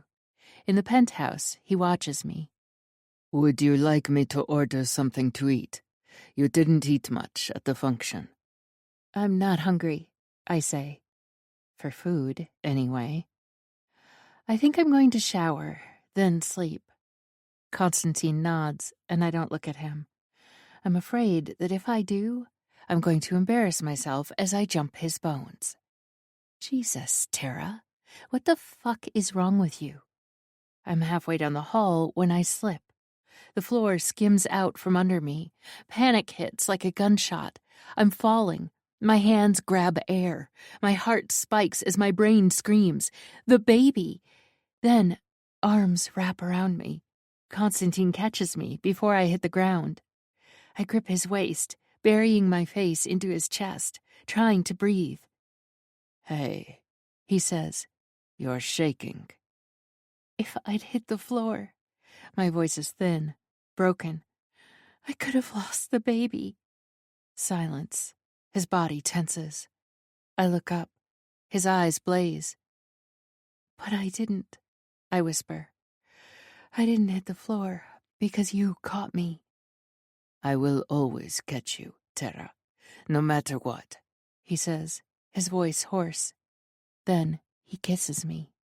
It's not soft. It's not sweet. It's everything I've held back, crashing into one hot, consuming kiss. My hands grip his jacket. His mouth moves over mine with a hunger that sets my blood on fire. We stumble toward his room, clothes falling in our wake. His jacket first, then my wrap, his bow tie, our shoes. At the bedroom door, he starts to undo the back of my dress and stops. His eyes are dark pools of desire. He rests his forehead on mine. We can't do this, Tara. His voice is a tortured whisper. If things were different. Is it because I'm pregnant? Oh, God, no. He tells me there is nothing more beautiful than a woman carrying a baby in her belly. Are you married? I ask. No. He shakes his head. This is about your boss, isn't it? There is so much you don't know, and so much I can't tell you, Constantine whispers. Would you just hold me then? I ask. Constantine bends and scoops me up, then lays me down on the bed like I'm a precious gem. He lays next to me, and I snuggle against him, with his arm around me and my head on his chest. This sounds like a weird question after we've been texting like crazy people the past week. He snorts. What about you? Any broken hearts? Unrequited love? Do you really want to know? Yeah. He smiles. What is your most recent heartbreak? I'm not sure if I'd call it heartbreak, I tell him truthfully. A passionate encounter with a stranger who drove away on his Harley into the sunset. Tara laughs. You should write romance books. Well, what was it then? He changed me in one night. I look at him. I know that sounds ridiculous. Life's ridiculous. I stare at the ceiling. It was just one spontaneous, impulsive night. You know the story. Girl gets stood up at an elegant bar, then in walks the handsome stranger who nearly knocked her over in the middle of the road that afternoon. Constantine plays with my fingers. I think I've seen this movie. I give a soft laugh and sigh. It was just one night. It had been a really weird day. I'd just found the puzzle box, and then Gabriel and Irina asked me to... Fuck. I nearly blurted it out. Let's just say it was a weird day. Then I'm rushing to get to the storage unit for my mother and nearly become a hood ornament to one of the most gorgeous men I've ever seen. I squeeze my eye shut. Fuck. Sorry. I turn toward him. It was a one-night stand, complete with me sneaking out of his room at the crack of dawn. My first walk of shame. That's the last time you heard from or saw him? Yep. He flew away to whence he came. I sigh. And he got stuck in my head. He's a dick, Constantine mutters, and something flashes in his eyes, but it's gone too soon for me to decipher it. Trust me, you're much better off without him. In fact, if he ever crosses your path again, run. That time, he didn't disguise the malice in his voice. Are you jealous? I tease and run my hand down his chest. I feel the muscles ripple and my lips itch to kiss and taste him. Constantine sucks in a breath as I let my fingers trail down his torso. Tara, he groans, grabbing my hand. I can't do this. His voice sounds like it's laced with pain as he drags my hand away. We can't do this. He gently rolls me onto my back and leans over me. His eyes are dark pools of desire. This is because of your boss. My eyes search his. There is so much you don't know. He kisses my forehead and rests his against mine, our breath mingling. My boss isn't such a bad guy. You just have to get past his rough exterior. It dawns on me then. You mean this wasn't part of your assignment from the Dark Lord you work for? Tara. Constantine breathes and rolls over, lying on his back and pulling me into him. I rest my head on his chest. I know I should get up and leave, but I don't want to. I'm warm, and even though this is the weirdest night I've spent with a man, I don't want to go. It's okay, I assure him. I'm well aware I was an assignment to you. Was, Constantine says. Well, I have to make it appear as if it still is. I understand, I say, stifling a yawn. You don't want your boss to kill you for sleeping with your assignment. It's not my life I'm worried about, Constantine tells me. Ruslan is not a bad guy.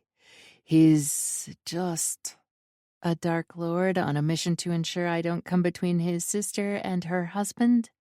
I say, my eyes starting to feel heavy. That was before. Constantine stops what he was about to say. I think it's become a bit more, though.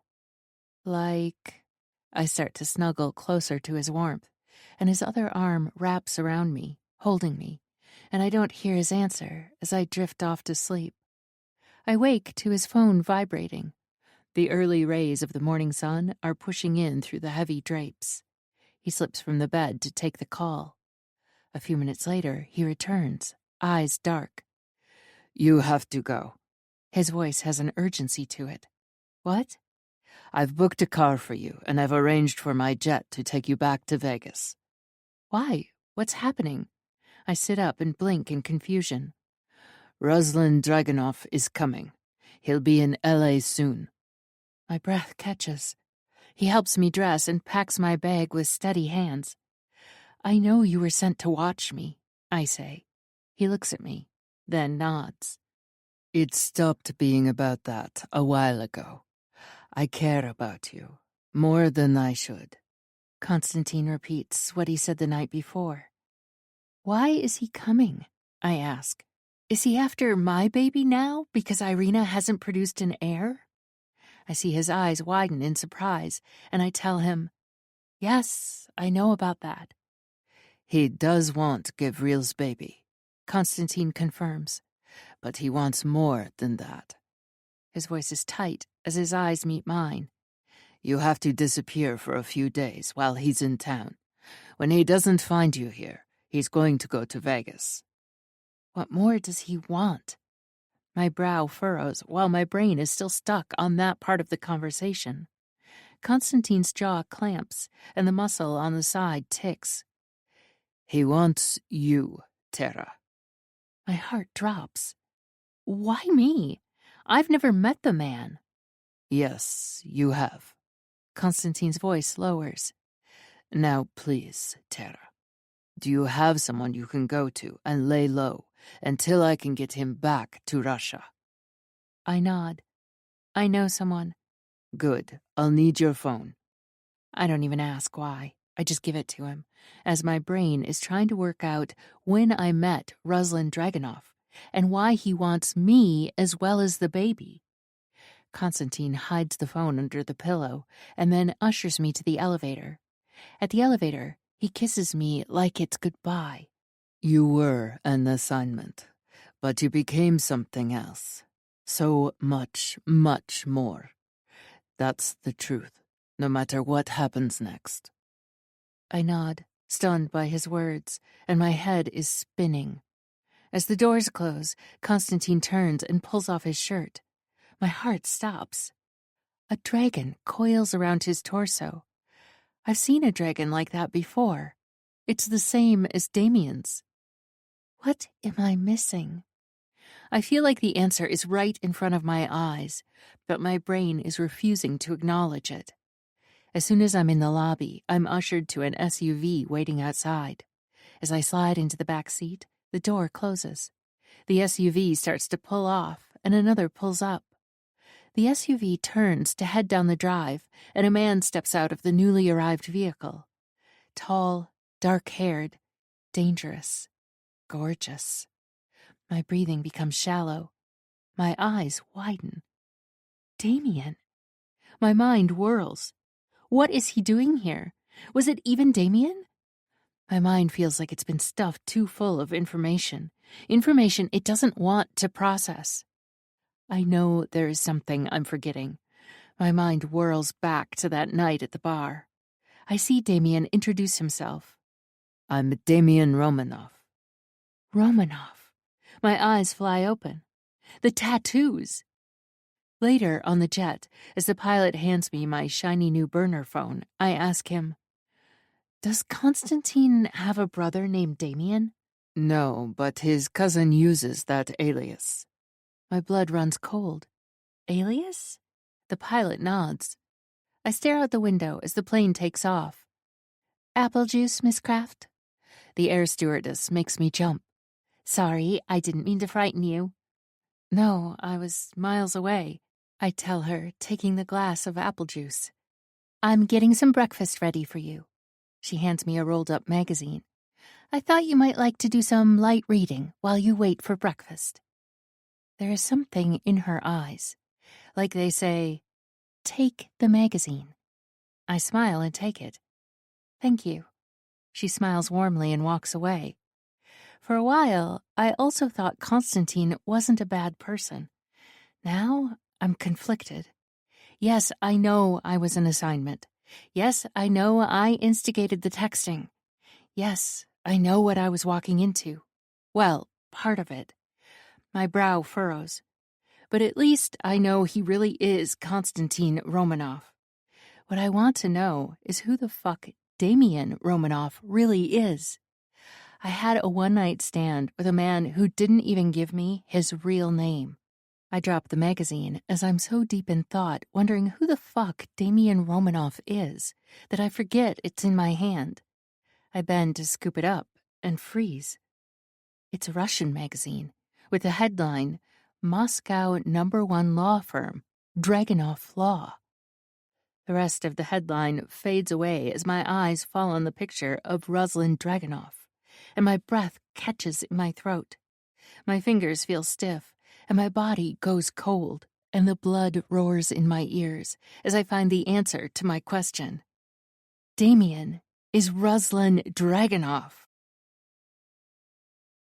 17. Ruslan. The second I step into the Romanov Hotel, the air shifts. Whispers trail behind me. Heads turn. Staff straighten like I've just marched into a damn inspection. While they may snap to my attention, I know that it is the Romanov domain. Even though Constantine is my second in command, here he is the boss, which means one of his staff members is already about to give him a heads up that I just walked in the door. Pavel follows behind, silent and stone-faced. He knows better than to speak right now. I'm holding back the storm, but just barely. "Boss!" I glance to the side. Alexei rushes toward me from the shadows of the lobby, his shirt half-tucked, hair still wild from sleep. He looks like hell. "Where is he?" I ask, not slowing. "Upstairs." Alexei straightens his hair with his hands. "He has not come down, or one of the men on shift would have alerted me." I nod, but don't break stride. The porter who mans the private penthouse elevator immediately opens it for me. I climb in, followed by Pavel and Alexei, and press the penthouse button. The elevator ride feels like it's taking a lot longer than normal. I clench my fists, jaw locked while my blood thrums like a war drum under my skin. I'm not sure if I'm here for answers or vengeance. Both feel the same right now. It was my instruction. Get close to Tara, do whatever it takes to get her away from Gavril. But every day Constantine has been getting closer to Tara has been torture. The more I try to ignore it, to push it away, the more it seemed to stick. Like one of those thorn trees that gets a hook in you and before you know it, you're tangled in it. My obsession with the woman I shared one night with has both strengthened my cause and broken down a lifelong friendship. The elevator dings. The penthouse is too quiet when I walk in. Tense silence, like the walls are hiding something. I walk through the open space, straight to the hallway leading to the bedrooms. My boots hit the polished floor with deliberate weight. No one meets me. No one stops me. I don't knock. I slam open the door to Constantine's room. He jolts upright on the bed, bare chest heaving, hand already diving for the Glock on his nightstand. He's halfway up, gun pointed, eyes wild with sleep-hazed reflexes.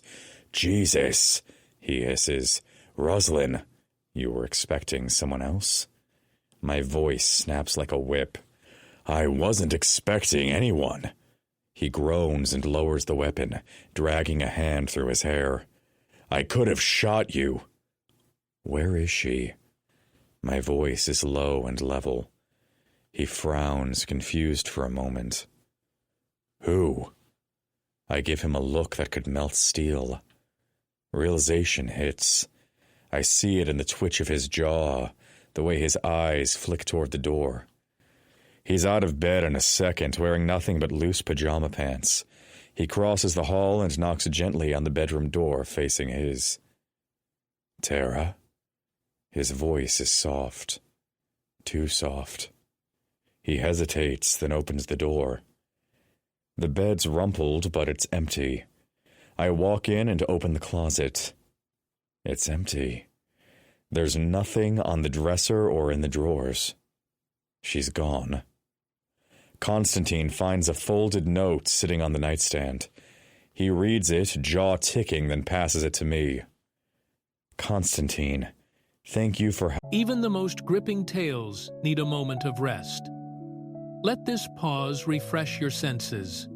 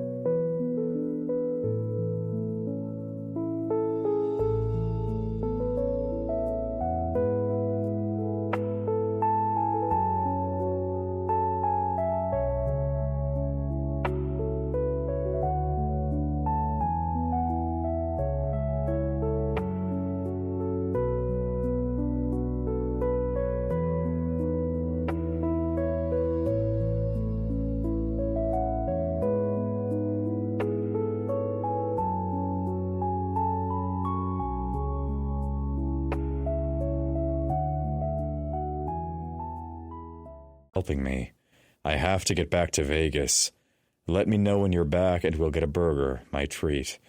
It's the least I can do after you helped me get to L.A. and for taking me to my interview. Hugs. Tara. I read it twice. My pulse hammers in my ears. Did you know I was coming? I ask, eyes locked on him. Did you send me a message? Constantine asks. I don't remember seeing one.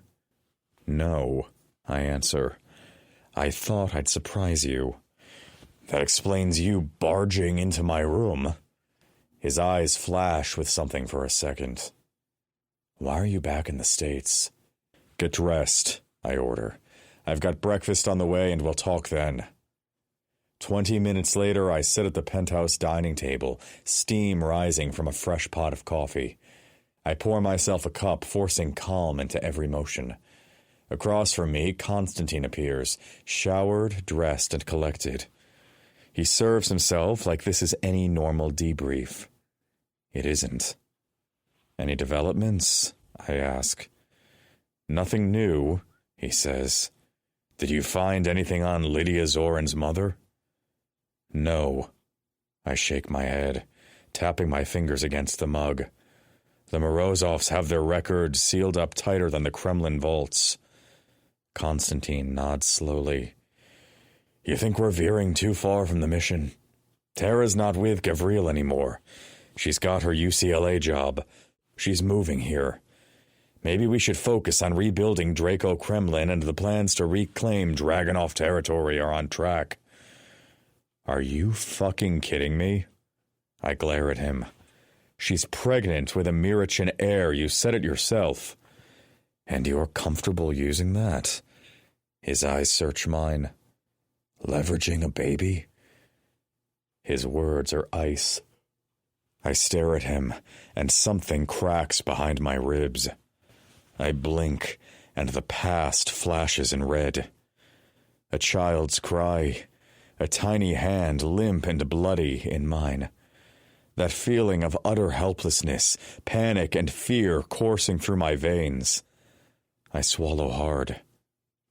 That's why Tara is coming with me. I'm not leveraging the child. I say through my teeth. I'm helping a single mom create a stable environment for a child whose biological father has no interest in it. You mean you're going to prey on a vulnerable single mother who will warm your bed as an added bonus? He scoffs and shakes his head. Tara is intelligent and has her life mapped out. Do you even care about that? Tara can have the same career anywhere in the world, including Russia. I point out. As you say, she's intelligent, and I'm sure she'll pick up Russian quickly. She already speaks Russian, and very well, Constantine tells me.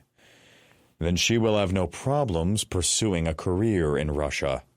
I shrug. And you'll afford her that opportunity, Constantine says in disbelief. Somehow I doubt it.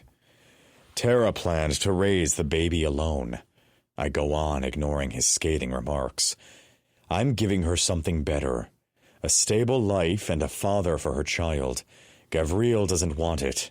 I do. His brow twitches. So what's the plan? Keep her locked up like a princess in a tower? Make her your mistress?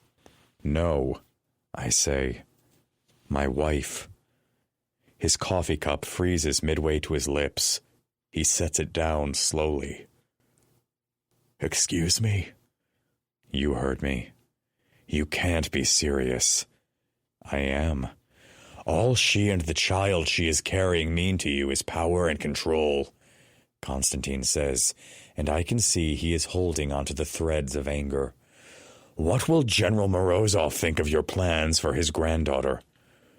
Who do you think suggested it? I watch the surprise register on his face. Does the general know Tara is pregnant with Gavril Mirachin's heir? Constantine asks. I made him aware, I reply. After which, he was even more on board with my plan to take Tara as my wife to protect her. I told you Gavril is no longer in her life, Constantine growls.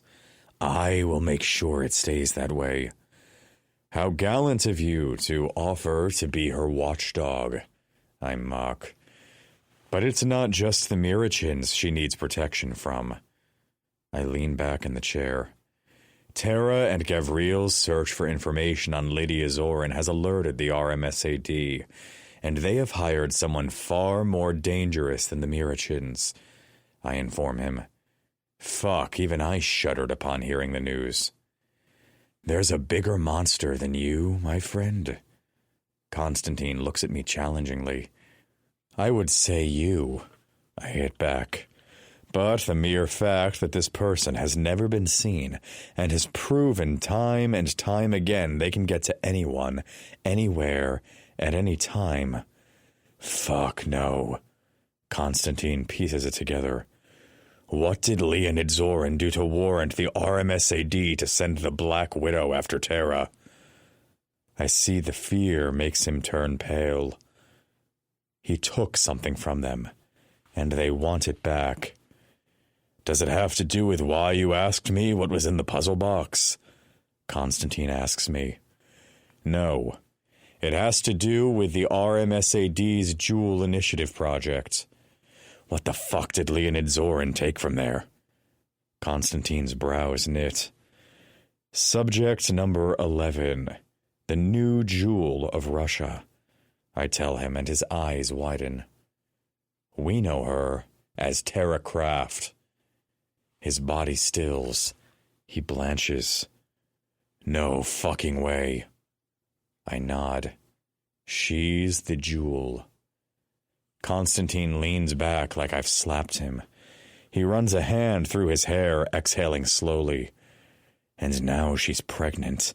Second generation from one of their test subjects. I finish for him. Do you get it now? She's more than an asset. She's a legacy. He stares at the table, speechless. And I'm taking her as my wife. He looks at me like I've lost my goddamn mind. You do realize what that means. The RMSAD will come for her. For you, for the baby. They won't hesitate, not to mention they have their top fucking assassin on Tara's trail. I'm counting on it. Then you've grown too overconfident, Ruslan. He shakes his head. We're not ready. Our men are not ready. We are now, I say. DS Security is more than just a front. It's the resurrected Dragunov Guard, and we've got the best general in the business training them. He's quiet, so I go for the jugular. Have you compromised the mission? His jaw tightens. No. What about your allegiance? I need to know where those are. My allegiance has always been to you, Ruslan, and that has not changed. Constantine assures me. And I believe him. He checks his watch and stands. We need to get moving. I stand too. Did you fuck her? I ask. His shoulders go rigid, and his fists clench. No. He looks me in the eye when he says it, and I believe him. But there is still something he is holding on to. I can feel it. He's coiled like a spring. I goad him. Pity. I shrug. She sucks cock like she was born for it. The punch lands clean on my jaw. Pain explodes through my cheekbone as I stagger back. Before I can react, he grabs my collar and slams me against the wall. You think that is fucking funny? He snarls. I've done every damn thing you've asked, even when it kills me. His breath is hot on my face. His eyes burn like fire. I'll deliver Tara to you. I'll step aside and let you have your power wedding. If she wants you, I can't stop that. Constantine's lip curls angrily. But know this. If you ever talk about her like that again, or if you hurt her. His eyes bore into mine, his warning clear. You and I will have a problem. Pavel bursts in, Alexei behind him. They grab Konstantin, pulling him off me. I stand, breathing hard, chest heaving, not from the hit, but from what I saw in his eyes, and I know our friendship will never be the same. I know that he will still stand by, loyal and serve our cause, but the trust between us is now strained, and his message was clear. If it came down to it, Tara would be the one he chose. Konstantin has fallen for her, and he is not a man to fall for a woman lightly. What do we do with him? Pavel asks, gripping Konstantin's arm. Let him cool off, I mutter. Konstantin glares at me like he wants to rip my throat out. I step close, brushing off my collar. You'll stay here. Get your head right. Sleep with a few hookers. Whatever you need to erase this mess in your chest, but if I catch you near Tara again, I lean in. I'll fucking end you. That's where I stand on this. He doesn't reply. Doesn't need to. The fury in his eyes says it all. I turn, walking away, but I pause at the door. Let's not let a woman we've only known a few short months ruin a lifelong friendship, I say coldly. I leave him there, fists clenched, surrounded by my men. And for the first time in years, I feel something gnawing in my chest that's not just rage. Sorrow for a lifelong friend torn apart by the most lethal weapon there is. Love. 18. Roslyn. The air in Vegas hums with heat and false promises, glitter and shadows. I've walked into war zones with less tension than what knots in my gut right now. The building where Tara lives looks unassuming, a typical beige shell with too many secrets behind each door. I raise my fist, rap twice. Wait. The door swings open. A woman, mid-20s, maybe, leans against the frame like it's her personal stage. Dark hair tucked behind one ear, brown eyes scanning me slowly like I'm a piece of meat she's debating whether to taste. Her tank top clings to curves she's clearly proud of. A sultry smile lifts the corner of her lips. Well, hello. I give her a polite smile, the one that usually makes people step aside. I'm looking for Tara. Is she home? For a second, her brows flick up like I just asked her for something unexpected. Wow, okay, I wasn't expecting that. I was sure you were going to ask for Sabrina. My patience thins by the second. Is Tara here? She crosses her arms, chest pushing out slightly, still playing. No, sorry, she's not. And she's not expected back for 4 weeks. I shift my stance, jaw tightening. Is Sabrina here? Nope. She's gone away for a week with her friend Lee. That's why I'm here. Apartment sitting. She leans in slightly, voice dropping a pitch. You could always join me for a drink. I appreciate the offer, I say tightly, but I'm in a hurry. Where did Tara go? She shrugs. She didn't leave an itinerary, but she mentioned she's got offers from a bunch of universities across the states. Said she was flying out for interviews. I nod once, cool and controlled. Thanks. If you change your mind. Her voice trails like a tease, but I'm already turning, mind racing. As I head back to the elevator, my gut twists. The timing, the silence, the vanishing act, all of it tastes off. For a flickering moment, I wonder if Konstantin's pulling strings behind my back. But that doesn't make sense. He's being watched too closely. I had eyes on him since I left L.A. The elevator dings. I step in, press the button for the lobby, and exhale slowly. No, this is something else. Back at the Diamond Hotel, I swipe the key to my suite and step inside. The moment the door clicks shut behind me, my phone buzzes. Pavel's name flashes across the screen. "Da. She's here," Pavel says. "Bring her up." I end the call, toss my jacket onto the armchair, and head for the bar. My fingers wrap around the neck of the vodka bottle. I pour 2 fingers, swallow it in one long drag, and then grip the edge of the marble counter, breathing through the throb building behind my eyes. What the fuck am I doing?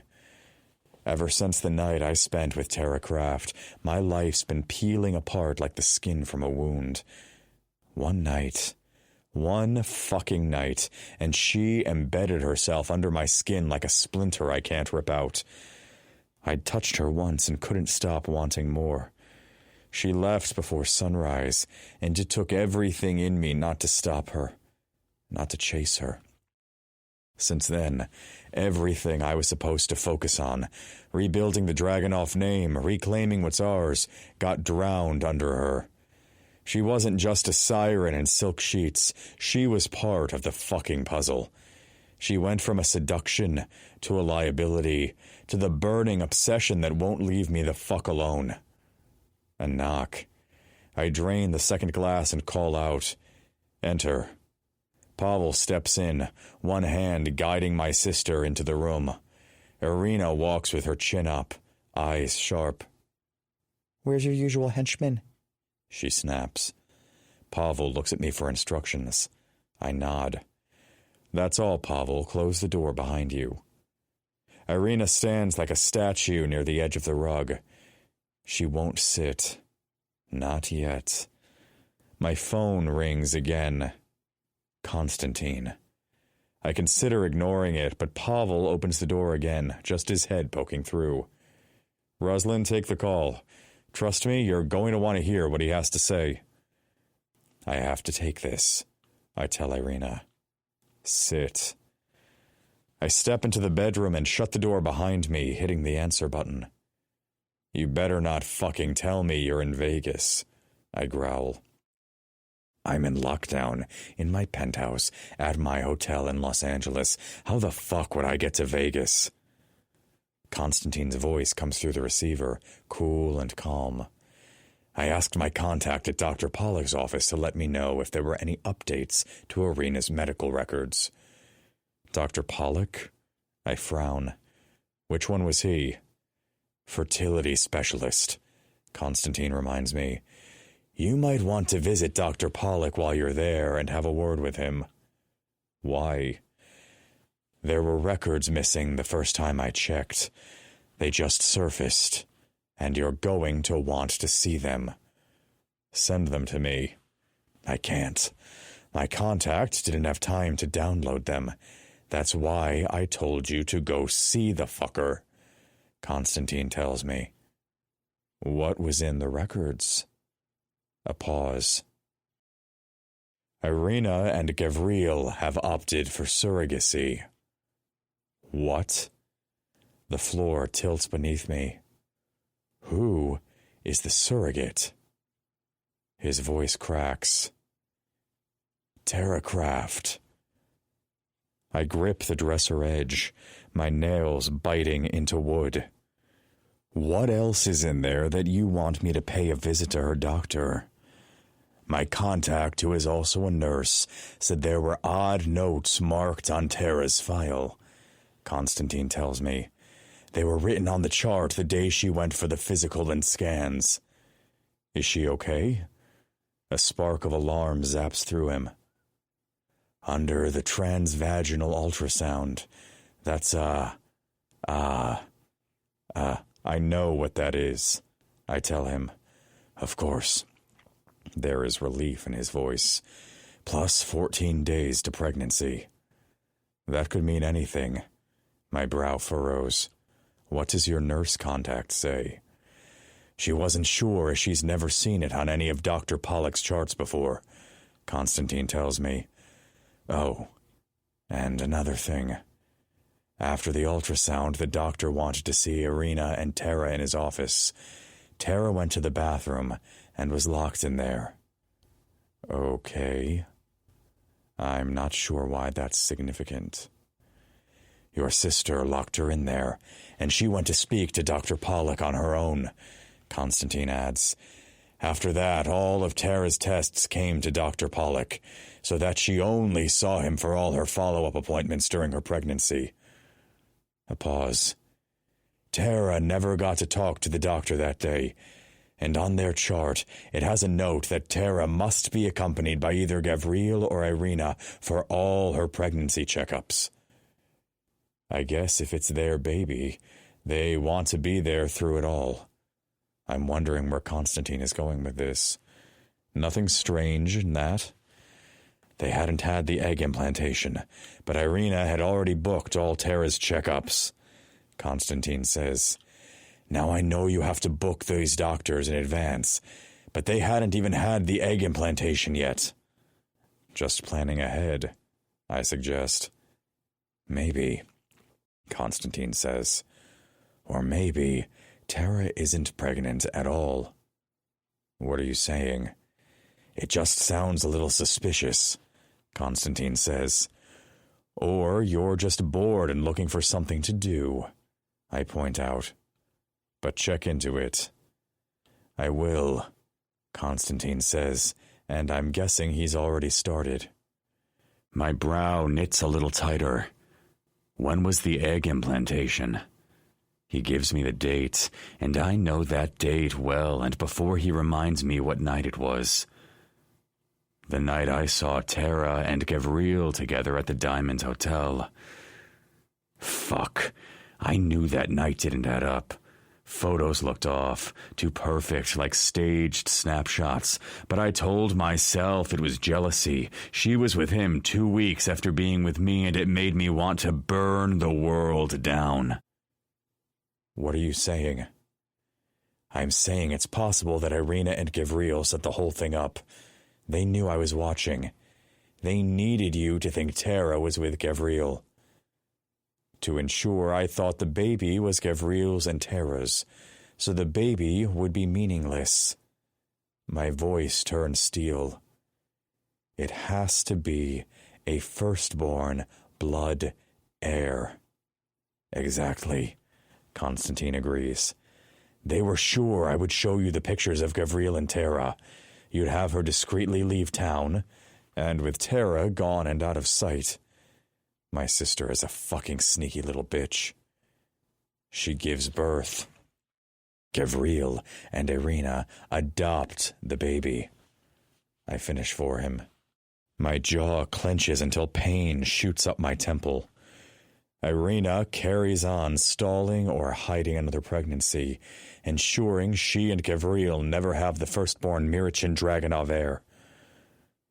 I don't get my leverage to get Russia back from them. I finish for him. Let me know if you go see Dr. Pollock, Constantine says. I will.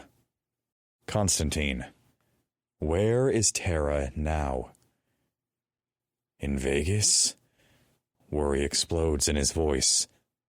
Is she not in Vegas? Apparently, she'd been courted by a series of universities all over the country, I explain. I only know about UCLA courting her, but other offers. She didn't tell me anything about them. Do you want me to find her? No. I'll try another way. I hang up and return to the living room. Irina is lounging now, but her eyes track me. What do you want, Ruslan? Whatever I did, it's a lie. She says like she always does in situations she thinks she's being accused of something. Or have I already been judged and banished to Dragonov Village too? That depends on how this conversation goes. I lift a brow and test the waters. You asked where Constantine was. She shrugs. I don't really care. It was more of an observation. You used to have a giant crush on Constantine, I remind her. First, he's my cousin, Irina points out. Distant cousin, I remind her. If I admired him in a crushing type of way, it was back before you and he became cyborgs and lost all of your humanity. Irina tells me with a smug smile. I ignore her. He was with Dr. Pollock. That lands on the mark. Irina's eyes flicker and I see it. The moment the mask slips. I didn't want to believe it. That my sister was still scheming. Which means her allegiances have changed, and I can no longer trust or count on her. But I cannot let her know that I no longer do. I walk to the bar, pour 2 drinks, and set one down in front of her. Is there anything you want to tell me, little sister? That depends. What do you think you know? Irina is careful to say.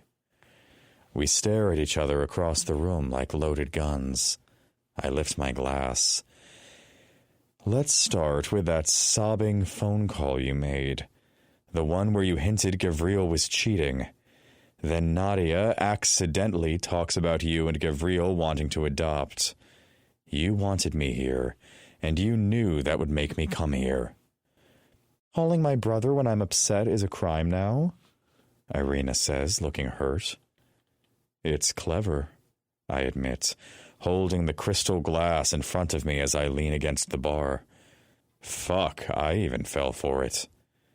Something flashes in Irina's eyes, a smug look before it's gone. You know how much I hate infidelity, I continue. You know how much I hate the Mirachins. You also know that I wanted to look for something to bring Gavril down with. That's a lot of hate you carry around with you, brother, Irina says softly. And this time the sadness that darkens her eyes is real. Well, it's a sad day when your family conspires against you, I point out. I never conspired against you, Irina denies. No. I take a sip of vodka. Let me continue. While I was worried about you and Gavril adopting, the 2 of you were seeing your fertility doctor, getting ready to have a baby. The color drains from her face. I see it. She knows she's been caught. So while I was worried about Gavril's mistress stressing you out and coming between the 2 of you, you got Tara to be your surrogate. I watch her. Just to ensure, in case you were being followed, the day of the egg implantation, you set the stage to look like Tara and Gavril were spending the night together. Irina's eyes just narrow, and she doesn't say anything. You don't drink vodka anymore? I look at her untouched drink. I don't drink alcohol anymore. It ages you. Irina doesn't even look at the glass. Very well, then. Let me get to the best part of the story, I say. You needed Tara out of sight before her stomach started to show, and you needed her to leave in a way that wouldn't raise suspicion. My eyes hold hers, and she doesn't flinch. What better way than to get your brother to drive her out of town? Then, when she gave birth, you arranged to look like you had adopted an unwanted pregnancy. I salute her. You adopt your own flesh and blood that, as an adopted Mirachin, had no obligations to them or our family. Being adopted, it would not inherit the Russian and European side of the Mirachin Bratva. I salute her with my vodka. Tell me, what were you going to tell the child when it found its adoption papers? That its father was a lout, arrogant, and... She closes her eyes and swallows before looking at me. Yes, fine, I did it. But you left me no choice. She rises. You're obsessed with the Dragunov Mirachin heir like it's some fucking holy grail, and you'll rip it from anyone's hands to get it. I am trying to get us back what's rightfully ours, and using a baby, an innocent baby. Irina laughs bitterly. You sound just like Boris Mirachin. Don't you dare. Oh, I dare. Someone has to say it without fear of landing up in the Dragunov version of Siberia. Her eyes heat with anger, and she throws another jab at me for exiling Nadia to the village.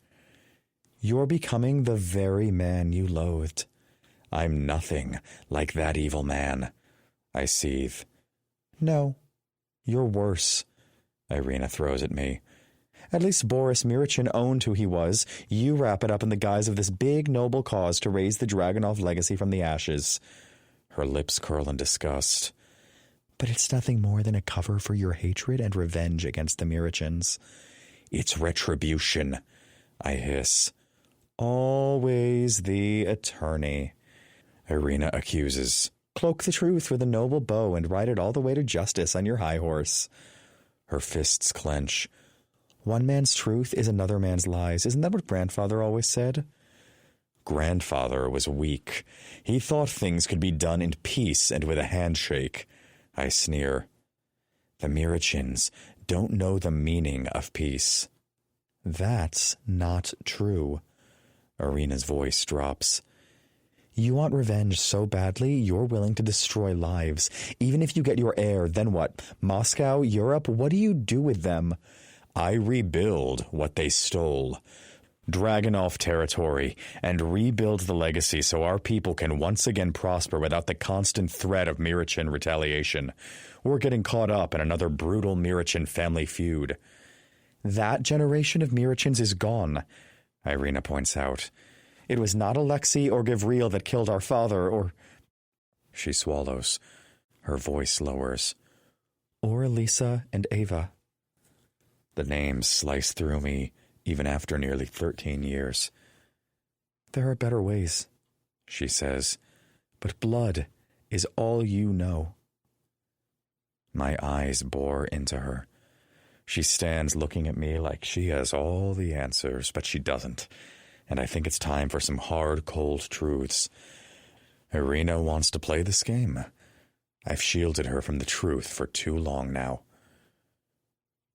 Why do you think Gavril was the Mirichin who married you? I ask, my voice neutral. He volunteered for the marriage for the sake of the Mirichin and Dragunov alliance. Irina answers. Oh, little sister, you think you're the only one who can manipulate? Irina blinks.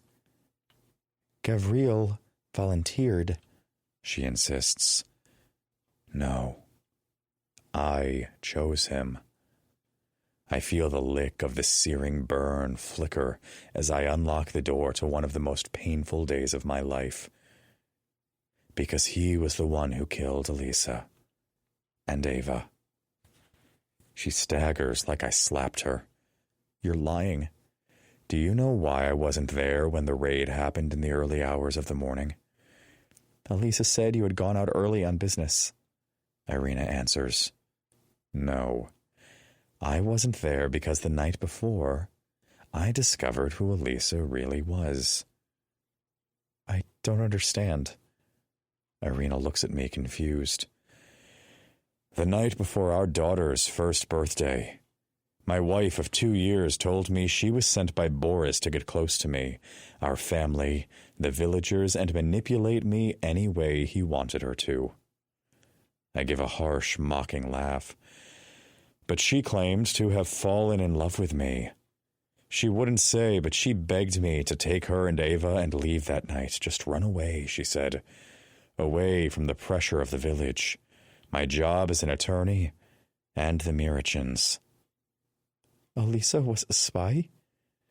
Irina's voice cracks as she looks at me, stunned. I nod slowly and take a breath. I left the village that night enraged, hurt, betrayed by the woman I loved. I got in my car and just drove. I'm sorry, Russ. Her voice is soft and wobbles with emotions while her eyes fill with tears. When I got back to the village, there was chaos. Tears slide down Irina's cheeks. I've never seen her like this. I was running, calling for Elisa, for you and our siblings. I swirl the liquid and stare into the glass, and it's like I can see the images playing in its depth. She came out of nowhere, screaming he's going to kill us. He knows I know. I wasn't sure what she meant. The place was chaotic, but as I turned, I saw Gavril. He was aiming in our direction. The gunshot rang out. Elisa lurched forward, pushing me out of the way, and the bullet went through her and into Ava. I held them both as they died in my arms. When I looked again, Gavril was gone, and no one believed me that he'd killed my wife and my 1-year-old baby girl. Irina covers her mouth. Oh, my God. She walks to me slowly, hesitates, then throws her arms around me. Her shoulders shake with sobs. I hold her. I'm sorry, Russ. I knew you were there with them when they died. I was the one who eventually got you to let go of them. She takes a shaky breath. But I didn't know the rest of it. She squares her shoulders and steps back. I'll help you and stick to our plan. We talk for 20 minutes more before Irina leaves. When she walks out the door, I know my sister loves me, but I also feel that even after my confession, her loyalties still lean to her murdering husband. The phone rings again. The screen says, "The General." I answer, but the voice is female, Russian, and ice-cold. Mr. Dragunov. Who is this? Where's the General? The General is busy. I borrowed his phone. She tells me. What the fuck do you want? The same thing you do, she says. Terra Kraft. My blood chills. Why? Why do you want Terra Kraft, Mr. Dragunov? She counters. I want to protect her. And as you're not calling on your phone or giving me your name yet, I presume you're the opposite of my goal. On the contrary, I have no intention of causing her harm. In fact, I'm the one who has ensured she remains hidden all these years. I'm sure you can't say the same. You've known her for almost 2 months already. You've unraveled 24 years of work. I tense. Who the hell are you? Someone who has had to stoop to asking you for help. She pauses. Someone in your team or close to you wants you dead, and they're framing me for it. 19. Roslyn. There is always someone trying to kill me, I tell her. But I'm pretty sure all the people in my inner circle are loyal to me. You don't believe me now, but you will. If you're who I think you are, I say, pacing to the window, my grip tightening around the phone, we are not on the same side. I am not at all who you think I am, she replies with a slight pause, like she's letting the implication hang between us. The world is full of smoke and mirrors. Rarely is something that you think it is on the surface. A slight pause. For instance, I know roughly 3 people in your life who are lying to you, and it's not just to you. If you're talking about my sister, I already know that, I assure her. If you want to get my attention, you're going to have to do better than that. Let's see how good your memory is, and if you understand what I'm sending you. A notification pings. It's an encrypted message. I open it and scan the attachment. It's a black and white photo. I frown. Is this? I hold it. My eyes fall to the writing at the bottom of the picture. Is this what I think it is? I ask, my eyes falling on the date. The breadcrumb that will lead you to the proof that you and Terra are being lied to by people close to you, she says. Everyone has their own agenda. Including you, I point out. My only agenda is the safety of those I treasure most in the world, she replies. Your agenda is similar. How do I know you're not leading me into a trap? You don't, she says frankly. I'll give you 2 hours to go find the proof, and I'll call you in 2 hours. She pauses. Oh, and I'm going to need you to switch out a file for me and hang on to the one in the filing cabinet. You want me to steal personal files? I hiss. Really? She scoffs. You'd steal weapons and drugs from the Mirachins, but you draw the line at files? They are personal, I reply. So is the mother who holds her dead child in her arms from the guns or drugs you've let be distributed on the street, she points out. It's business. I defend our business. Don't you kill people for a living? Would you rather I did it for fun? She quips. Now will you swap the records? Why not? I drawl. Let's add theft of personal files to my B&D charge. Great. Wait on the corner near the building. A courier will walk past and hand you an envelope. Swap the documents. I will call you back in 2 hours. The line goes dead and I stare at it for a moment. I look at the photo again and know exactly where I'm going. I wait outside the Target building and watch as the employees pile out as the day ends. Finally, the last person locks up and I break in. I go straight for the records and within a few minutes I've found the 2 files I'm looking for. I go through the first one, snapping pages. I get close to the end and freeze. What the fuck? I snap as many shots of the last few pages in the thicker file. Then I turn to the second, smaller one, flip through, and by the time I'm done, I must look like I'm catching flies with my fucking mouth. I swap the contents of the file, flip through, and get the horrible feeling that I'm not going to like the plan the woman on the phone is concocting. I snap all the pages, put the files back in place, then leave as if I've never been there. 40 minutes later, I'm sitting in a corner coffee shop, nursing a cold cup of coffee and staring at the reports in awe. I think I know what this means. I'm not sure how I feel about it right now. What I do know is the Frost Queen is right. I'm being played. And the thing is, I'm not sure she isn't one of the players. The phone rings. This time, it's an unknown number. Duh, I answer. Now do you realize what I'm talking about?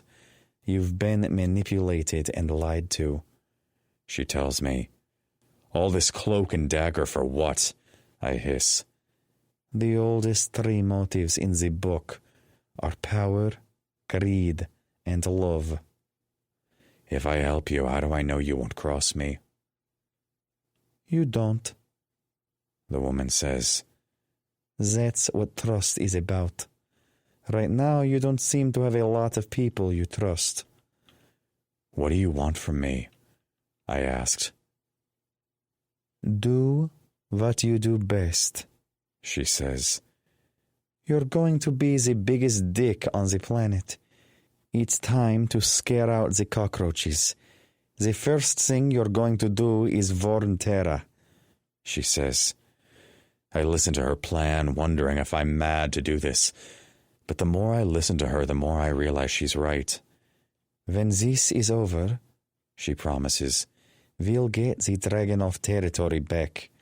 Wait. My eyes shoot up. You're from Dragonov territory? Born and raised, she tells me. I'll be in touch.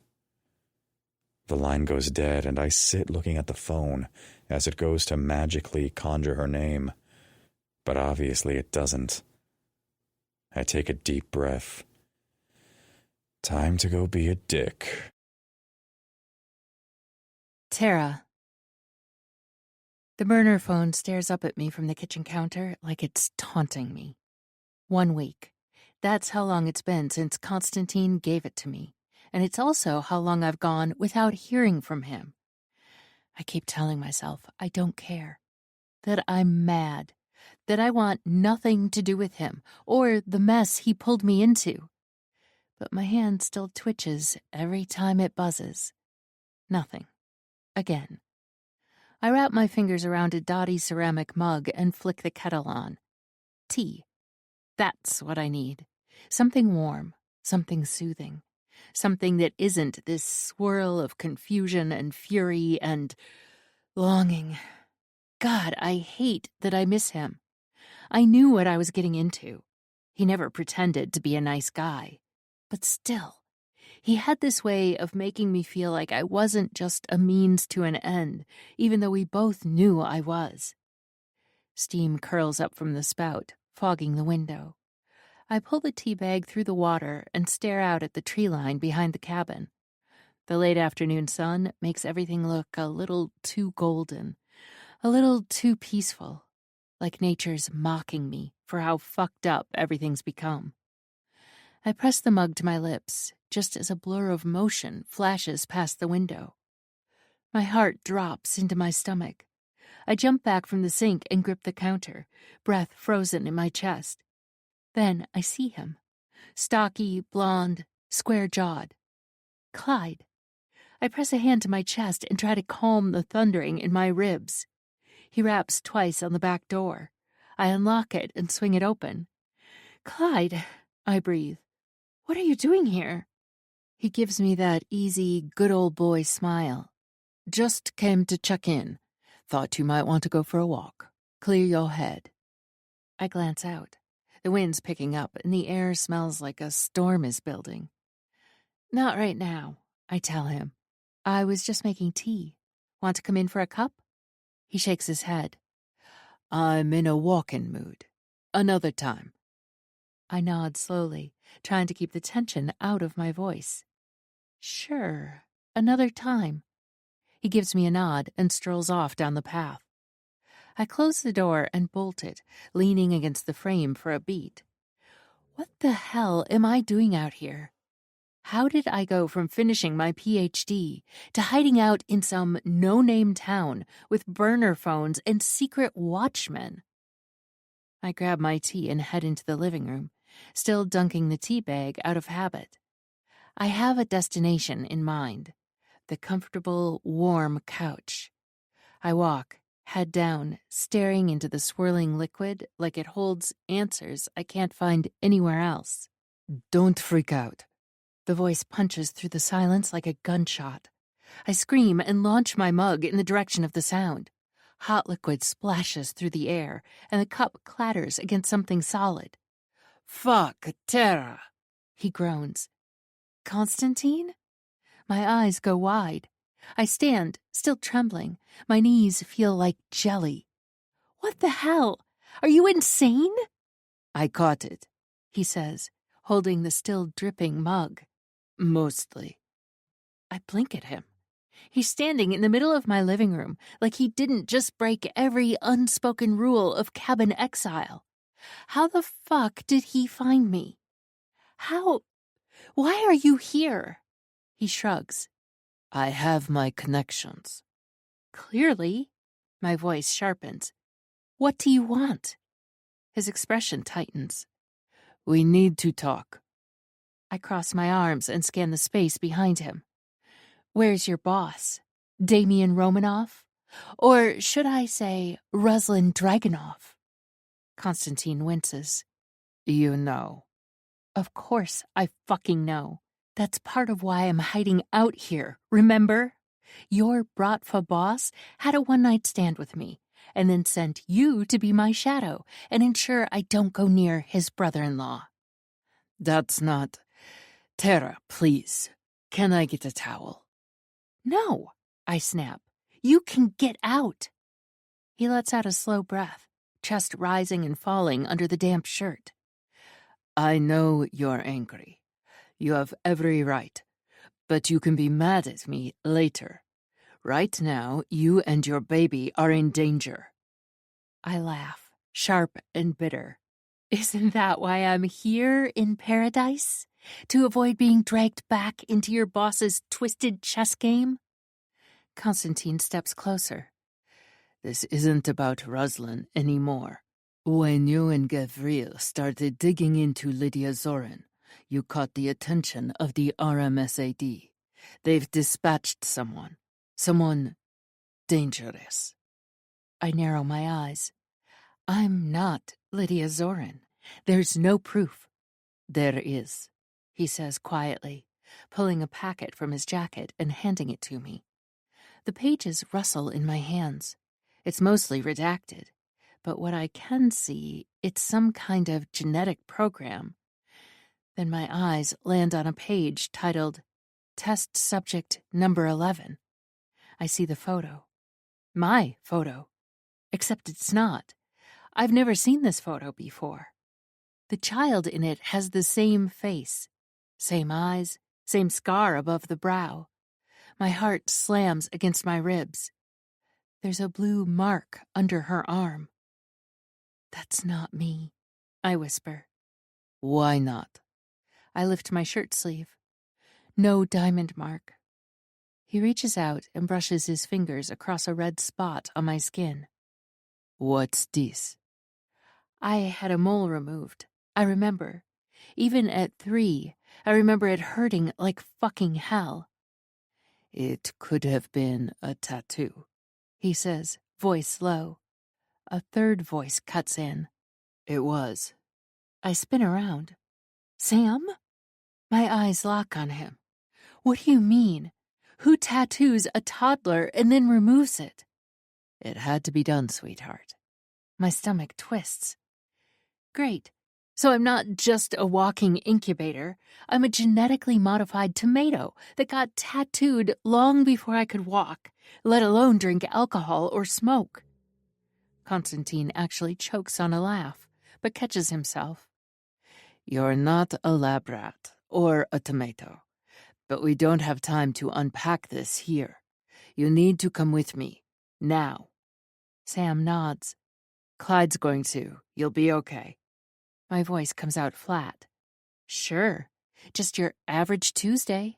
Mad Russian dragon lords, hitmen, and a secret Russian genetics project. Let's go. They take me to another cabin, this one older, deeper in the hills, creepy as hell. My skin crawls as we pull up.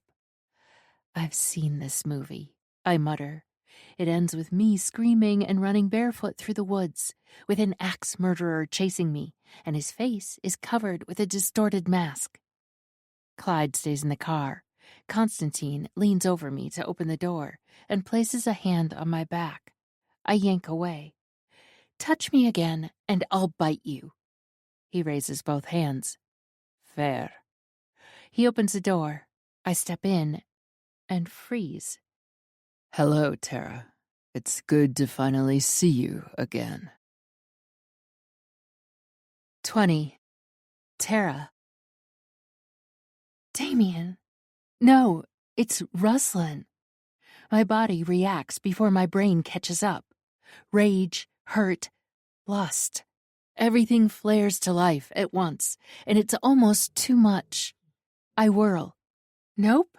I was hoping for a little old grandmother in a bed, or even some porridge on the table, but I don't feel like facing the big bad fucking wolf today. Constantine blocks the door. Please, just listen. You don't want me to lose control, I warn. You think I'm scary, angry now? Try adding pregnancy hormones. You've read my genetic profile. Explosive temper, escalating quickly to rage and strength. I become the fucking She-Hulk. I won't bite, I promise, Ruslan says. Constantine, you can leave us. No, but I might. I turn and fold my arms across my chest as his eyes travel over me like he's caressing me. Fuck. Constantine hesitates. I glare at him. You leave me here, and I swear I will haunt you. I'm sorry, Tara, he says softly. This is between you and him. You traitor. He closes a door behind him. I stand in the silence, heart pounding. Come in, Tara, and please sit. Ruslan gestures to the sofa. No, I'm good standing. Over here, by the door, I respond. He watches me, eyes dark, intense. You look beautiful. Don't. Fine. He nods. Let's talk. No, let's not. Let's pretend you talked, but don't really. You go your way, I'll go mine. I can't do that. His voice lowers. Not while you and the baby are in danger. The words suck all the air from the room. I stare at him. Of course you know about the baby, I mutter. That's what this is about, trying to take my baby. He hands me a file. I snatch it and flip it open. Medical records. Mine. You stole my records? I had to know the truth. And now you do, I snap, shutting the file and shoving back at him. You wanted to steal my records so I couldn't go back to Dr. Pollock, as he no longer had me on file. At least I finally got the truth of what my sister might be up to, he says. Tara, Gavril, and Irina are using you to get back at me. You're not pregnant. The egg was never implanted. They went to the clinic to start IVF. Are you saying they set everything up? I flip through the file. But I had a sonogram in Moscow, and it was there. Did Gavril organize it, perhaps? He asks me. Yes? I nod, my brow knitting. No, that's not right. I peed on a stick. There were 2 lines. The real blood tests are in there from the day the doctor phoned to give you your results, Ruslan tells me, and I flip back to the blood tests. Negative.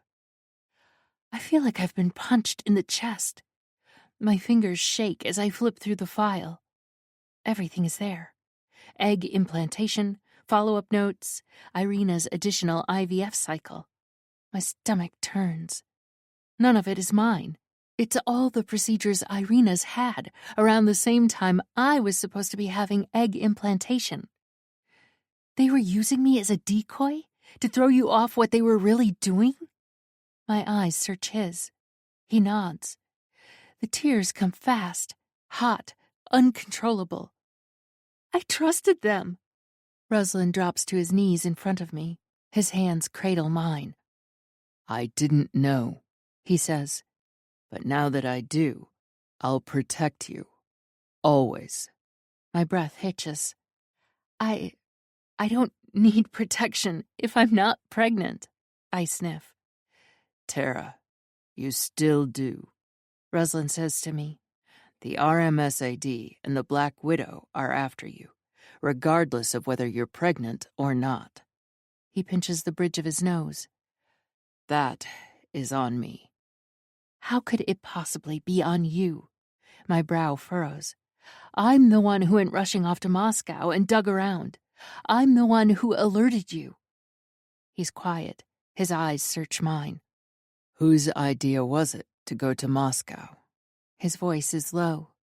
My eyes widen. No. Fuck. This is too much. Irina's. My brow furrowed. I can't believe they would do this to me. His forehead presses to mine. I'm so sorry, he whispers. This is all my fault. I pushed my sister to do this, and now you're all tangled up in this. He closes his eyes. Fuck. When I saw you again, this is not how I expected it to go. Did you expect a cup of tea hurled at you, perhaps? I laugh. Is that what happened to Constantine's shirt? He laughs, and my heart lurches. Other parts of my body heat. Our laughter sobers, and our eyes lock. I feel myself being pulled into the depths of his blue eyes. His voice is a low growl, a promise that slithers down my spine like a serpent coiling around its prey. Tara, he whispers, and my name on his lips is a sin, a prayer, a curse all at once. His eyes, those fucking eyes, darken like a storm rolling in, and I can feel the heat of his gaze searing through me, branding me as his. I don't move. I can't. My body is a traitor, every nerve ending alive and screaming for him. My nipples harden under the thin fabric of my t-shirt, aching for his touch, his mouth, his teeth. My pussy throbs, wet and desperate, and I hate myself for how much I want him. There has not been 1 minute of a day since we've been apart that I wasn't thinking about you, he says, and his voice is rough, raw, like he's been choking on my name for months. I swallow hard, my throat dry, my pulse racing. I try to speak, but no words come out. I'm mesmerized by his gaze. I'm trembling. He moves closer, and the air between us crackles with electricity. I can smell him. Spice and leather and something darker. Something primal that makes my knees weak. His hand reaches out, and I flinch, but he doesn't touch me. Not yet. He just hovers there, his fingers inches from my cheek, and I can feel the heat of his skin like a brand. You think I'm lying? He murmurs, and his lips curve into a slow smile that's equal parts dangerous and delicious. He stands and pulls me up with him. You think I didn't dream about this? About you? About how you taste, how you feel, how you fucking scream when I'm inside you? My breath hitches, and I can feel the slickness between my thighs, my body betraying me with every fucking word. Oh, God, I whisper. I don't want him to stop. I want him to fucking ruin me. He laughs, low and dark, and finally, he touches me. His hand cups my cheek, his thumb brushing over my bottom lip, and I can't help but part my lips, my tongue darting out to taste him. He groans, deep and guttural, and then his mouth is on mine, claiming me with a kiss that's all teeth and tongue and desperation. I moan into his mouth, my hands fisting in his shirt, pulling him closer. His body is hard against mine, every muscle taut with restraint, and I can feel the thick length of his cock pressing against my stomach. Fuck. I want him. I want him so bad it hurts. He breaks the kiss, his breath ragged, his eyes burning into mine. Tell me you missed me, he demands, his voice rough with need. I shake my head, but my body is screaming, yes, yes, yes. I didn't, I lie, but my voice is shaky, weak. He chuckles again, and then his hand is sliding down my body, over my breast, my waist, my hip, until he's cupping my ass, pulling me against him. Liar, he growls, and then his mouth is on my neck, his teeth sinking into my skin, marking me as his. My breath hitches, sharp and ragged, as his hand fists in my hair, yanking my head back so hard I feel the sting of tears prick at the corners of my eyes. His other hand, rough, calloused, fucking brutal, slides down my spine, nails digging into the soft flesh of my ass. I arch into him, my body betraying me, craving the heat of his touch like a goddamn addict. Fuck, I whisper, the words trembling on my lips, barely audible over the sound of my own heartbeat thundering in my ears. It's not just a word. It's a plea, a prayer, a fucking surrender to the man who owns me, body and soul, and this is only the second time we've met. His lips crash into mine, bruising, possessive, and I moan into his mouth, my tongue tangling with his in a dance that leaves me dizzy. He tastes like vodka and sin, and I can't get enough.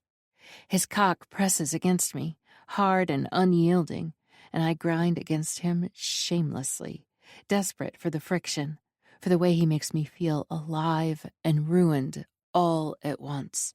You're mine, he growls against my lips, his voice low and dangerous, sending shivers down my spine. His fingers work the buttons of my jeans, and before I know it, they are sliding down my legs. His hand moves from my ass to my thigh, hiking my leg up around his hip as he pins me against the wall. The cold brick bites into my back, but I don't care. All I can think about is the way his body feels against mine, the way his cock throbs against my soaked panties. "Say it," he demands, his breath hot against my neck as he nips at the sensitive skin there. "Say you're mine." "I'm yours," I gasp, my voice breaking as his fingers slide under the lace of my panties, teasing the slick heat between my thighs. "Fuck, I'm yours." He doesn't wait, doesn't hesitate. He tears my panties off with a single brutal motion, and I cry out as his fingers plunge into me, thick and unrelenting. He fucks me with his hand, his thumb circling my clit in tight, punishing circles that have me trembling, my nails digging into his shoulders as I cling to him for dear life. "You like that, don't you, beautiful Tara?" he murmurs, his voice dark and satisfied as he watches me fall apart. I'm close, so fucking close, but he pulls his fingers out of me suddenly, leaving me empty and aching. I whimper, my hips bucking against nothing, but he silences me with another kiss, deep and filthy. "Not yet," he says, his voice a low growl that makes my pussy clench with need. "I'm not done with you." He spins me around, pressing my chest against the wall, and I hear the sound of his belt unbuckling, the rustle of fabric as he frees his cock. I bite my lip, anticipation coiling tight in my stomach as he presses the thick head of his cock against my entrance. "Tell me what you want," he commands, his voice rough and demanding. "Please," I whimper, my voice trembling with need. "Please, fuck me."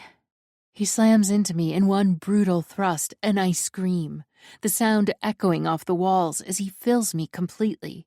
He doesn't give me time to adjust, doesn't give me a moment to breathe. He fucks me hard and fast, his hips slamming into mine with a force that has me seeing stars. "You feel so fucking good," he growls, his hands gripping my hips so tightly I know I'll have bruises tomorrow. "Tight little pussy wrapped around my cock." I moan, my body trembling as he pounds into me, each thrust hitting that sweet spot deep inside me that has me teetering on the edge of oblivion. His hand tangles in my hair again, yanking my head back as he leans down to whisper in my ear. "Come for me," he commands, his voice dark and dangerous. "Come on my cock. I want to feel the walls of your pussy clamp and squeeze me."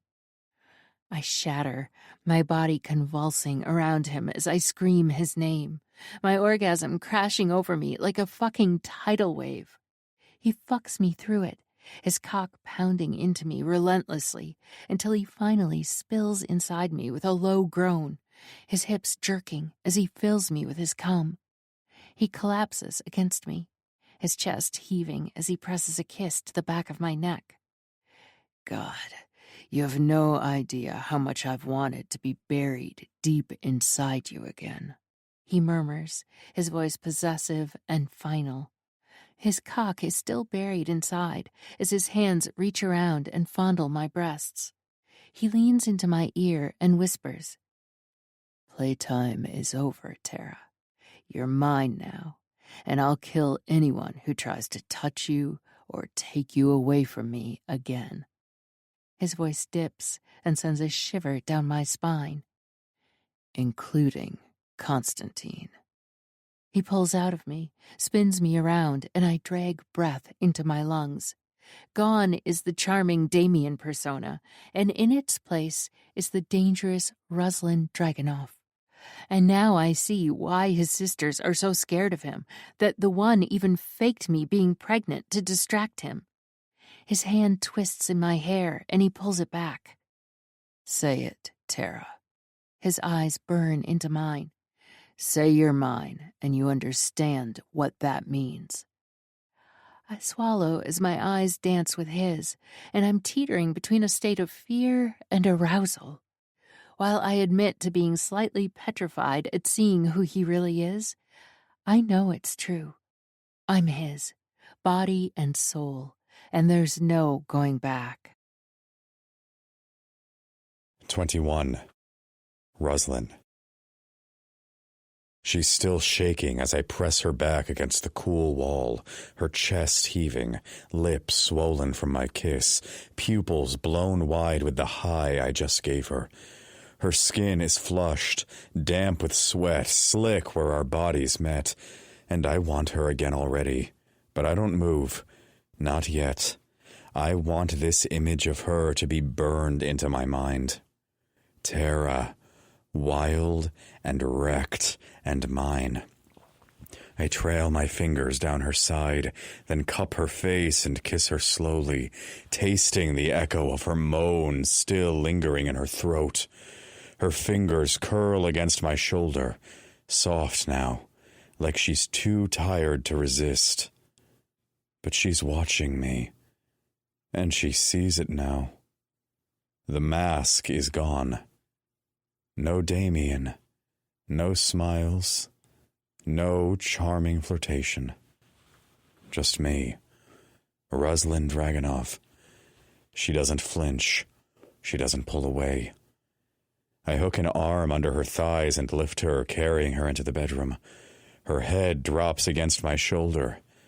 I can feel her pulse hammering at the base of her throat.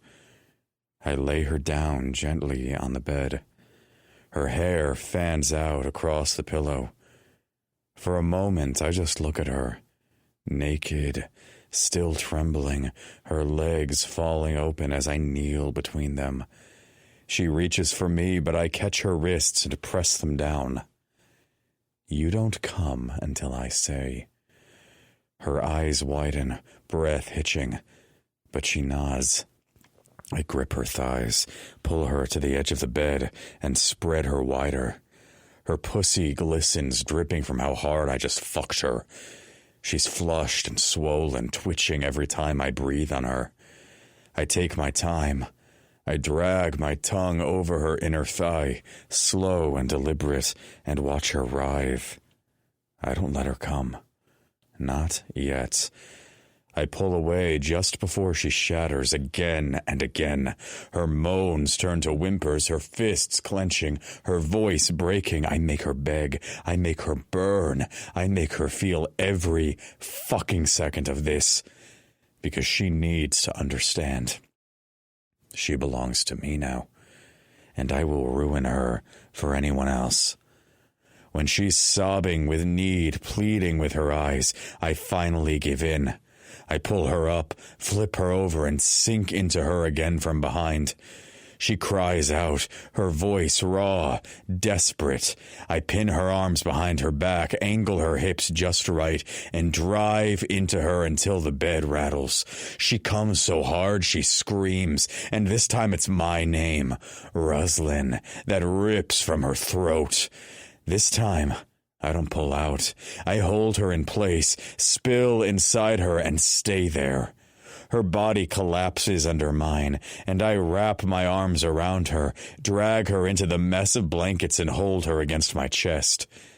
She doesn't speak. She just breathes.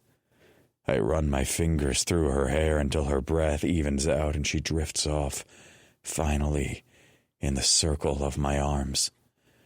I pull the blanket over us and kiss her temple. There's nowhere for you to escape in the morning, my beautiful Tara. She shifts slightly, barely awake. Tomorrow, over breakfast, we'll talk about Moscow. She doesn't reply. I draw her closer, her back to my chest, and tuck her head beneath my chin.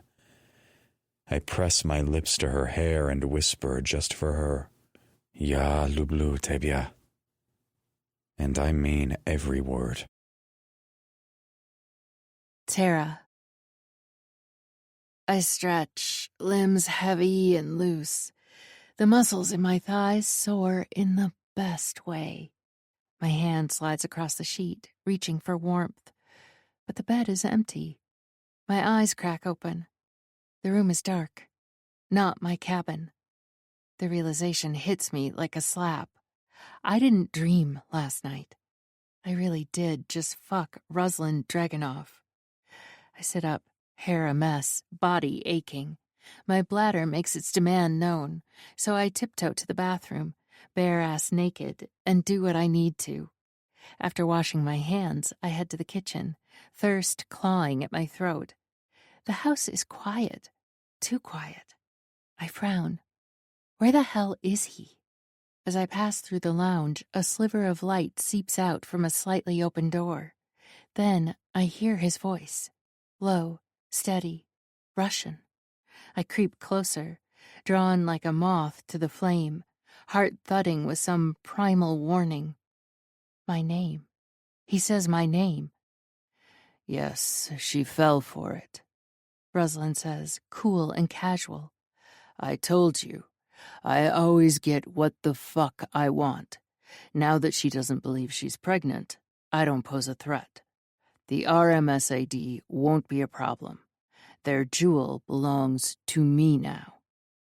Ice runs through my veins. I freeze, breath caught in my throat. Yes. What do you think? I said we were in this together. I'm warning you. Don't betray me. Everything is working just the way you planned. Let Irina think she's fooled us. We'll give her 5 months, see if the IVF takes. If not, we've got plan B and C. Relax. The doctor's on my payroll now. He'll tell them what I want them to know. The blood drains from my face. Of course I'm going to marry her. Not only is she the jewel of Russia and the RMSAD's most prized asset, she's a Morozov. Her grandmother is Anya Novikov. Do you know what that will do for us? Plus her grandfather controls the Dragunov Guard. We need them. My knees tremble. Victoria? Oh, hell no. She's an okay fuck. Good to relieve yourself with when the need arises. No, I must go. I told you, there's going to be a wedding at Dragunov Village. My stomach flips. You're just upset I didn't ask you. Of course, I love you. You better start behaving yourself. He hangs up. I can't move. My heart is a shattered mess beating against bone and betrayal. Everything he said, all the promises, all the heat, the way he held me, it was just another layer of lies. I'm a pawn. A fucking pawn. Sabrina was right. These people are insane. Then fury crashes in like a tidal wave, red hot, consuming. My head clears and instinct kicks in. Quietly, I grab my clothes, pulling them on. My hands find his jacket, his wallet, his keys. Fucking rich people leave their shit lying around like it's nothing. I need a phone. Mine's gone. Of course it is. He must have taken it. I hear another creak. Shit. He's still on the phone. I slip out the door and into the night. I know these woods. My dad made damn sure I could navigate them blindfolded. Sam and Sabrina trained me, probably because deep down they knew I'd need it. The Russians think they own me. Fuck them. I pull the oversized jacket tight around me and head toward the road. There's a gas station about 5 miles from the cabin. I don't stop. My breath clouds in the cold and my legs burn. Adrenaline mixes with pregnancy hormones. I don't even know what's real anymore, and I push harder. The lights of the gas station come into view. I stumble inside, legs shaking, and ask the clerk if I can use the phone. He hands it over. I dial a number I've memorized since I was 10. Hello? The voice on the other end answers. Uncle Nick, it's me, Tara. Sweetheart. There's a pause. His voice softens. How are you? I'm in trouble, the kind that needs your help. Silence. Where are you? I give him the gas station address. I'll be there in 10. Do you remember Saul's training? Yes. 10 minutes later, a black Range Rover pulls into the back lot, out of camera range. I duck low as Nick walks inside. He flirts with the young women at the counter, grabs a box of condoms, and tosses a charming grin their way. Thanks. Bit embarrassing, running out at my age. They giggle. Of course they do. He gets in the car, locks the doors, and pulls away. Condoms? Really? Distraction, he says. They'll be too busy giggling to remember I was here. You're pushing 70. Watch it, cheeky monkey. We drive in silence for a few minutes. Then he says, Okay, tell me what the fuck is going on. I spill everything, from Ruslan to the files to the call I just overheard. By the time we pull into his estate, I'm exhausted. The guards at the gate salute him. He gives quick orders for extra vigilance. Is Galena here? I ask. London, with her grandson. I sigh in relief. We're going to talk, he says. Then I'm getting my doctor out here. We'll find out once and for all if you're pregnant. I nod, too tired to argue. Your mom and sister know anything? No, please don't tell them. Your secret's safe with me. But I'll have to check on Sam and Clyde. If they let Romanoff near the cabin, we've got a problem. I want to defend them, but I don't, because I don't know who to trust anymore. None of them are my friends. Not Gavril, not Irina, not even Constantine. Did you know about me? I ask. He's quiet, then nods. I did. But your parents made us promise not to tell you.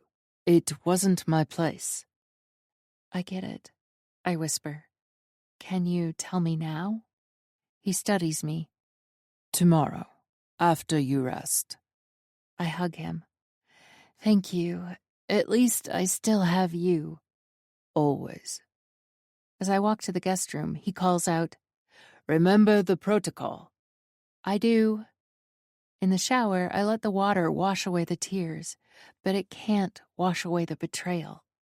Ruslan Dragunov fooled me, fucked me, lied to me, used me, and I will never let it happen again. 22. Tara. I come awake to the sound of my name and the gentle shake of a strong hand. Honey, wake up. They're here. Nick's voice cuts through the fog in my brain. My limbs feel like they're wrapped in wet sand. I can barely move. Who? I mumble, my throat dry. Nick scoops me out of bed like I weigh nothing. Sorry, honey, but Bella needs to make the bed. You know these young bucks can be quite cocky and heated crashing into a room. You are so British, Uncle Nick. My foggy brain has a smile for the young bucks. Then I frown. Why the fuck is Bella making my bed? Blink up at him. Are you kicking me out? No, never, he says, brow furrowed. But your Russians are on their way. My eyes snap open. I look at him, suspicion rising like bile. That show at the gas station. That was intentional, wasn't it? You wanted them to see you. Me? He arches a brow, innocence painted all over his face. Uncle Nick, you're getting too old for this shit. He rolls his eyes. The day a young prick gets the better of me is the day I book myself into a home. He presses a button on his watch. A panel slides open in the wall. I stare. Oh no, not that panic space, I grumble. There are peanut butter cups in there. Really? He nods. In you go. Oh, look, Telly, I mutter, struggling into the fluffy blanket like I'm not seconds away from being hunted. Remember the drill. I nod.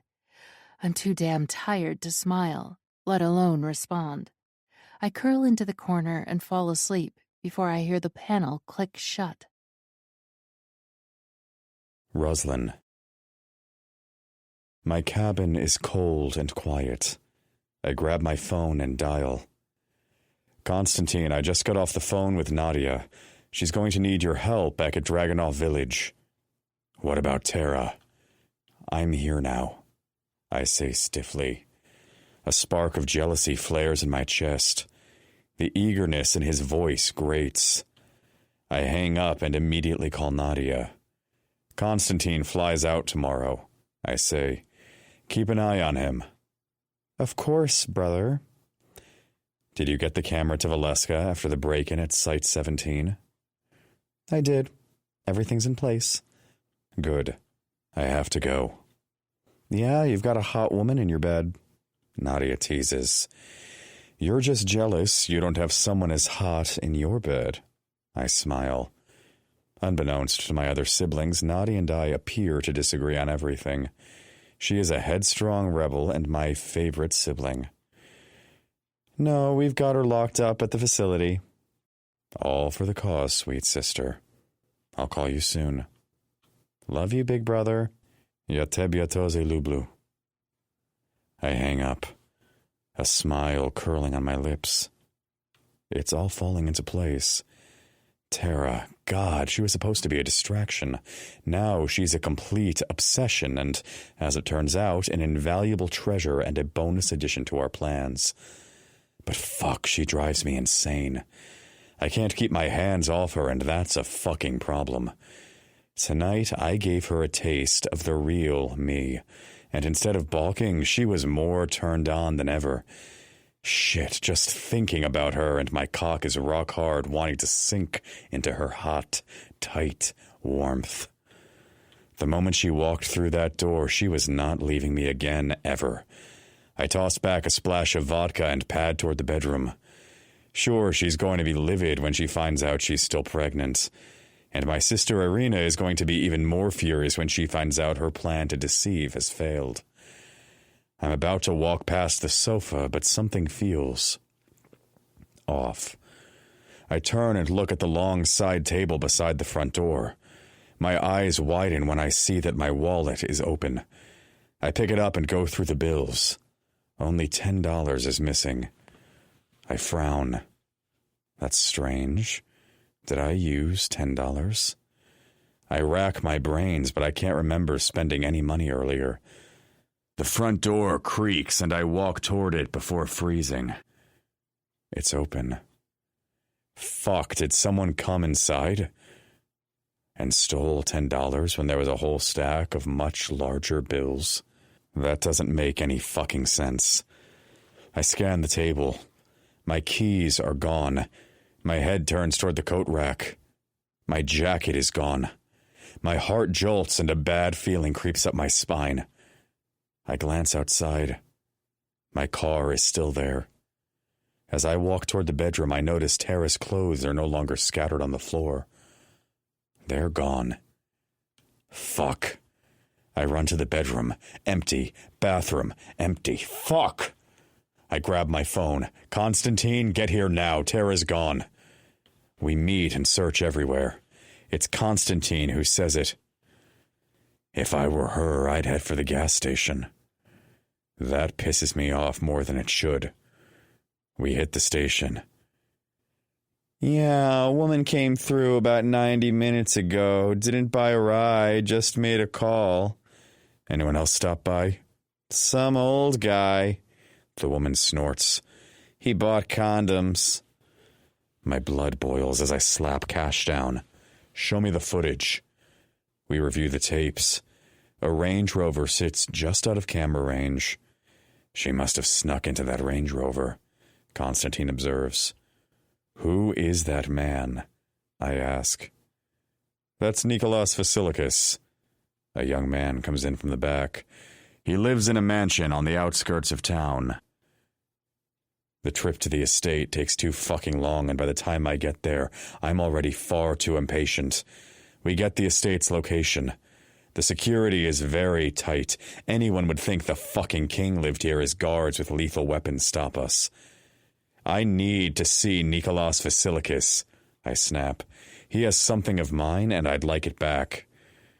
The guard takes his time, goes into the guardhouse, and ambles back.